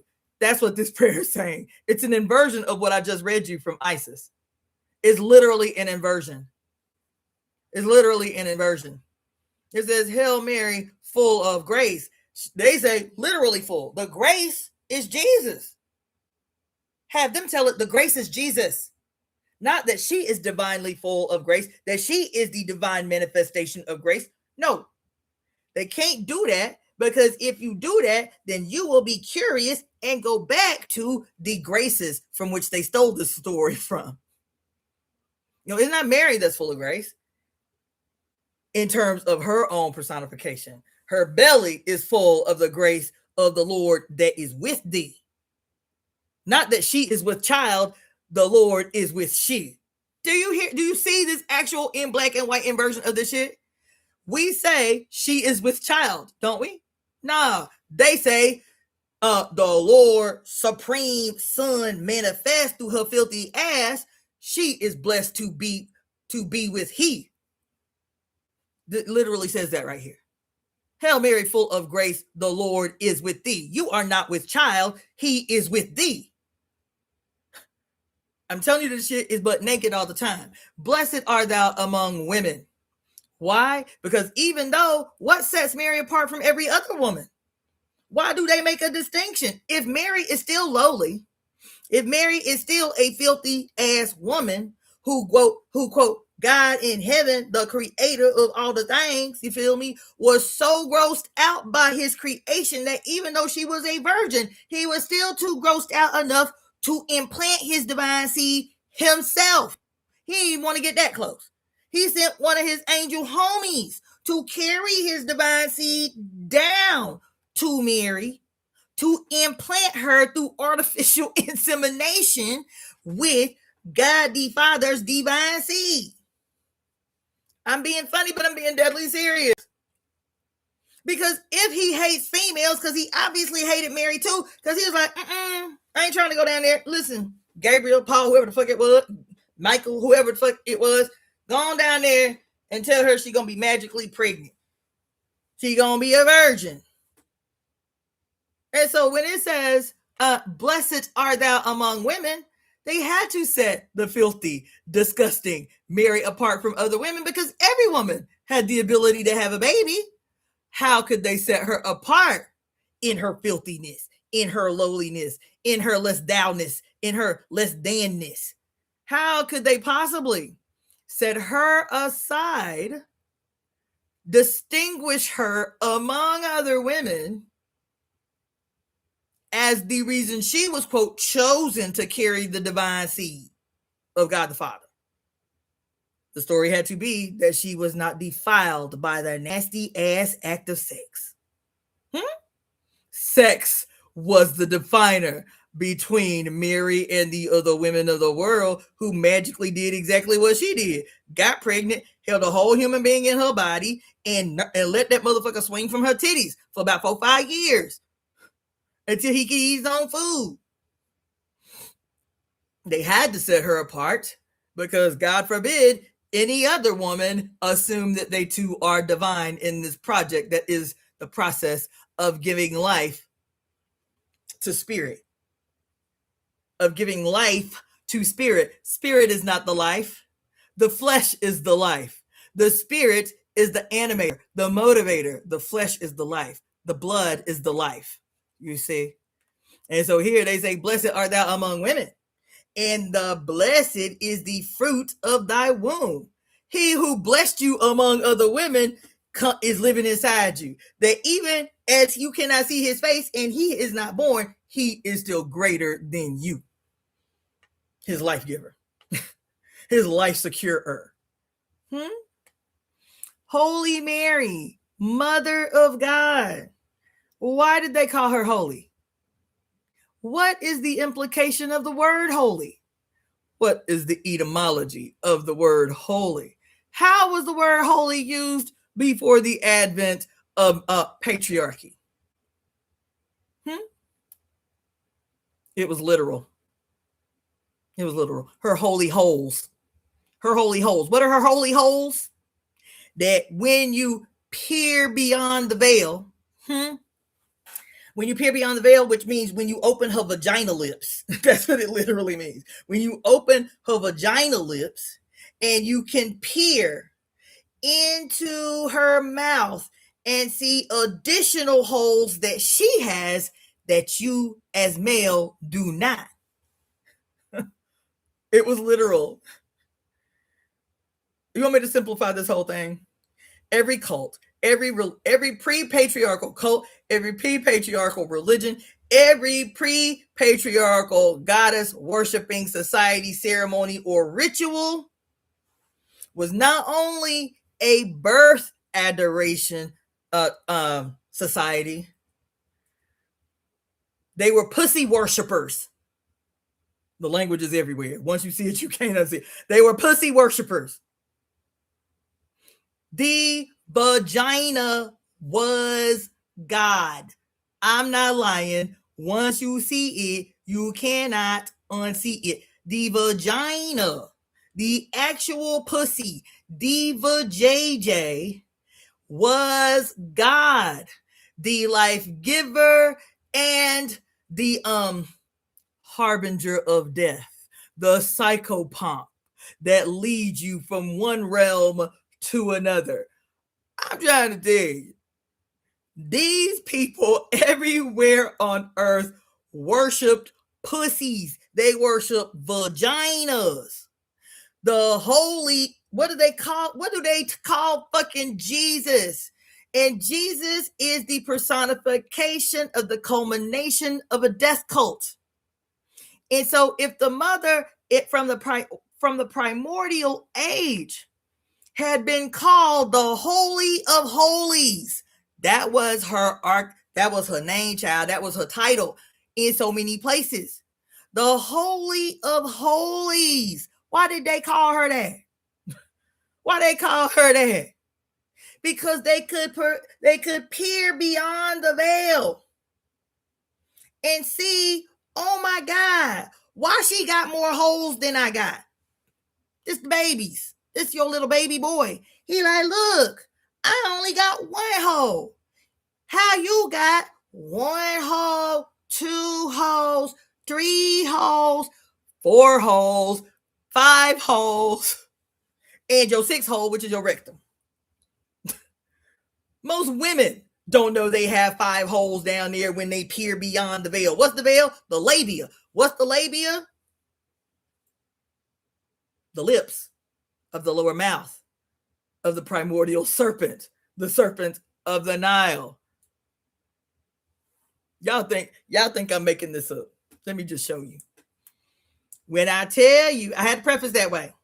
And so how, if Jesus, as the most recent solar deity who has to use these old stories, he has to take all these stories of the mother and invert it and pervert it and turn it inside out and feed it back to you, so that now he, as the solar deity, as the soul Invictus, riding 4 horses, but he as the sun, the S-O-N, solar sun, S-U-N, soul Invictus, he is the harbinger of death. If his mother is the harbinger of life, he is the harbinger of death. And all of his iconography tell you so. So if he has to take his mother's iconography, I am the Holy of Holies, and it is because of the magic of the life-giving lower mouth that you can literally see all these multiple holes that your boy child do not have, right? So it becomes magical. This is amazing. Babies can come out of it. Blood that is magical because it's the blood that pours from no wound. The holes that spill forth the waters of life in orgasmic ecstasy and in childbirth. It becomes, your vagina becomes the Holy of Holies. And if the son who has subdued his mother and for all intensive purposes completely successfully erased her from the collective consciousness of human beings, but doesn't have a leg to stand on outside of her, because even if your ass is malignant, mommy and I are one, you still exist within the body of the mother bitch, wreaking havoc all over the goddamn place. And so if he has erected himself as the center of heaven, as the primordial that has vanquished all darkness, the night sky that has blinded you by the light, right?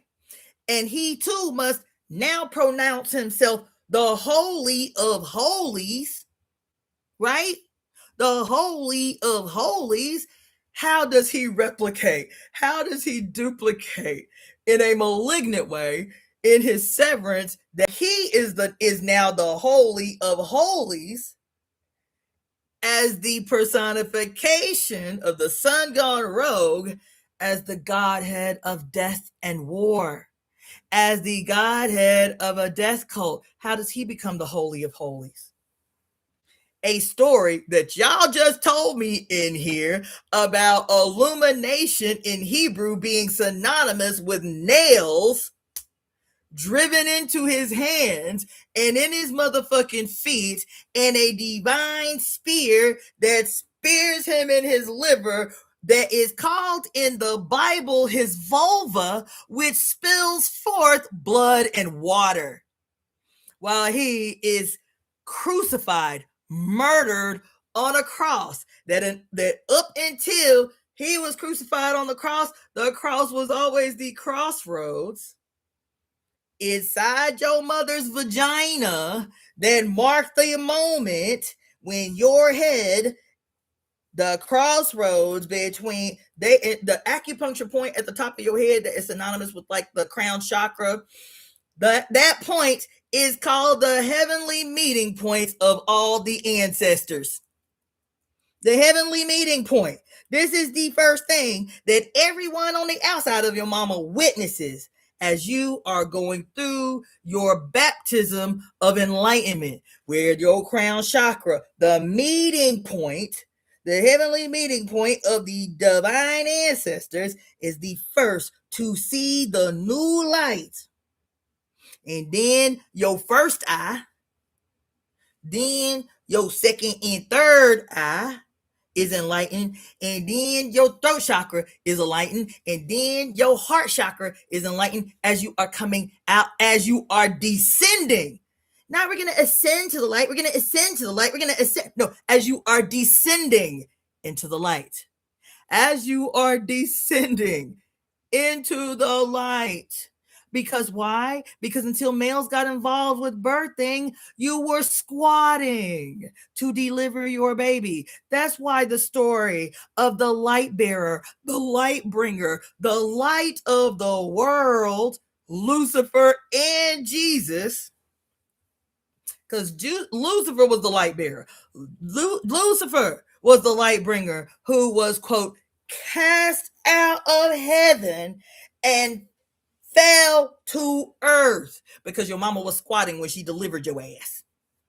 Because it was literal. Because your mama was squatting when she delivered your ass, the light of her world, the light of her universe, who is residing in her heavenly abode.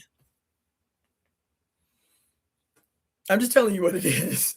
I'm telling you that it is literal. That is literal. That is literal. And so if the vagina is deified in history, if the vagina was being worshipped as this magical, receptive, and ejecting object, it was receptacle, sperm and housing and supporting and nurturing baby, and ejecting and releasing menstrual blood in babies and orgasmic water and birth water. That shit is magical. And so it makes sense that they would worship the heavenly cow, your uterus and fallopian tubes, and the two little flowers on the end of the fallopian tubes that they then call lotuses. And those fallopian tubes and that uterus and them little flowers on the end looking just like the face of the goddess Hathor in the great heaven above. Of course they were going to worship the vagina and the uterus. So now to prove to you that what I'm telling you is not the machinations of my own brain, it is recognizing and learning and teaching myself how to read signs and symbols where they are so well hidden that they right there butt naked in your face. Okay? So the next few pictures I am going to show you is the evidence of vagina worship, bitch. Not only vagina worship, of the taking of ancient symbols of and evidence of vagina worship, and then taking and making that shit synonymous with the power of a death god. Because they ain't never let go of the iconography. So I saw this at a let me share this. Let me share the screen. Okay. Oh no, I didn't want to do it that way. Let's see. Share screen. And I think is this it? Yes. Okay. So share. Seen the image, the statues of Virgin Mary, aka Guadalupe, a million times, bitch. I'm in Southern California, a million trillion times. But just 3 weeks ago, on this particular day, with 1,000 Guadalupe statues everywhere at that place, this day I saw her differently. I said, holy goddamn motherfucking shit. How in the hell did I never see this figure so you can't see?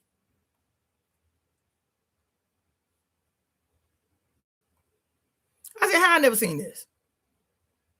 You see this? But you being told it's supposed to be just some random aura of light?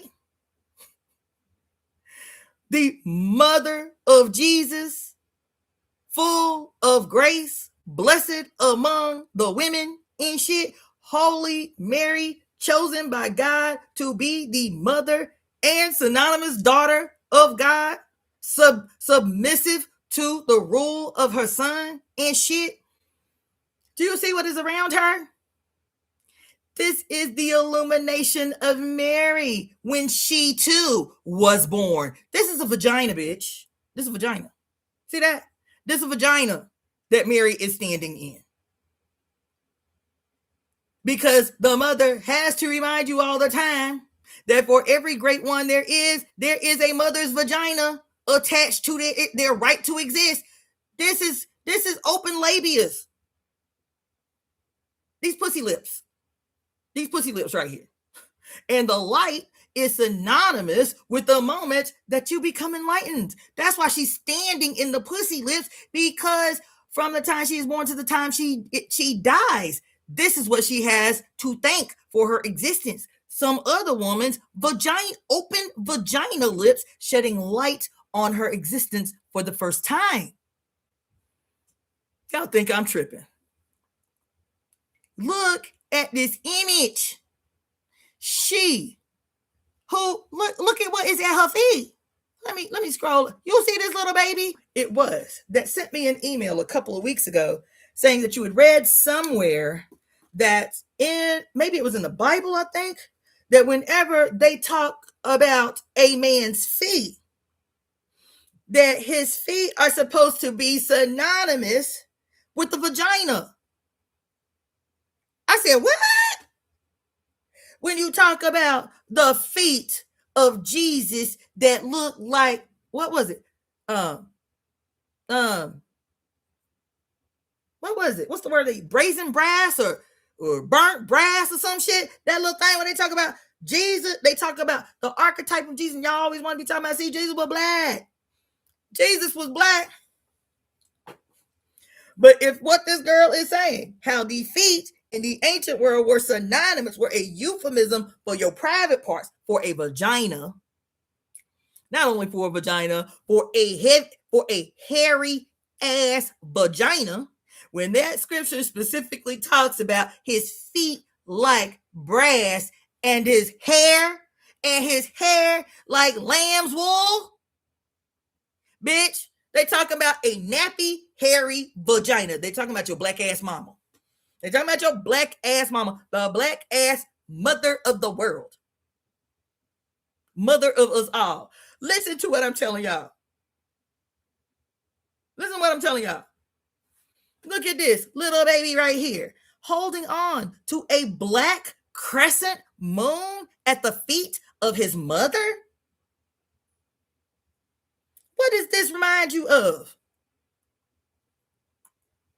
The scientific story that tells us that even as Mary was in her mother's body, indistinguishable from her mother, hence mommy and I are one, that even while Mary was in her mother's body, prior to her illumination, that she carried in her little body, what is it? They say that by the time a baby girl is 6 weeks old in gestation, she will already have all the eggs that she will ever have in her ovaries. And this is why your mother is not only pregnant with you, but she is pregnant with all of her potential grandchildren. Is this not what this is communicating? Is this a stretch? Is this a stretch?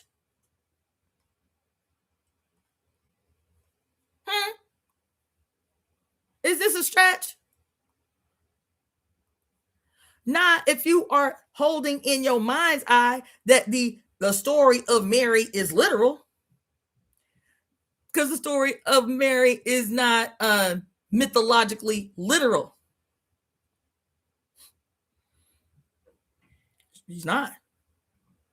The story of Mary on earth is the same story of Virgo the Virgin in heaven.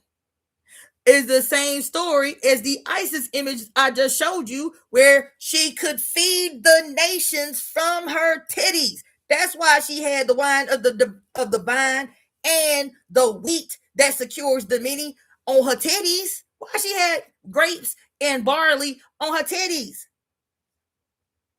Because every crop of the world becomes synonymous with your mama as earth feeding you from her breast, and Mother Earth feeding you from hers. her breast, which are the crops, which are the grains, which are the seeds, right? Which are the all, right? Y'all think it's a stretch? That same image of the white Isis that I showed you, that had a sistrum in one hand, which is a sacred ritual instrument that only priestesses to the goddess were permitted to hold the sistrum, which was an outright, in their mind, replication of the divine power of the uterus, hence its shape, and the little things coming off the side reminiscent of the little fallopian tubes, because the sistrum was always made in honor of Isis in her personification as the heavenly cow, as Hathor. And in the other hand, she had the scales of justice that we associate with Libra, that we associate with what do they call her?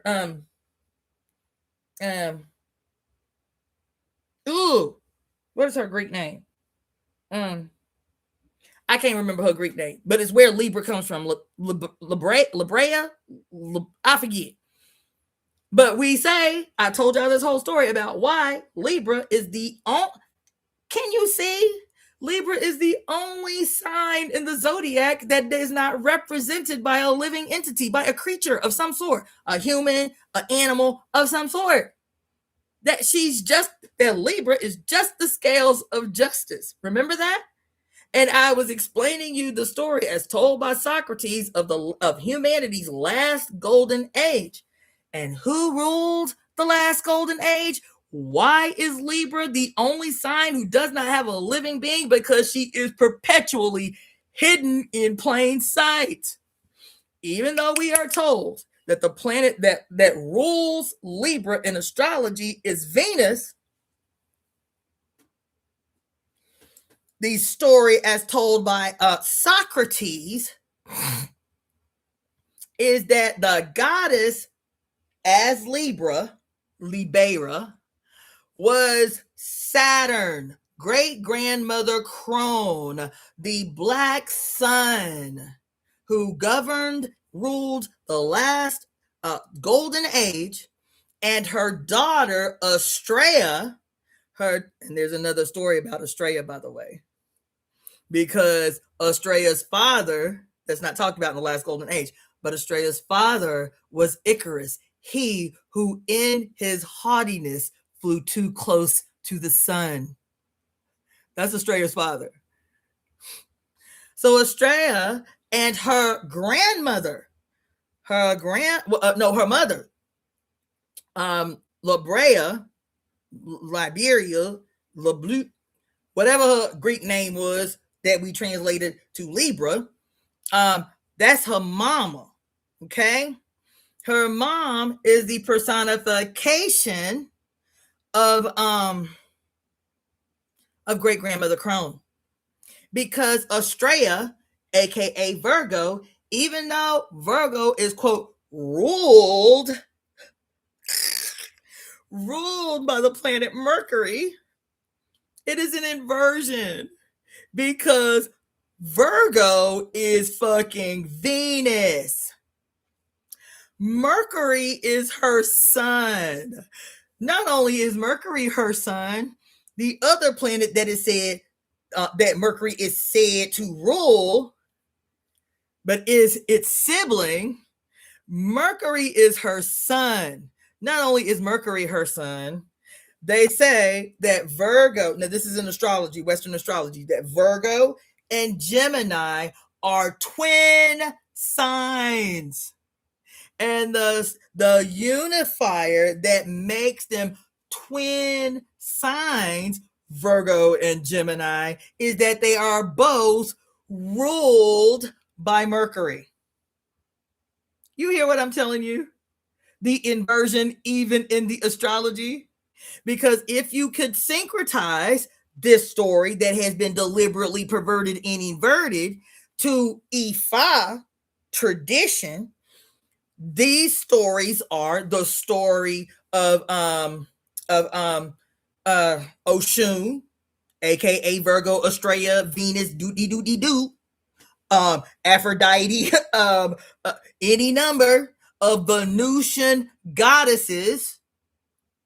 Oshun is Venus.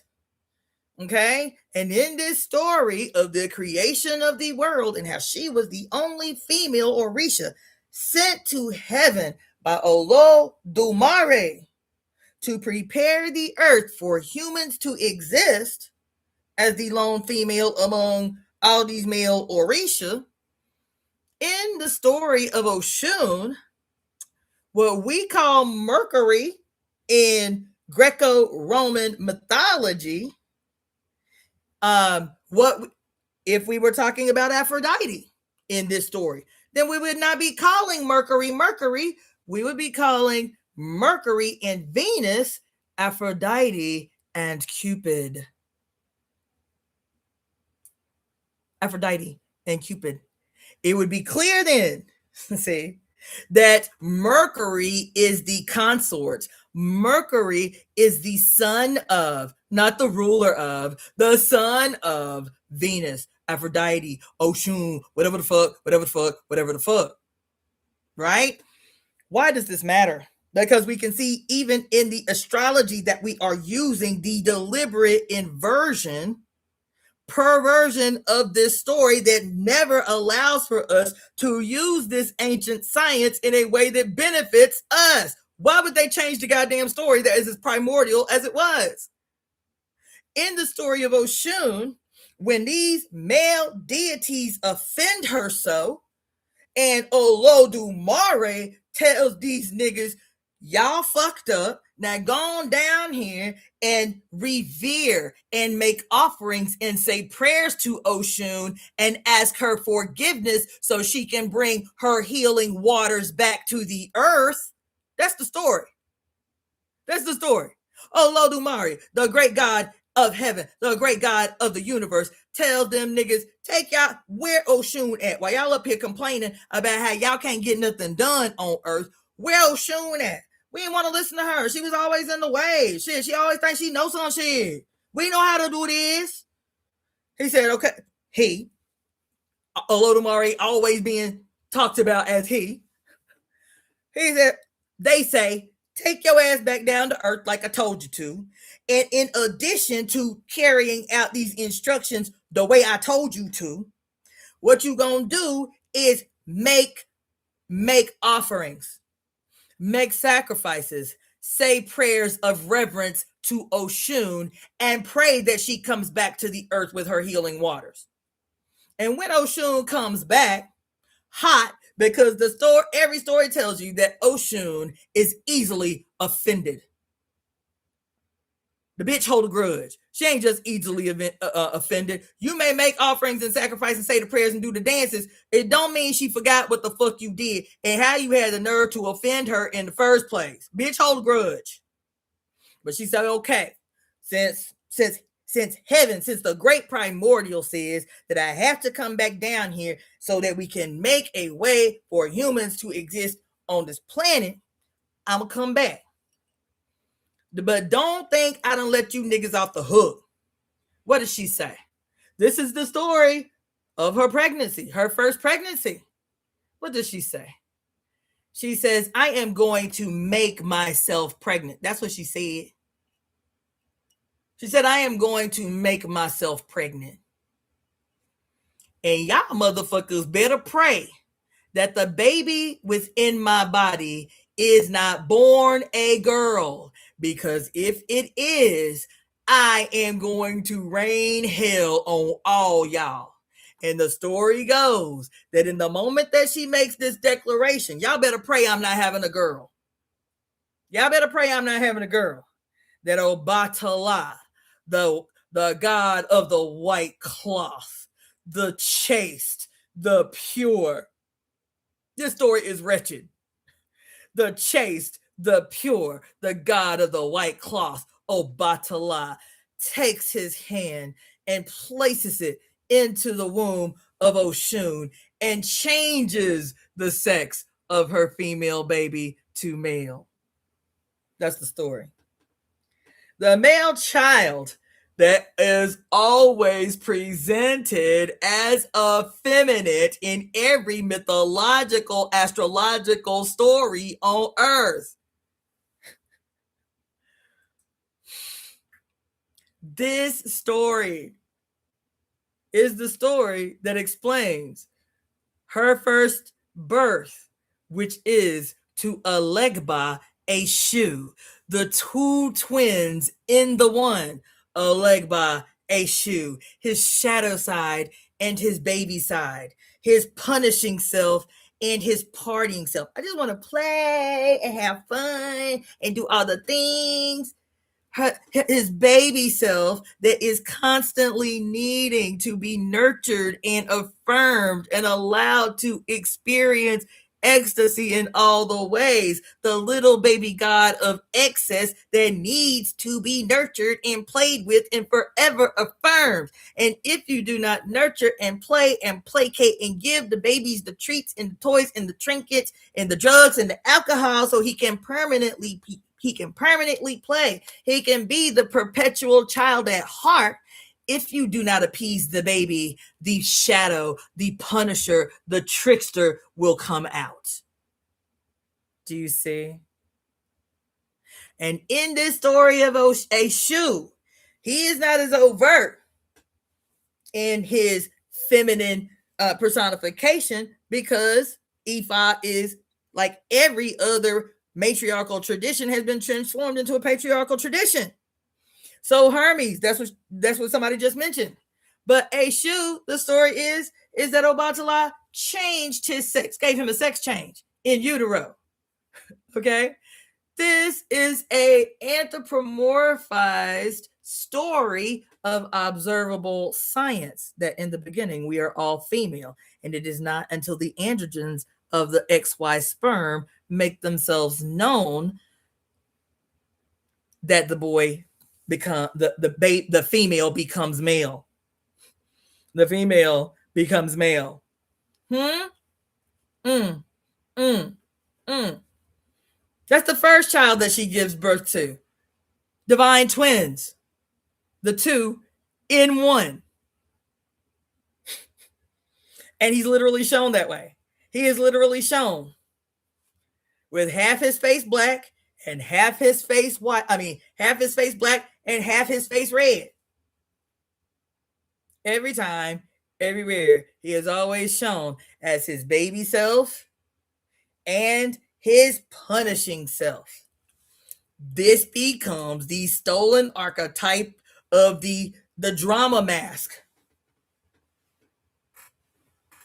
Of the drama mask and the jester societies of Europe. Because Eshu Alegba is a jester. He is the divine trickster. He is the one that challenges you to appease the child at your heart so that the punisher does not come out and sabotage your life.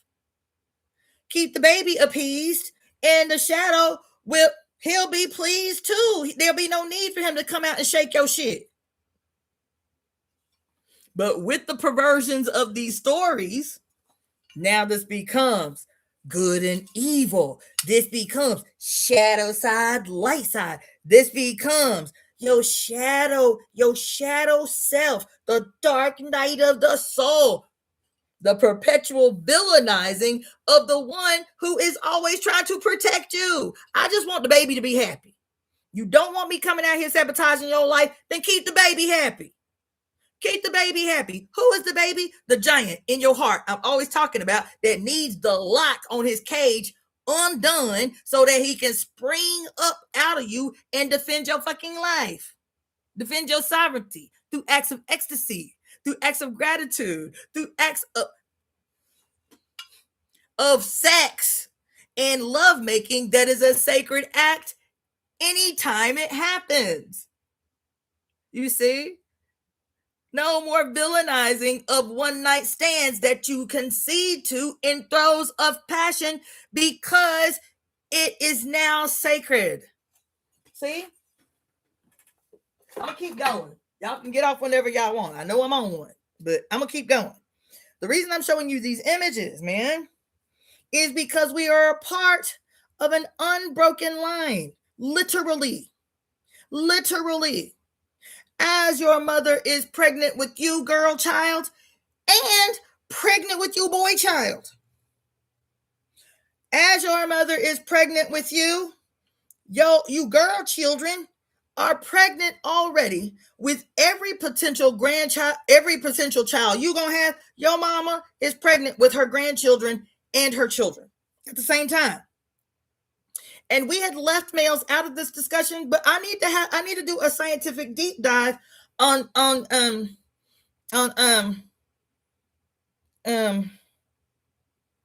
male anatomy and physiology, the anatomy of ejaculation, because have me tell it that even when your mama is pregnant with her boy children because they got sperms, that she too, when she's pregnant with a boy, she is still pregnant with all of her potential grandchildren.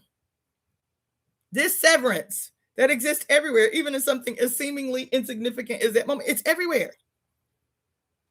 So even when she is pregnant with her male children, she is still pregnant with all of her potential grandchildren, if she's ever going to have any. So we are still a part of an unbroken line. And when I say unbroken line, I mean scientifically, that your grandmother is the matriarch. That is what it was in indigenous cultures. All these matriarchal societies in Western hemispheric indigenous culture, the matriarchy didn't center around solely the mother. The matriarchy were established as cults centered around the adoration and reverence of the grandmother. These clans and tribes were centered around the grandmother. This is why, oh my God. That's why they had to disappear the grandmother everywhere. Great-grandmother Crone disappeared. Great-grandmother Crone as Libra on the goddamn zodiacal chart, but she the only thing they ain't got no lifeblood, body, or personality or anything. That's why they have to hide the grandmother in your face all the time. Damn. That's why she's forever hidden, the grandmother. That's why she's forever made the villain. That's why she's forever turned into the ugly, evil, witchy troll in every horror movie. The one you love to hate. It's not the mother, it's the grandmother in all of these movies, even Ifa, because we know the story of Oshun. She has the divine twins, the 2-in-1, a leg by a shoe, but them ain't the only twins that she got. She has the two that are apart, the Gemini. The Gemini twins are also the children of Oshun. It's Ibeji. And so while patriarchal explanation, Greco-Roman explanation of the zodiacal chart that says that Virgo and Gemini are twin signs because they are both ruled by Mercury, by the baby.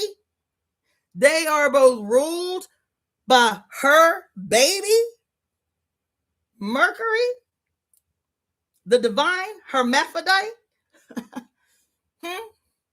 Hermes, Mercury.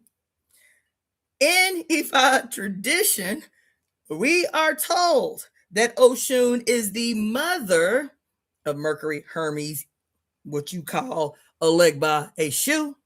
She is also the mother of the casted out twins, the Ibeji. The story goes is that she, quote, she didn't want her baby. She didn't want the twins. She didn't want the Ibeji. That's the story. And so she abandoned Ibeji. And our great, beautiful mother, her, quote, sister wife to their son, Oya, is said because her children were stillborn, Oya. So she raised everybody else's children. And so Ibeji was born by Oshun, aka Venus, and she, quote, cast them out. And so her sister wife, Oya, aka Pluto, raised her children as her own, raised Ibeji. Okay? Why is this significant? Because who it has this relationship or in this story about the two sets of twins delivered by Oshun, Mercury, aka Eshu Elegba, aka Hermes, and Ibeji, aka the goat-headed, aka the divine peacocks. If Venus is Iran, if Venus is Kemet. In Kemet, the divine twins were goats, the goat-headed. In Iran, the twins were the divine peacocks. Isn't it interesting how the archetypes associated with Oshun in Ifa tradition is the divine peacock? Guess who else the divine peacock is associated with? Virgo, before she became Virgo, when she was ruling over the golden age as Estrella, and I told you that Icarus was her father. Icarus had the wings of a goddamn peacock when he flew too close to the sun.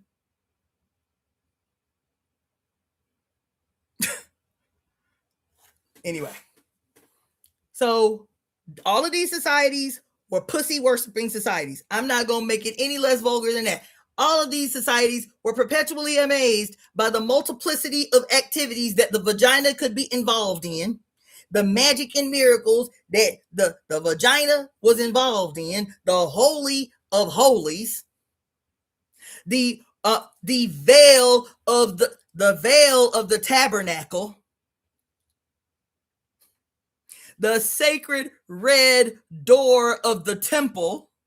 You drive around your neighborhoods and you be told some bullshit like I learned that the reason people have red doors, they have to paint their doors red, is because they doors have to, if their doors are not facing the point of the rising sun in the east, they need to have the fire energy of where the sun rises in the east so that they can bring warmth into their homes. So they paint, according to feng shui, they door red. Meanwhile, you are looking at another subversion and inversion of mother goddess pussy worshiping primordials, where the red door was always the sacred entry to the divine temple, to the divine palace, to the divine tabernacle, to the divine. What's the red door? Whether it is the bloody door upon the first time that she has sex, penetration, the bloody door of the red, the magical, mystical blood that pours with no wound, whether it is the red door that spills blood upon the delivery. Here, listen to this language. Jesus has co-opted all your language. Deliver us from sin. Jesus brings deliverance. Huh? He hijacked your mama shit, bitch. Didn't even bother to change the language. You understand? And so the red, now you're going to see it everywhere because feng shui is a huge thing and people take this thing seriously. You have to paint your door red for it to be good feng shui, because your house is facing west as opposed to east where the sun rises. So the natural warmth of the newborn sun can enter into your home. So you must paint your door the color. They'll tell you the color of fire. They'll tell you the color of fire, that you paint your door red so that you have good fire warming energy entering into your humble abode. I studied feng shui, and in this goddamn moment, I never thought about it till now. These monstrous motherfuckers been telling us we need to paint our doors red because our houses are not feng shui, because our front door don't face the place of the rising sun. Solar deity worshipers that they are, as the male. The sunny side of the mountain versus the shady side of the mountain. Feng shui.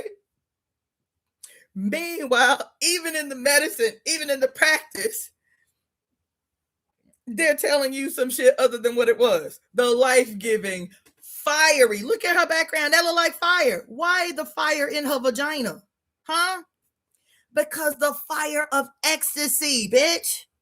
That ideally the intercourse that stimulates the fire of ecstasy will end in this blissful ceremonial act of spontaneous mutual orgasm that baptizes your entry into the world. That's why the fire. You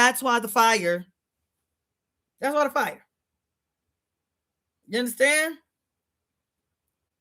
Let me show you another. Because you don't believe these is pussy lips. You don't believe this is a vajayjay right here. I know you're struggling. You don't believe this is some vagina lips. That this is the evidence of the continued adoration and reverence for the magical, mystical vagina. So I'm going to have to walk you through it. Okay? All right, so let's show you another one. Let's see. Let's do stop sharing and go to the next image. Okay, that one. Okay, so that's okay. As a matter of fact, before I even do that, that's how I got off on this last week. On this, because this is supposed to be the seraphim. It's supposed to be the scary thing that Ezekiel saw in the desert when he fasted for 40 days and 40 nights. The many-eyed, just like the feathers of the goddamn peacock, bitch, that look like the many eyes. Huh? And the eye in the center. Why does this look like a magical eye in the center? Because if you have deified, remember I was telling you about the Babylao who said something to the effect, it was John Henrik Clarke that first said it, that all religion is the deification of culture. All religion is the deification of culture. Well, if you have a primordial culture that was oohed and awed by the magic of the vagina, the holy of holies, that when you open her up, these little holes look like eyes. When you open up the labia, when you move the hair out of the way and you open up the labia and you can see the end of her urethra that's hidden under her labia. You open her labia and you can see her pee-pee hole that looks like an eye staring back at you. And you open the labia when you are engaged in cunnilingus. For those of you that know, right? Kundalinis. And you open her up, those holes that are hidden, they are so teeny that they are hidden until she is self-lubricating in ecstasy. What are those holes called? That monstrous motherfucker who named the whole vagina, all these men who named all the pieces and parts of the vagina after men. They're called the Bartholian ducts. Bartholian ducts. That when you open the vagina up and you French kiss the tongue of the lower mouth, and she relaxes enough that those glands, those ducts can open. Then if you are performing cunnilingus, for those that don't know, it means you are French kissing her clitoris, right? That when she relaxes enough, those ducts will open and you can actually see them. And I've literally had men say, oh my God, I didn't even know there were more holes there, because they're not obvious all the time. It is only when she is relaxed enough and she needs to self-lubricate that the Bartholian ducts open up to provide said lubrication. They're not only responsible for general lubrication, they are also responsible for females who have been able, in their trust of their own bodies and with their partners, to ejaculate like males ejaculate, right? The Bartholian ducts is where that comes from. Partly, not exclusively. Okay? But you cannot see them until she is in a state of ecstasy. Meanwhile, they will remain hidden. They will hide themselves from you. These multiple holes that she has down there, the Holy of Holies, that reveals herself not to mortal men, to those that are willing to dive into the mouth of the great whale, bitch. Jonas, what is Jonah? Jonah was swallowed by the great primordial whale, bitch. He went vagina diving. They'll tell you it's something other than it was. This This nigga went down on the Holy of Holies. That's what he did. When I told you about the story, when we were reading several months back, when we were reading from what did I do with it? When we were reading from what I did with it. God damn it. Oh. I got so little room back here, these big ass books. When we were reading from the Women's Encyclopedia of Myths and Secrets, and this section that we have to reread because we have so much more information now than we did when I did that live. It was like a 2-part series called resurrect. What did I call it? Resurrecting divine prostitution. It was a 2-part series, maybe 3-part series that I did way back, maybe 2 years ago. And I titled it Resurrecting Divine Prostitution. That's what I called it. It was based on this book right here. We have so much more information now than we had then. We have to revisit that. But within it, and we was reading some little thing about Ra and his solar boat journey into the underworld, and they make this shit synonymous with him going to hell. Remember that? He goes into the solar boat, into the underworld and shit, right? Guess who else did that? Jesus. Don't they tell you that when Jesus died and was placed in a tomb and was dead for 3 days, and while he was dead for them 3 days, what did he do? He went to hell. And what did he do? He rescued Adam and Eve and Methuselah and some other motherfucker from hell. Don't they tell you that before he, quote, was resurrected and ascended into heaven?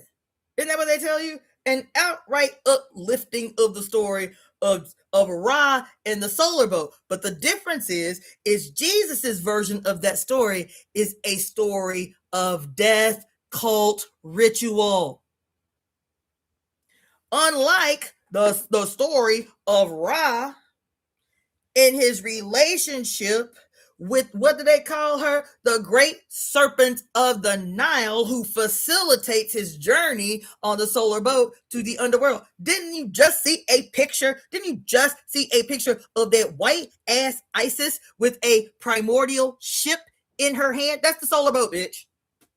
That's the solar boat. That's the solar boat through which her son journeys. She says it. The fruit that I bring forth is the sun. It said S-U-N, not S-O-N, S-U-N. In her hand is the solar boat through which the son must journey through the underworld before he can be seen again the next day when he shows his face above the horizon. And in Jesus' story, it's death cult ritual. That in order for Jesus to sojourn into the underworld, he must be murdered on the cross. He must be crucified. In order for Jesus to sojourn to the underworld, rescuing others from the evil of the underworld, Adam and Eve and Methuselah and such, he must be murdered before he can sojourn into the underworld to rescue people from the underworld. Whereas in Ra's story is that he is not crucified. In his relationship with the serpent of the Nile, he is given life, bitch. Who is the serpent of the Nile? Who is Ra? Who is the sun god Ra in the story? I've just been talking to you about the cult of Sol Invictus and how every emperor, ruler, or whatever the fuck sees themselves as the personification of God on earth, of the sun god on earth in the flesh, guaranteeing his divine right to rule. So if Ra is whoever the Pharaoh is at the time, in the moment, Ra is every single one of these pharaohs born male. And the serpent of the Nile is whoever his wife is, because she too is the embodiment of God on earth. But she is the god Venus that is later turned into Satan, Set, evil, Lucifer, Leviathan, dark. His wife, Ra's wife. Who's Ra's wife? Any woman that becomes the wife of Pharaoh, who is God incarnate on earth with the divine right to rule. So here the son, Ra, taps his divine serpent, serpents of the Nile. Why is she called serpents of the Nile? Because they had a story about how the overflowing of the rivers of the waters of the Nile would spring forth from the mouth of a primordial serpent, giving life to everything in the Nile Valley. The waters of the serpent's mouth that gives life to everything in the Nile Valley. And so her vajayjay, her life-giving vajayjay becomes synonymous with the primordial serpent of the Nile, whose open mouth spills forward the life-bringing waters of the Nile. So what does this story mean? Is that Ra, after the day has ended and the night has fallen or risen. Let me do it that way. As the night has risen, he taps his sacred serpent on the shoulder and said, "Dear sacred serpent, wife that is my everything, can I help to stimulate these divine serpentine waters of your mouth, your lower mouth, so that I can have the kind of explosive moment of orgasmic ecstasy that will ensure that I can sleep soundly and safely and uninterrupted in my journey through the underworld." And she say, "Yes, I am in the mood. Tonight I do not have a headache. So yes, you can have some pussy." That's what he asked her. That's what he asked her. "Can I get some pussy before I go to sleep? Because once I have an orgasm, I'll be out like a light. Can I get some pussy? Can I get some pussy, babe?" That was his method of what y'all call it? You know, that was their way of communicating dirty talk. You know how you say your little sweet nothings, you feel me, on your little phone calls, you feel me, or whisper sweet little nothings to get the juices turning in your boo, you feel me? That's what it was. Here's saying, "Boo, can I get some pussy? Can I get some pussy, please, so I can sleep good tonight?" What's the underworld through which his solar boat is sojourning? It is the heavenly ecstasy of a deep and restful sleep from which he will be reborn, aka resurrected, every morning. The night becomes synonymous not with hell and evil and scary and all of that shit. The night becomes synonymous with the new, that sex and the implantation of a divine seed. The divine seed is the harmonious union between the sperm and the ovum. Not that your sperm is the divine seed, bitch. No. The divine seed is the guaranteed outcome once the ovum and the sperm have become one. So the sex, the seeding of the ovum, and then nighttime, your every single solitary night, becomes synonymous with the 9 months. The 9 months that you were in heaven. Do you think I'm joking? Do you think I'm lying? Do you think I'm making this up? Why do they always be talking about how there are 9 levels of heaven? Why do they be talking about there are 9 levels of hell?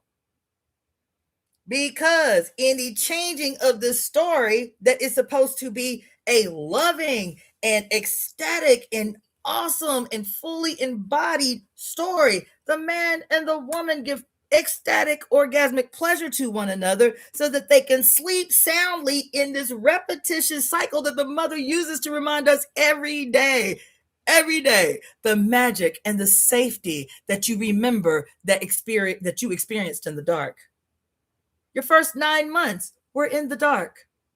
We're in the safety, surrounded by water. That even though you could not see with your actual eyes,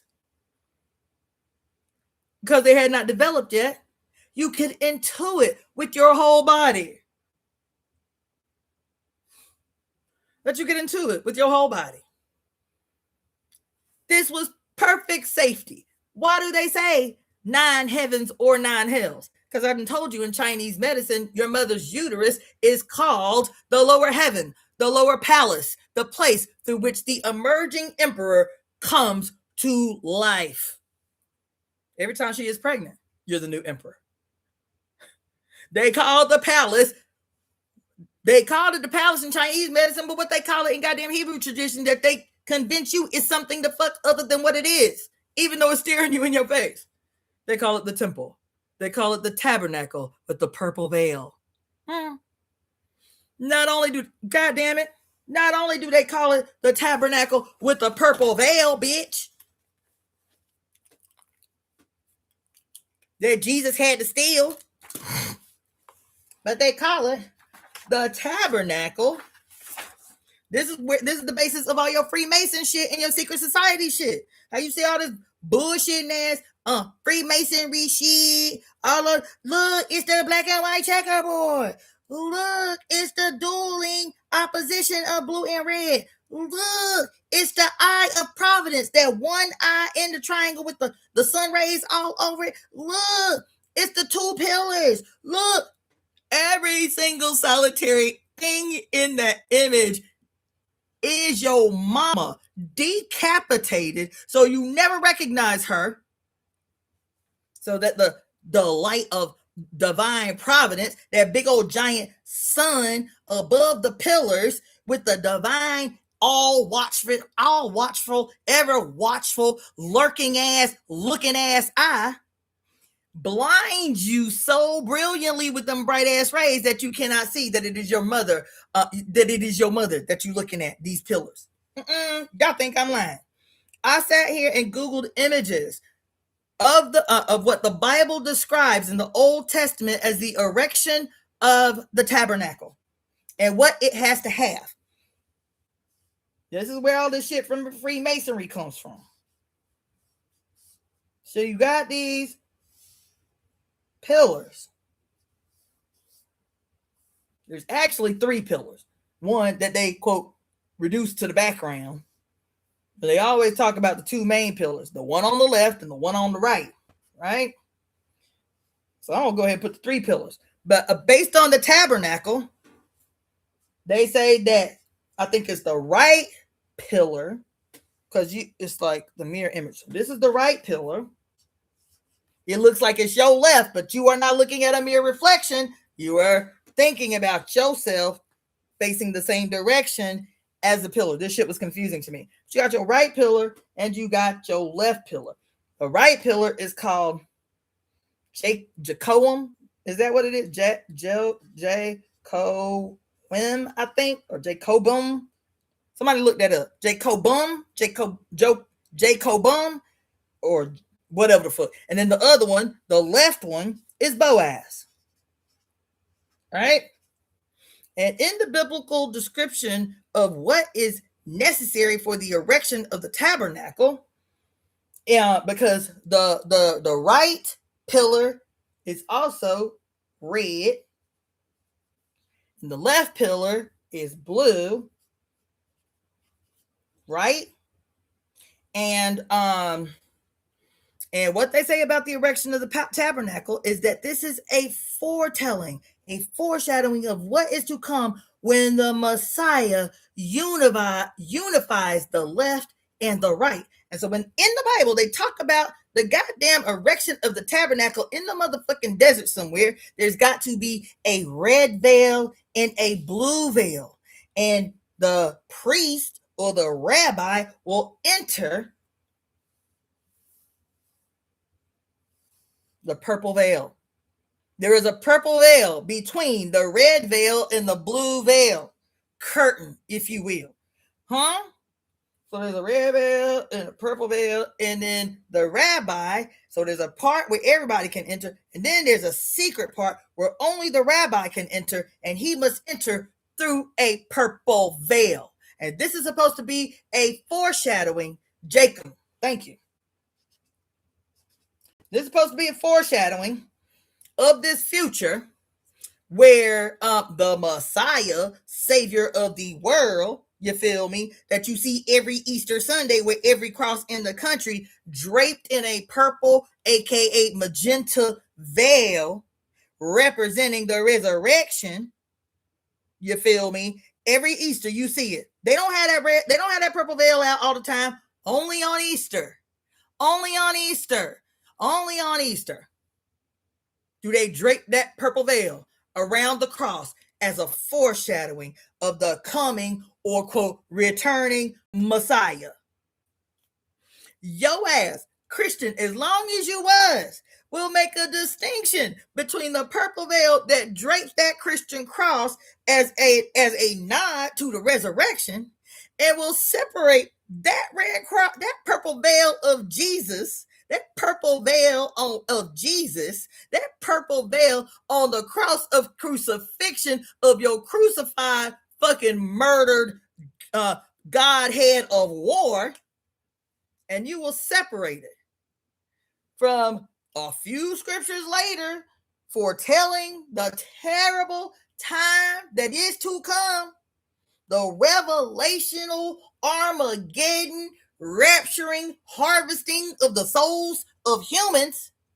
And in that story, in that version of the purple veil, in that version of the purple garment, in the same book, that story where the purple veil is worn by a woman, is worn by, quote, a harlot, is worn by a great whore of Babylon, your ass will completely dissect your own skull.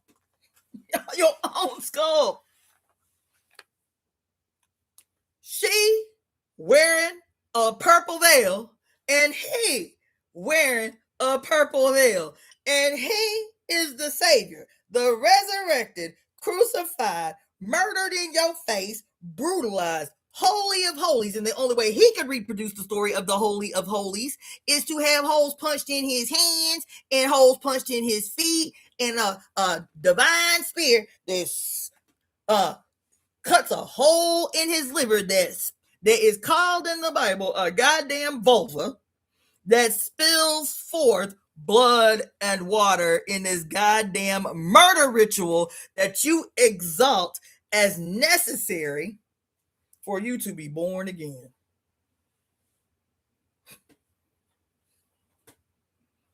That same purple veil that is on every tabernacle described in, what is it?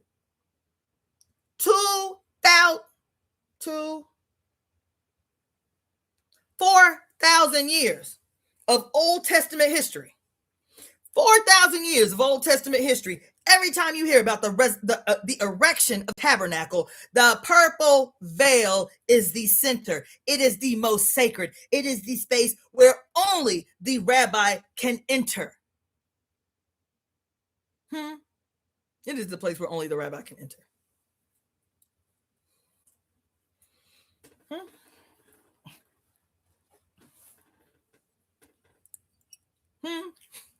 The purple veil. What's the purple veil? It's the same thing we call the red door, bitch. It's the same thing that we call the red door in feng shui. It is the door that allows you to enter the sacred space. Or, just to enter the sacred space. Whether in birth, whether in life, or whether in death, the door remains. Whether in birth, not just birth, whether in sex or in intercourse, whether in intercourse, whether in sex, whether in menstruation, whether in birth, whether in your life on this earth, whether in death, where there is a sacred hole dug in the body of your mother so that you can return to her. You can return to her to be born again in your plant and animal siblings. That when you are not put in a box so that the earth cannot get to you, so that the earth cannot get to you. Remember the old ceremonies of taking the newly dead and folding them into the fetal position and painting their bodies with red ochre to prepare them and putting them in the ground, raw and naked, the way that they arrived. The way that they arrived, round, fetal, naked, covered in the red ochre, the same way that they arrived, so that they can return to the mother and live forever in the mother, because your body, like everything else, will be broken down.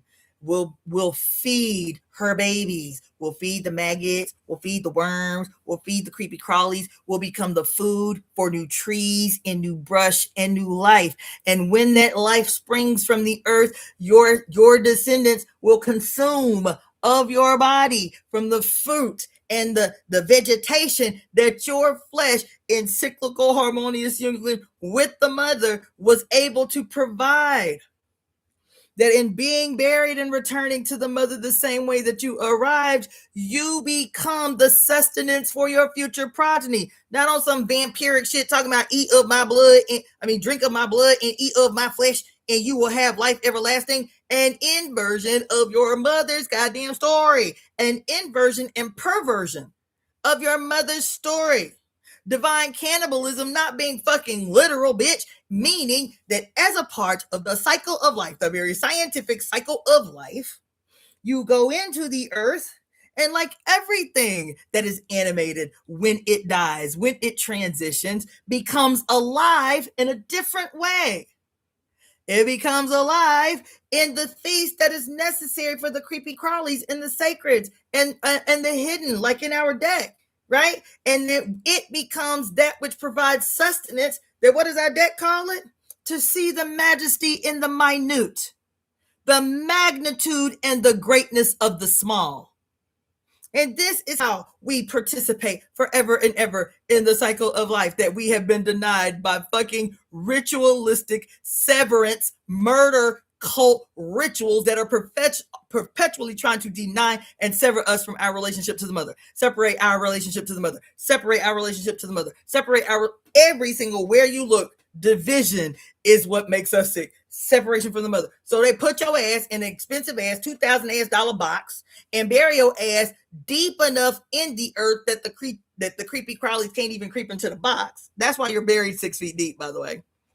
Apparently, I didn't know this, but apparently the reason that people were historically, at least since the advent of the goddamn patriarchy, were buried 6 feet deep is that if you dig a hole that is 6 feet deep, that is just the depth that they have analyzed, that if you bury them and pound that dirt down, creatures and animals and the like cannot get to them. Every creature, everything that they have done is a death ritual. It's a murder ritual. It's a severance ritual. It's a beheading ritual. It is an expression in every solitary way of their hatred and their disdain for their own mother. And everything becomes a ritual of denying her access, keeping her apart from, keeping her away from, making her invisible in plain sight. So you never see her, even though you see her every single solitary day and every single solitary thing you watch on TV. She there, hidden in plain sight. The red quote pillar and the blue quote pillar, the red pillar and the blue pillar. Guess what that is? You want me to show you on this here internet, on these people here internet? Let me show you on this internet.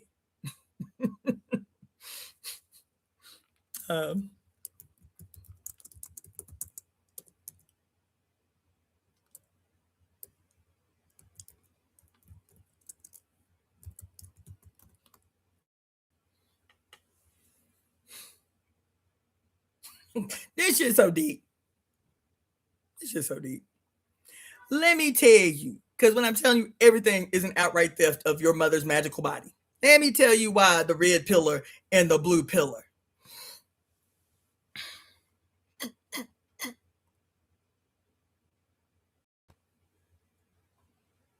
Oh, shit.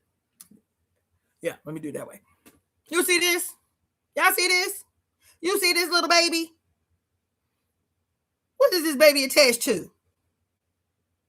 A red and blue umbilical cord. Let me make.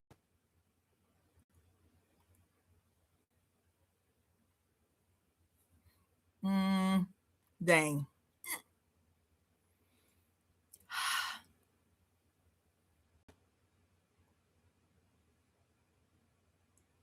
All right. So, there you got all these little images of the umbilical cords, and you can see literally this little and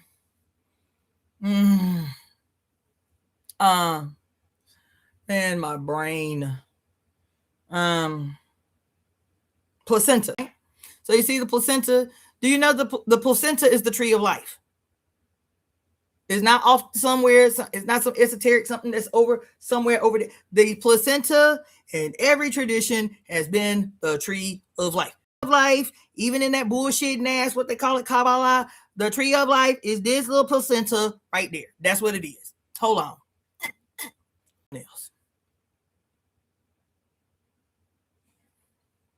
Okay. Let's share this one. See, the red and the blue cord represent the veins and the arteries. The veins are always pictured blue because they are deoxygenated. The arteries are always pictured red because they are oxygenated. Okay? This is a microconjunction relationship and attachment to the baby. We're going to look at another image.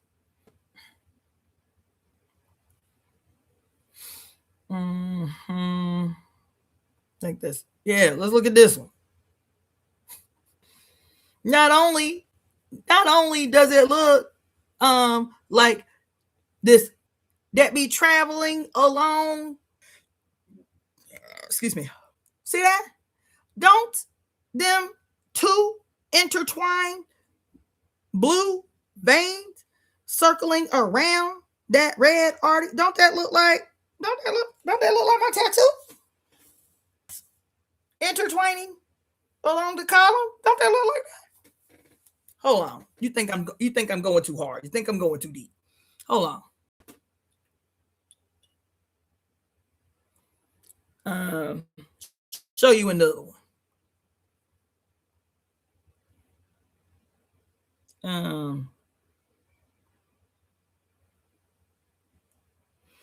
There was another one that I wanted to show you.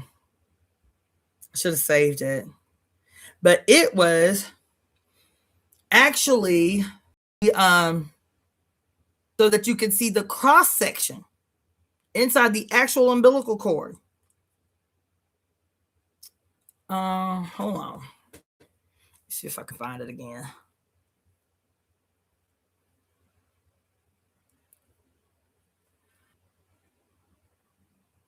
Hey, let's try that anatomy of the umbilical cord anatomy. I'm hungry since 10 o'clock this morning because that's what time I shopped this morning. Okay, see, when you're looking at, let me open it up.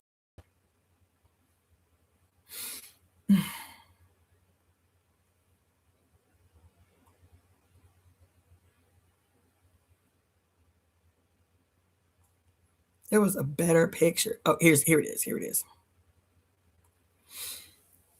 Yeah, there it is.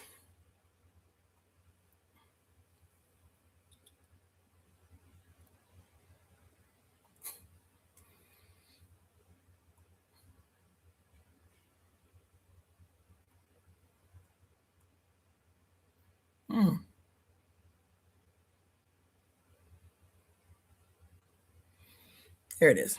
All right. When you're looking at the cross section of the umbilical cord, so this here has it in reverse. Let me blow it up.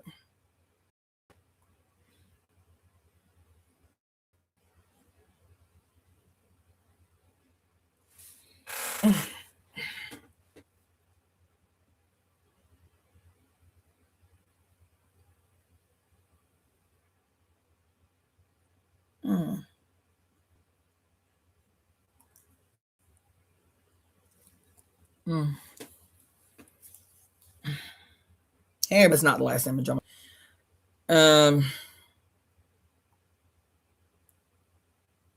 This is awesome. They have it in verse here, the other one I showed you, but here it is. This is the cross section, an example of the cross section. So it's inverted here, where the umbilical vein is the center, and the umbilical arteries are the two entwined around the vein. Okay. And so this is a cross section. It's supposed to be a cross section cup of the umbilical cord. This quote opposition of red and blue.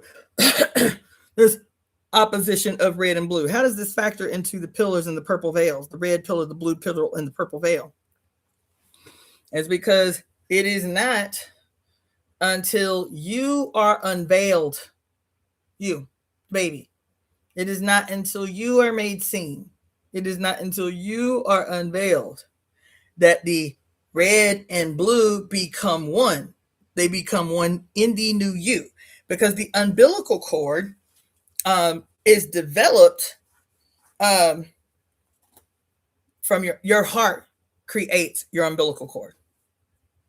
Your heart creates your umbilical cord for circulation into the baby.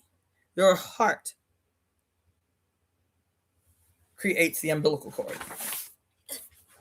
And so, while you are indistinguishable from your mother, she has to supply you with oxygenated blood and to recycle the deoxygenated blood. So you have your own fetal circulation. Your fetal circulation is that umbilical cord created by your mother's heart. The left chamber of her heart and the right chamber of her heart. So that while she is pumping blood from herself, this new little cord that her heart created to ensure that you too have oxygenated blood and can recycle your deoxygenated blood to pick up some more oxygen from her lungs so that you can now have fresh oxygenated blood. This blue and red imposed opposition, where she is securing your life while you do not have the tools and equipment to secure your own life. But once you become born, you become one separate from your mother. The umbilical cord is cut, aka severed, and now you, as the Messiah, baby, you as the Messiah, become the manifestation archetypally of the purple veil, the unification of the red and blue. Because now you can sustain life on your own, where your red arteries and your blue veins work in synergistic harmony, fueled by your own heart to maintain this harmony between oxygenated and deoxygenated blood. You become the Messiah because you become the unification of the red and blue, so you can sustain life outside your mother's body, outside the temple. Outside the temple, your mama's body. I know it's deep. Let me show you some other examples. Up off here, I'm starving. I've been sitting up. I haven't eaten at all because I've been sitting right in this chair since 10 o'clock, doing the workshop and jumping right up on here. Okay, so let's go.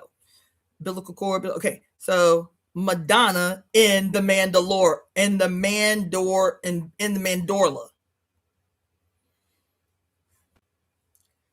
Everywhere you go, there you are. Pussy everywhere. Everywhere you go, Mandorla.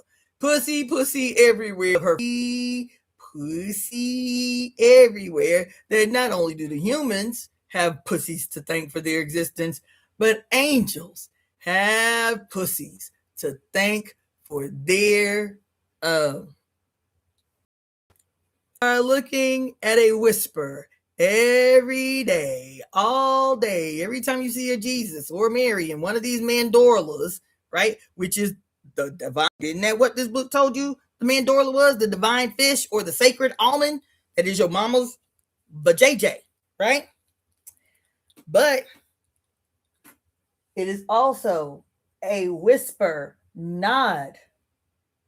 It is a nod that this divine open vagina that springs forth life is also the lower eye of mystery. What's the lower eye of mystery? It is your vagina. Don't this look like an eyeball? Don't that look like an eyeball? Eyeball? Don't that look like that? The mandorla? Remember we did that reading from the Kali deck, and I said I had never seen the third eye illustrated the way that this one card that we pulled. It was the third eye shaped exactly like the mandorla, right? The third eye shaped exactly like the mandorla, but what the card said is this peculiar personification of the third eye is the representative of the Mudlahara, the first chakra. What is the first chakra? The Mudlahara. It is the root chakra at the level of the eye. See? It is the root chakra, the sacral chakra at the level of the third eye. See?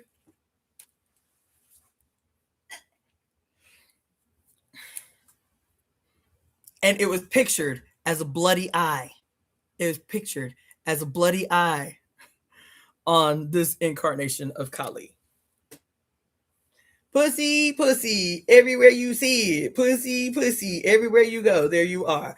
Huh? Look at these divine heavenly hosts, these divine heavenly angels singing songs to the pussy, playing instruments to the pussy, praying. Look at that, to the pussy. Look at that.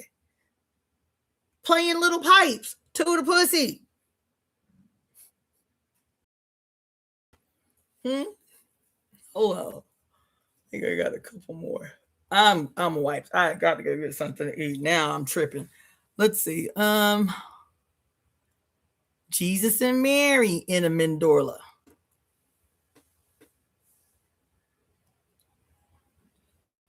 Oh, so let's exact. So let's see. I think I got one more.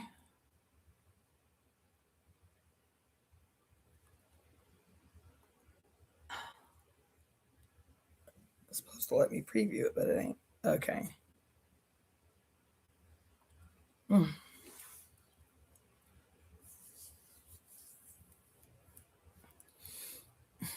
This one is gonna blow your whole mind. Because just like I was telling y'all, that one Mary, that picture, the first picture I showed y'all of Mary, and she's standing up, and I said, this burst of light behind her, what's that?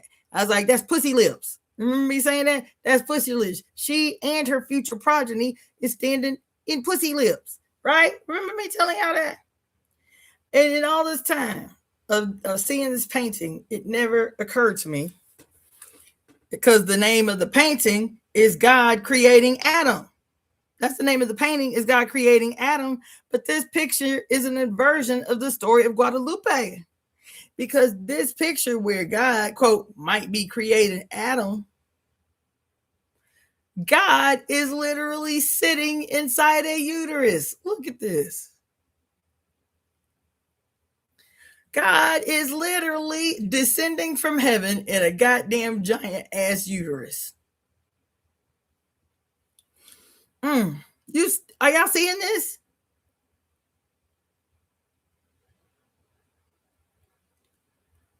Is anybody seeing this? Damn.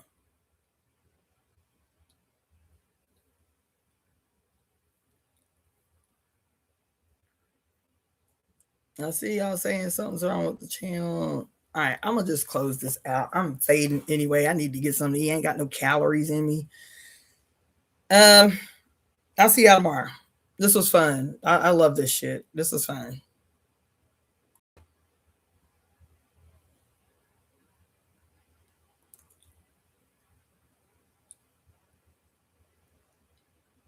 Mm.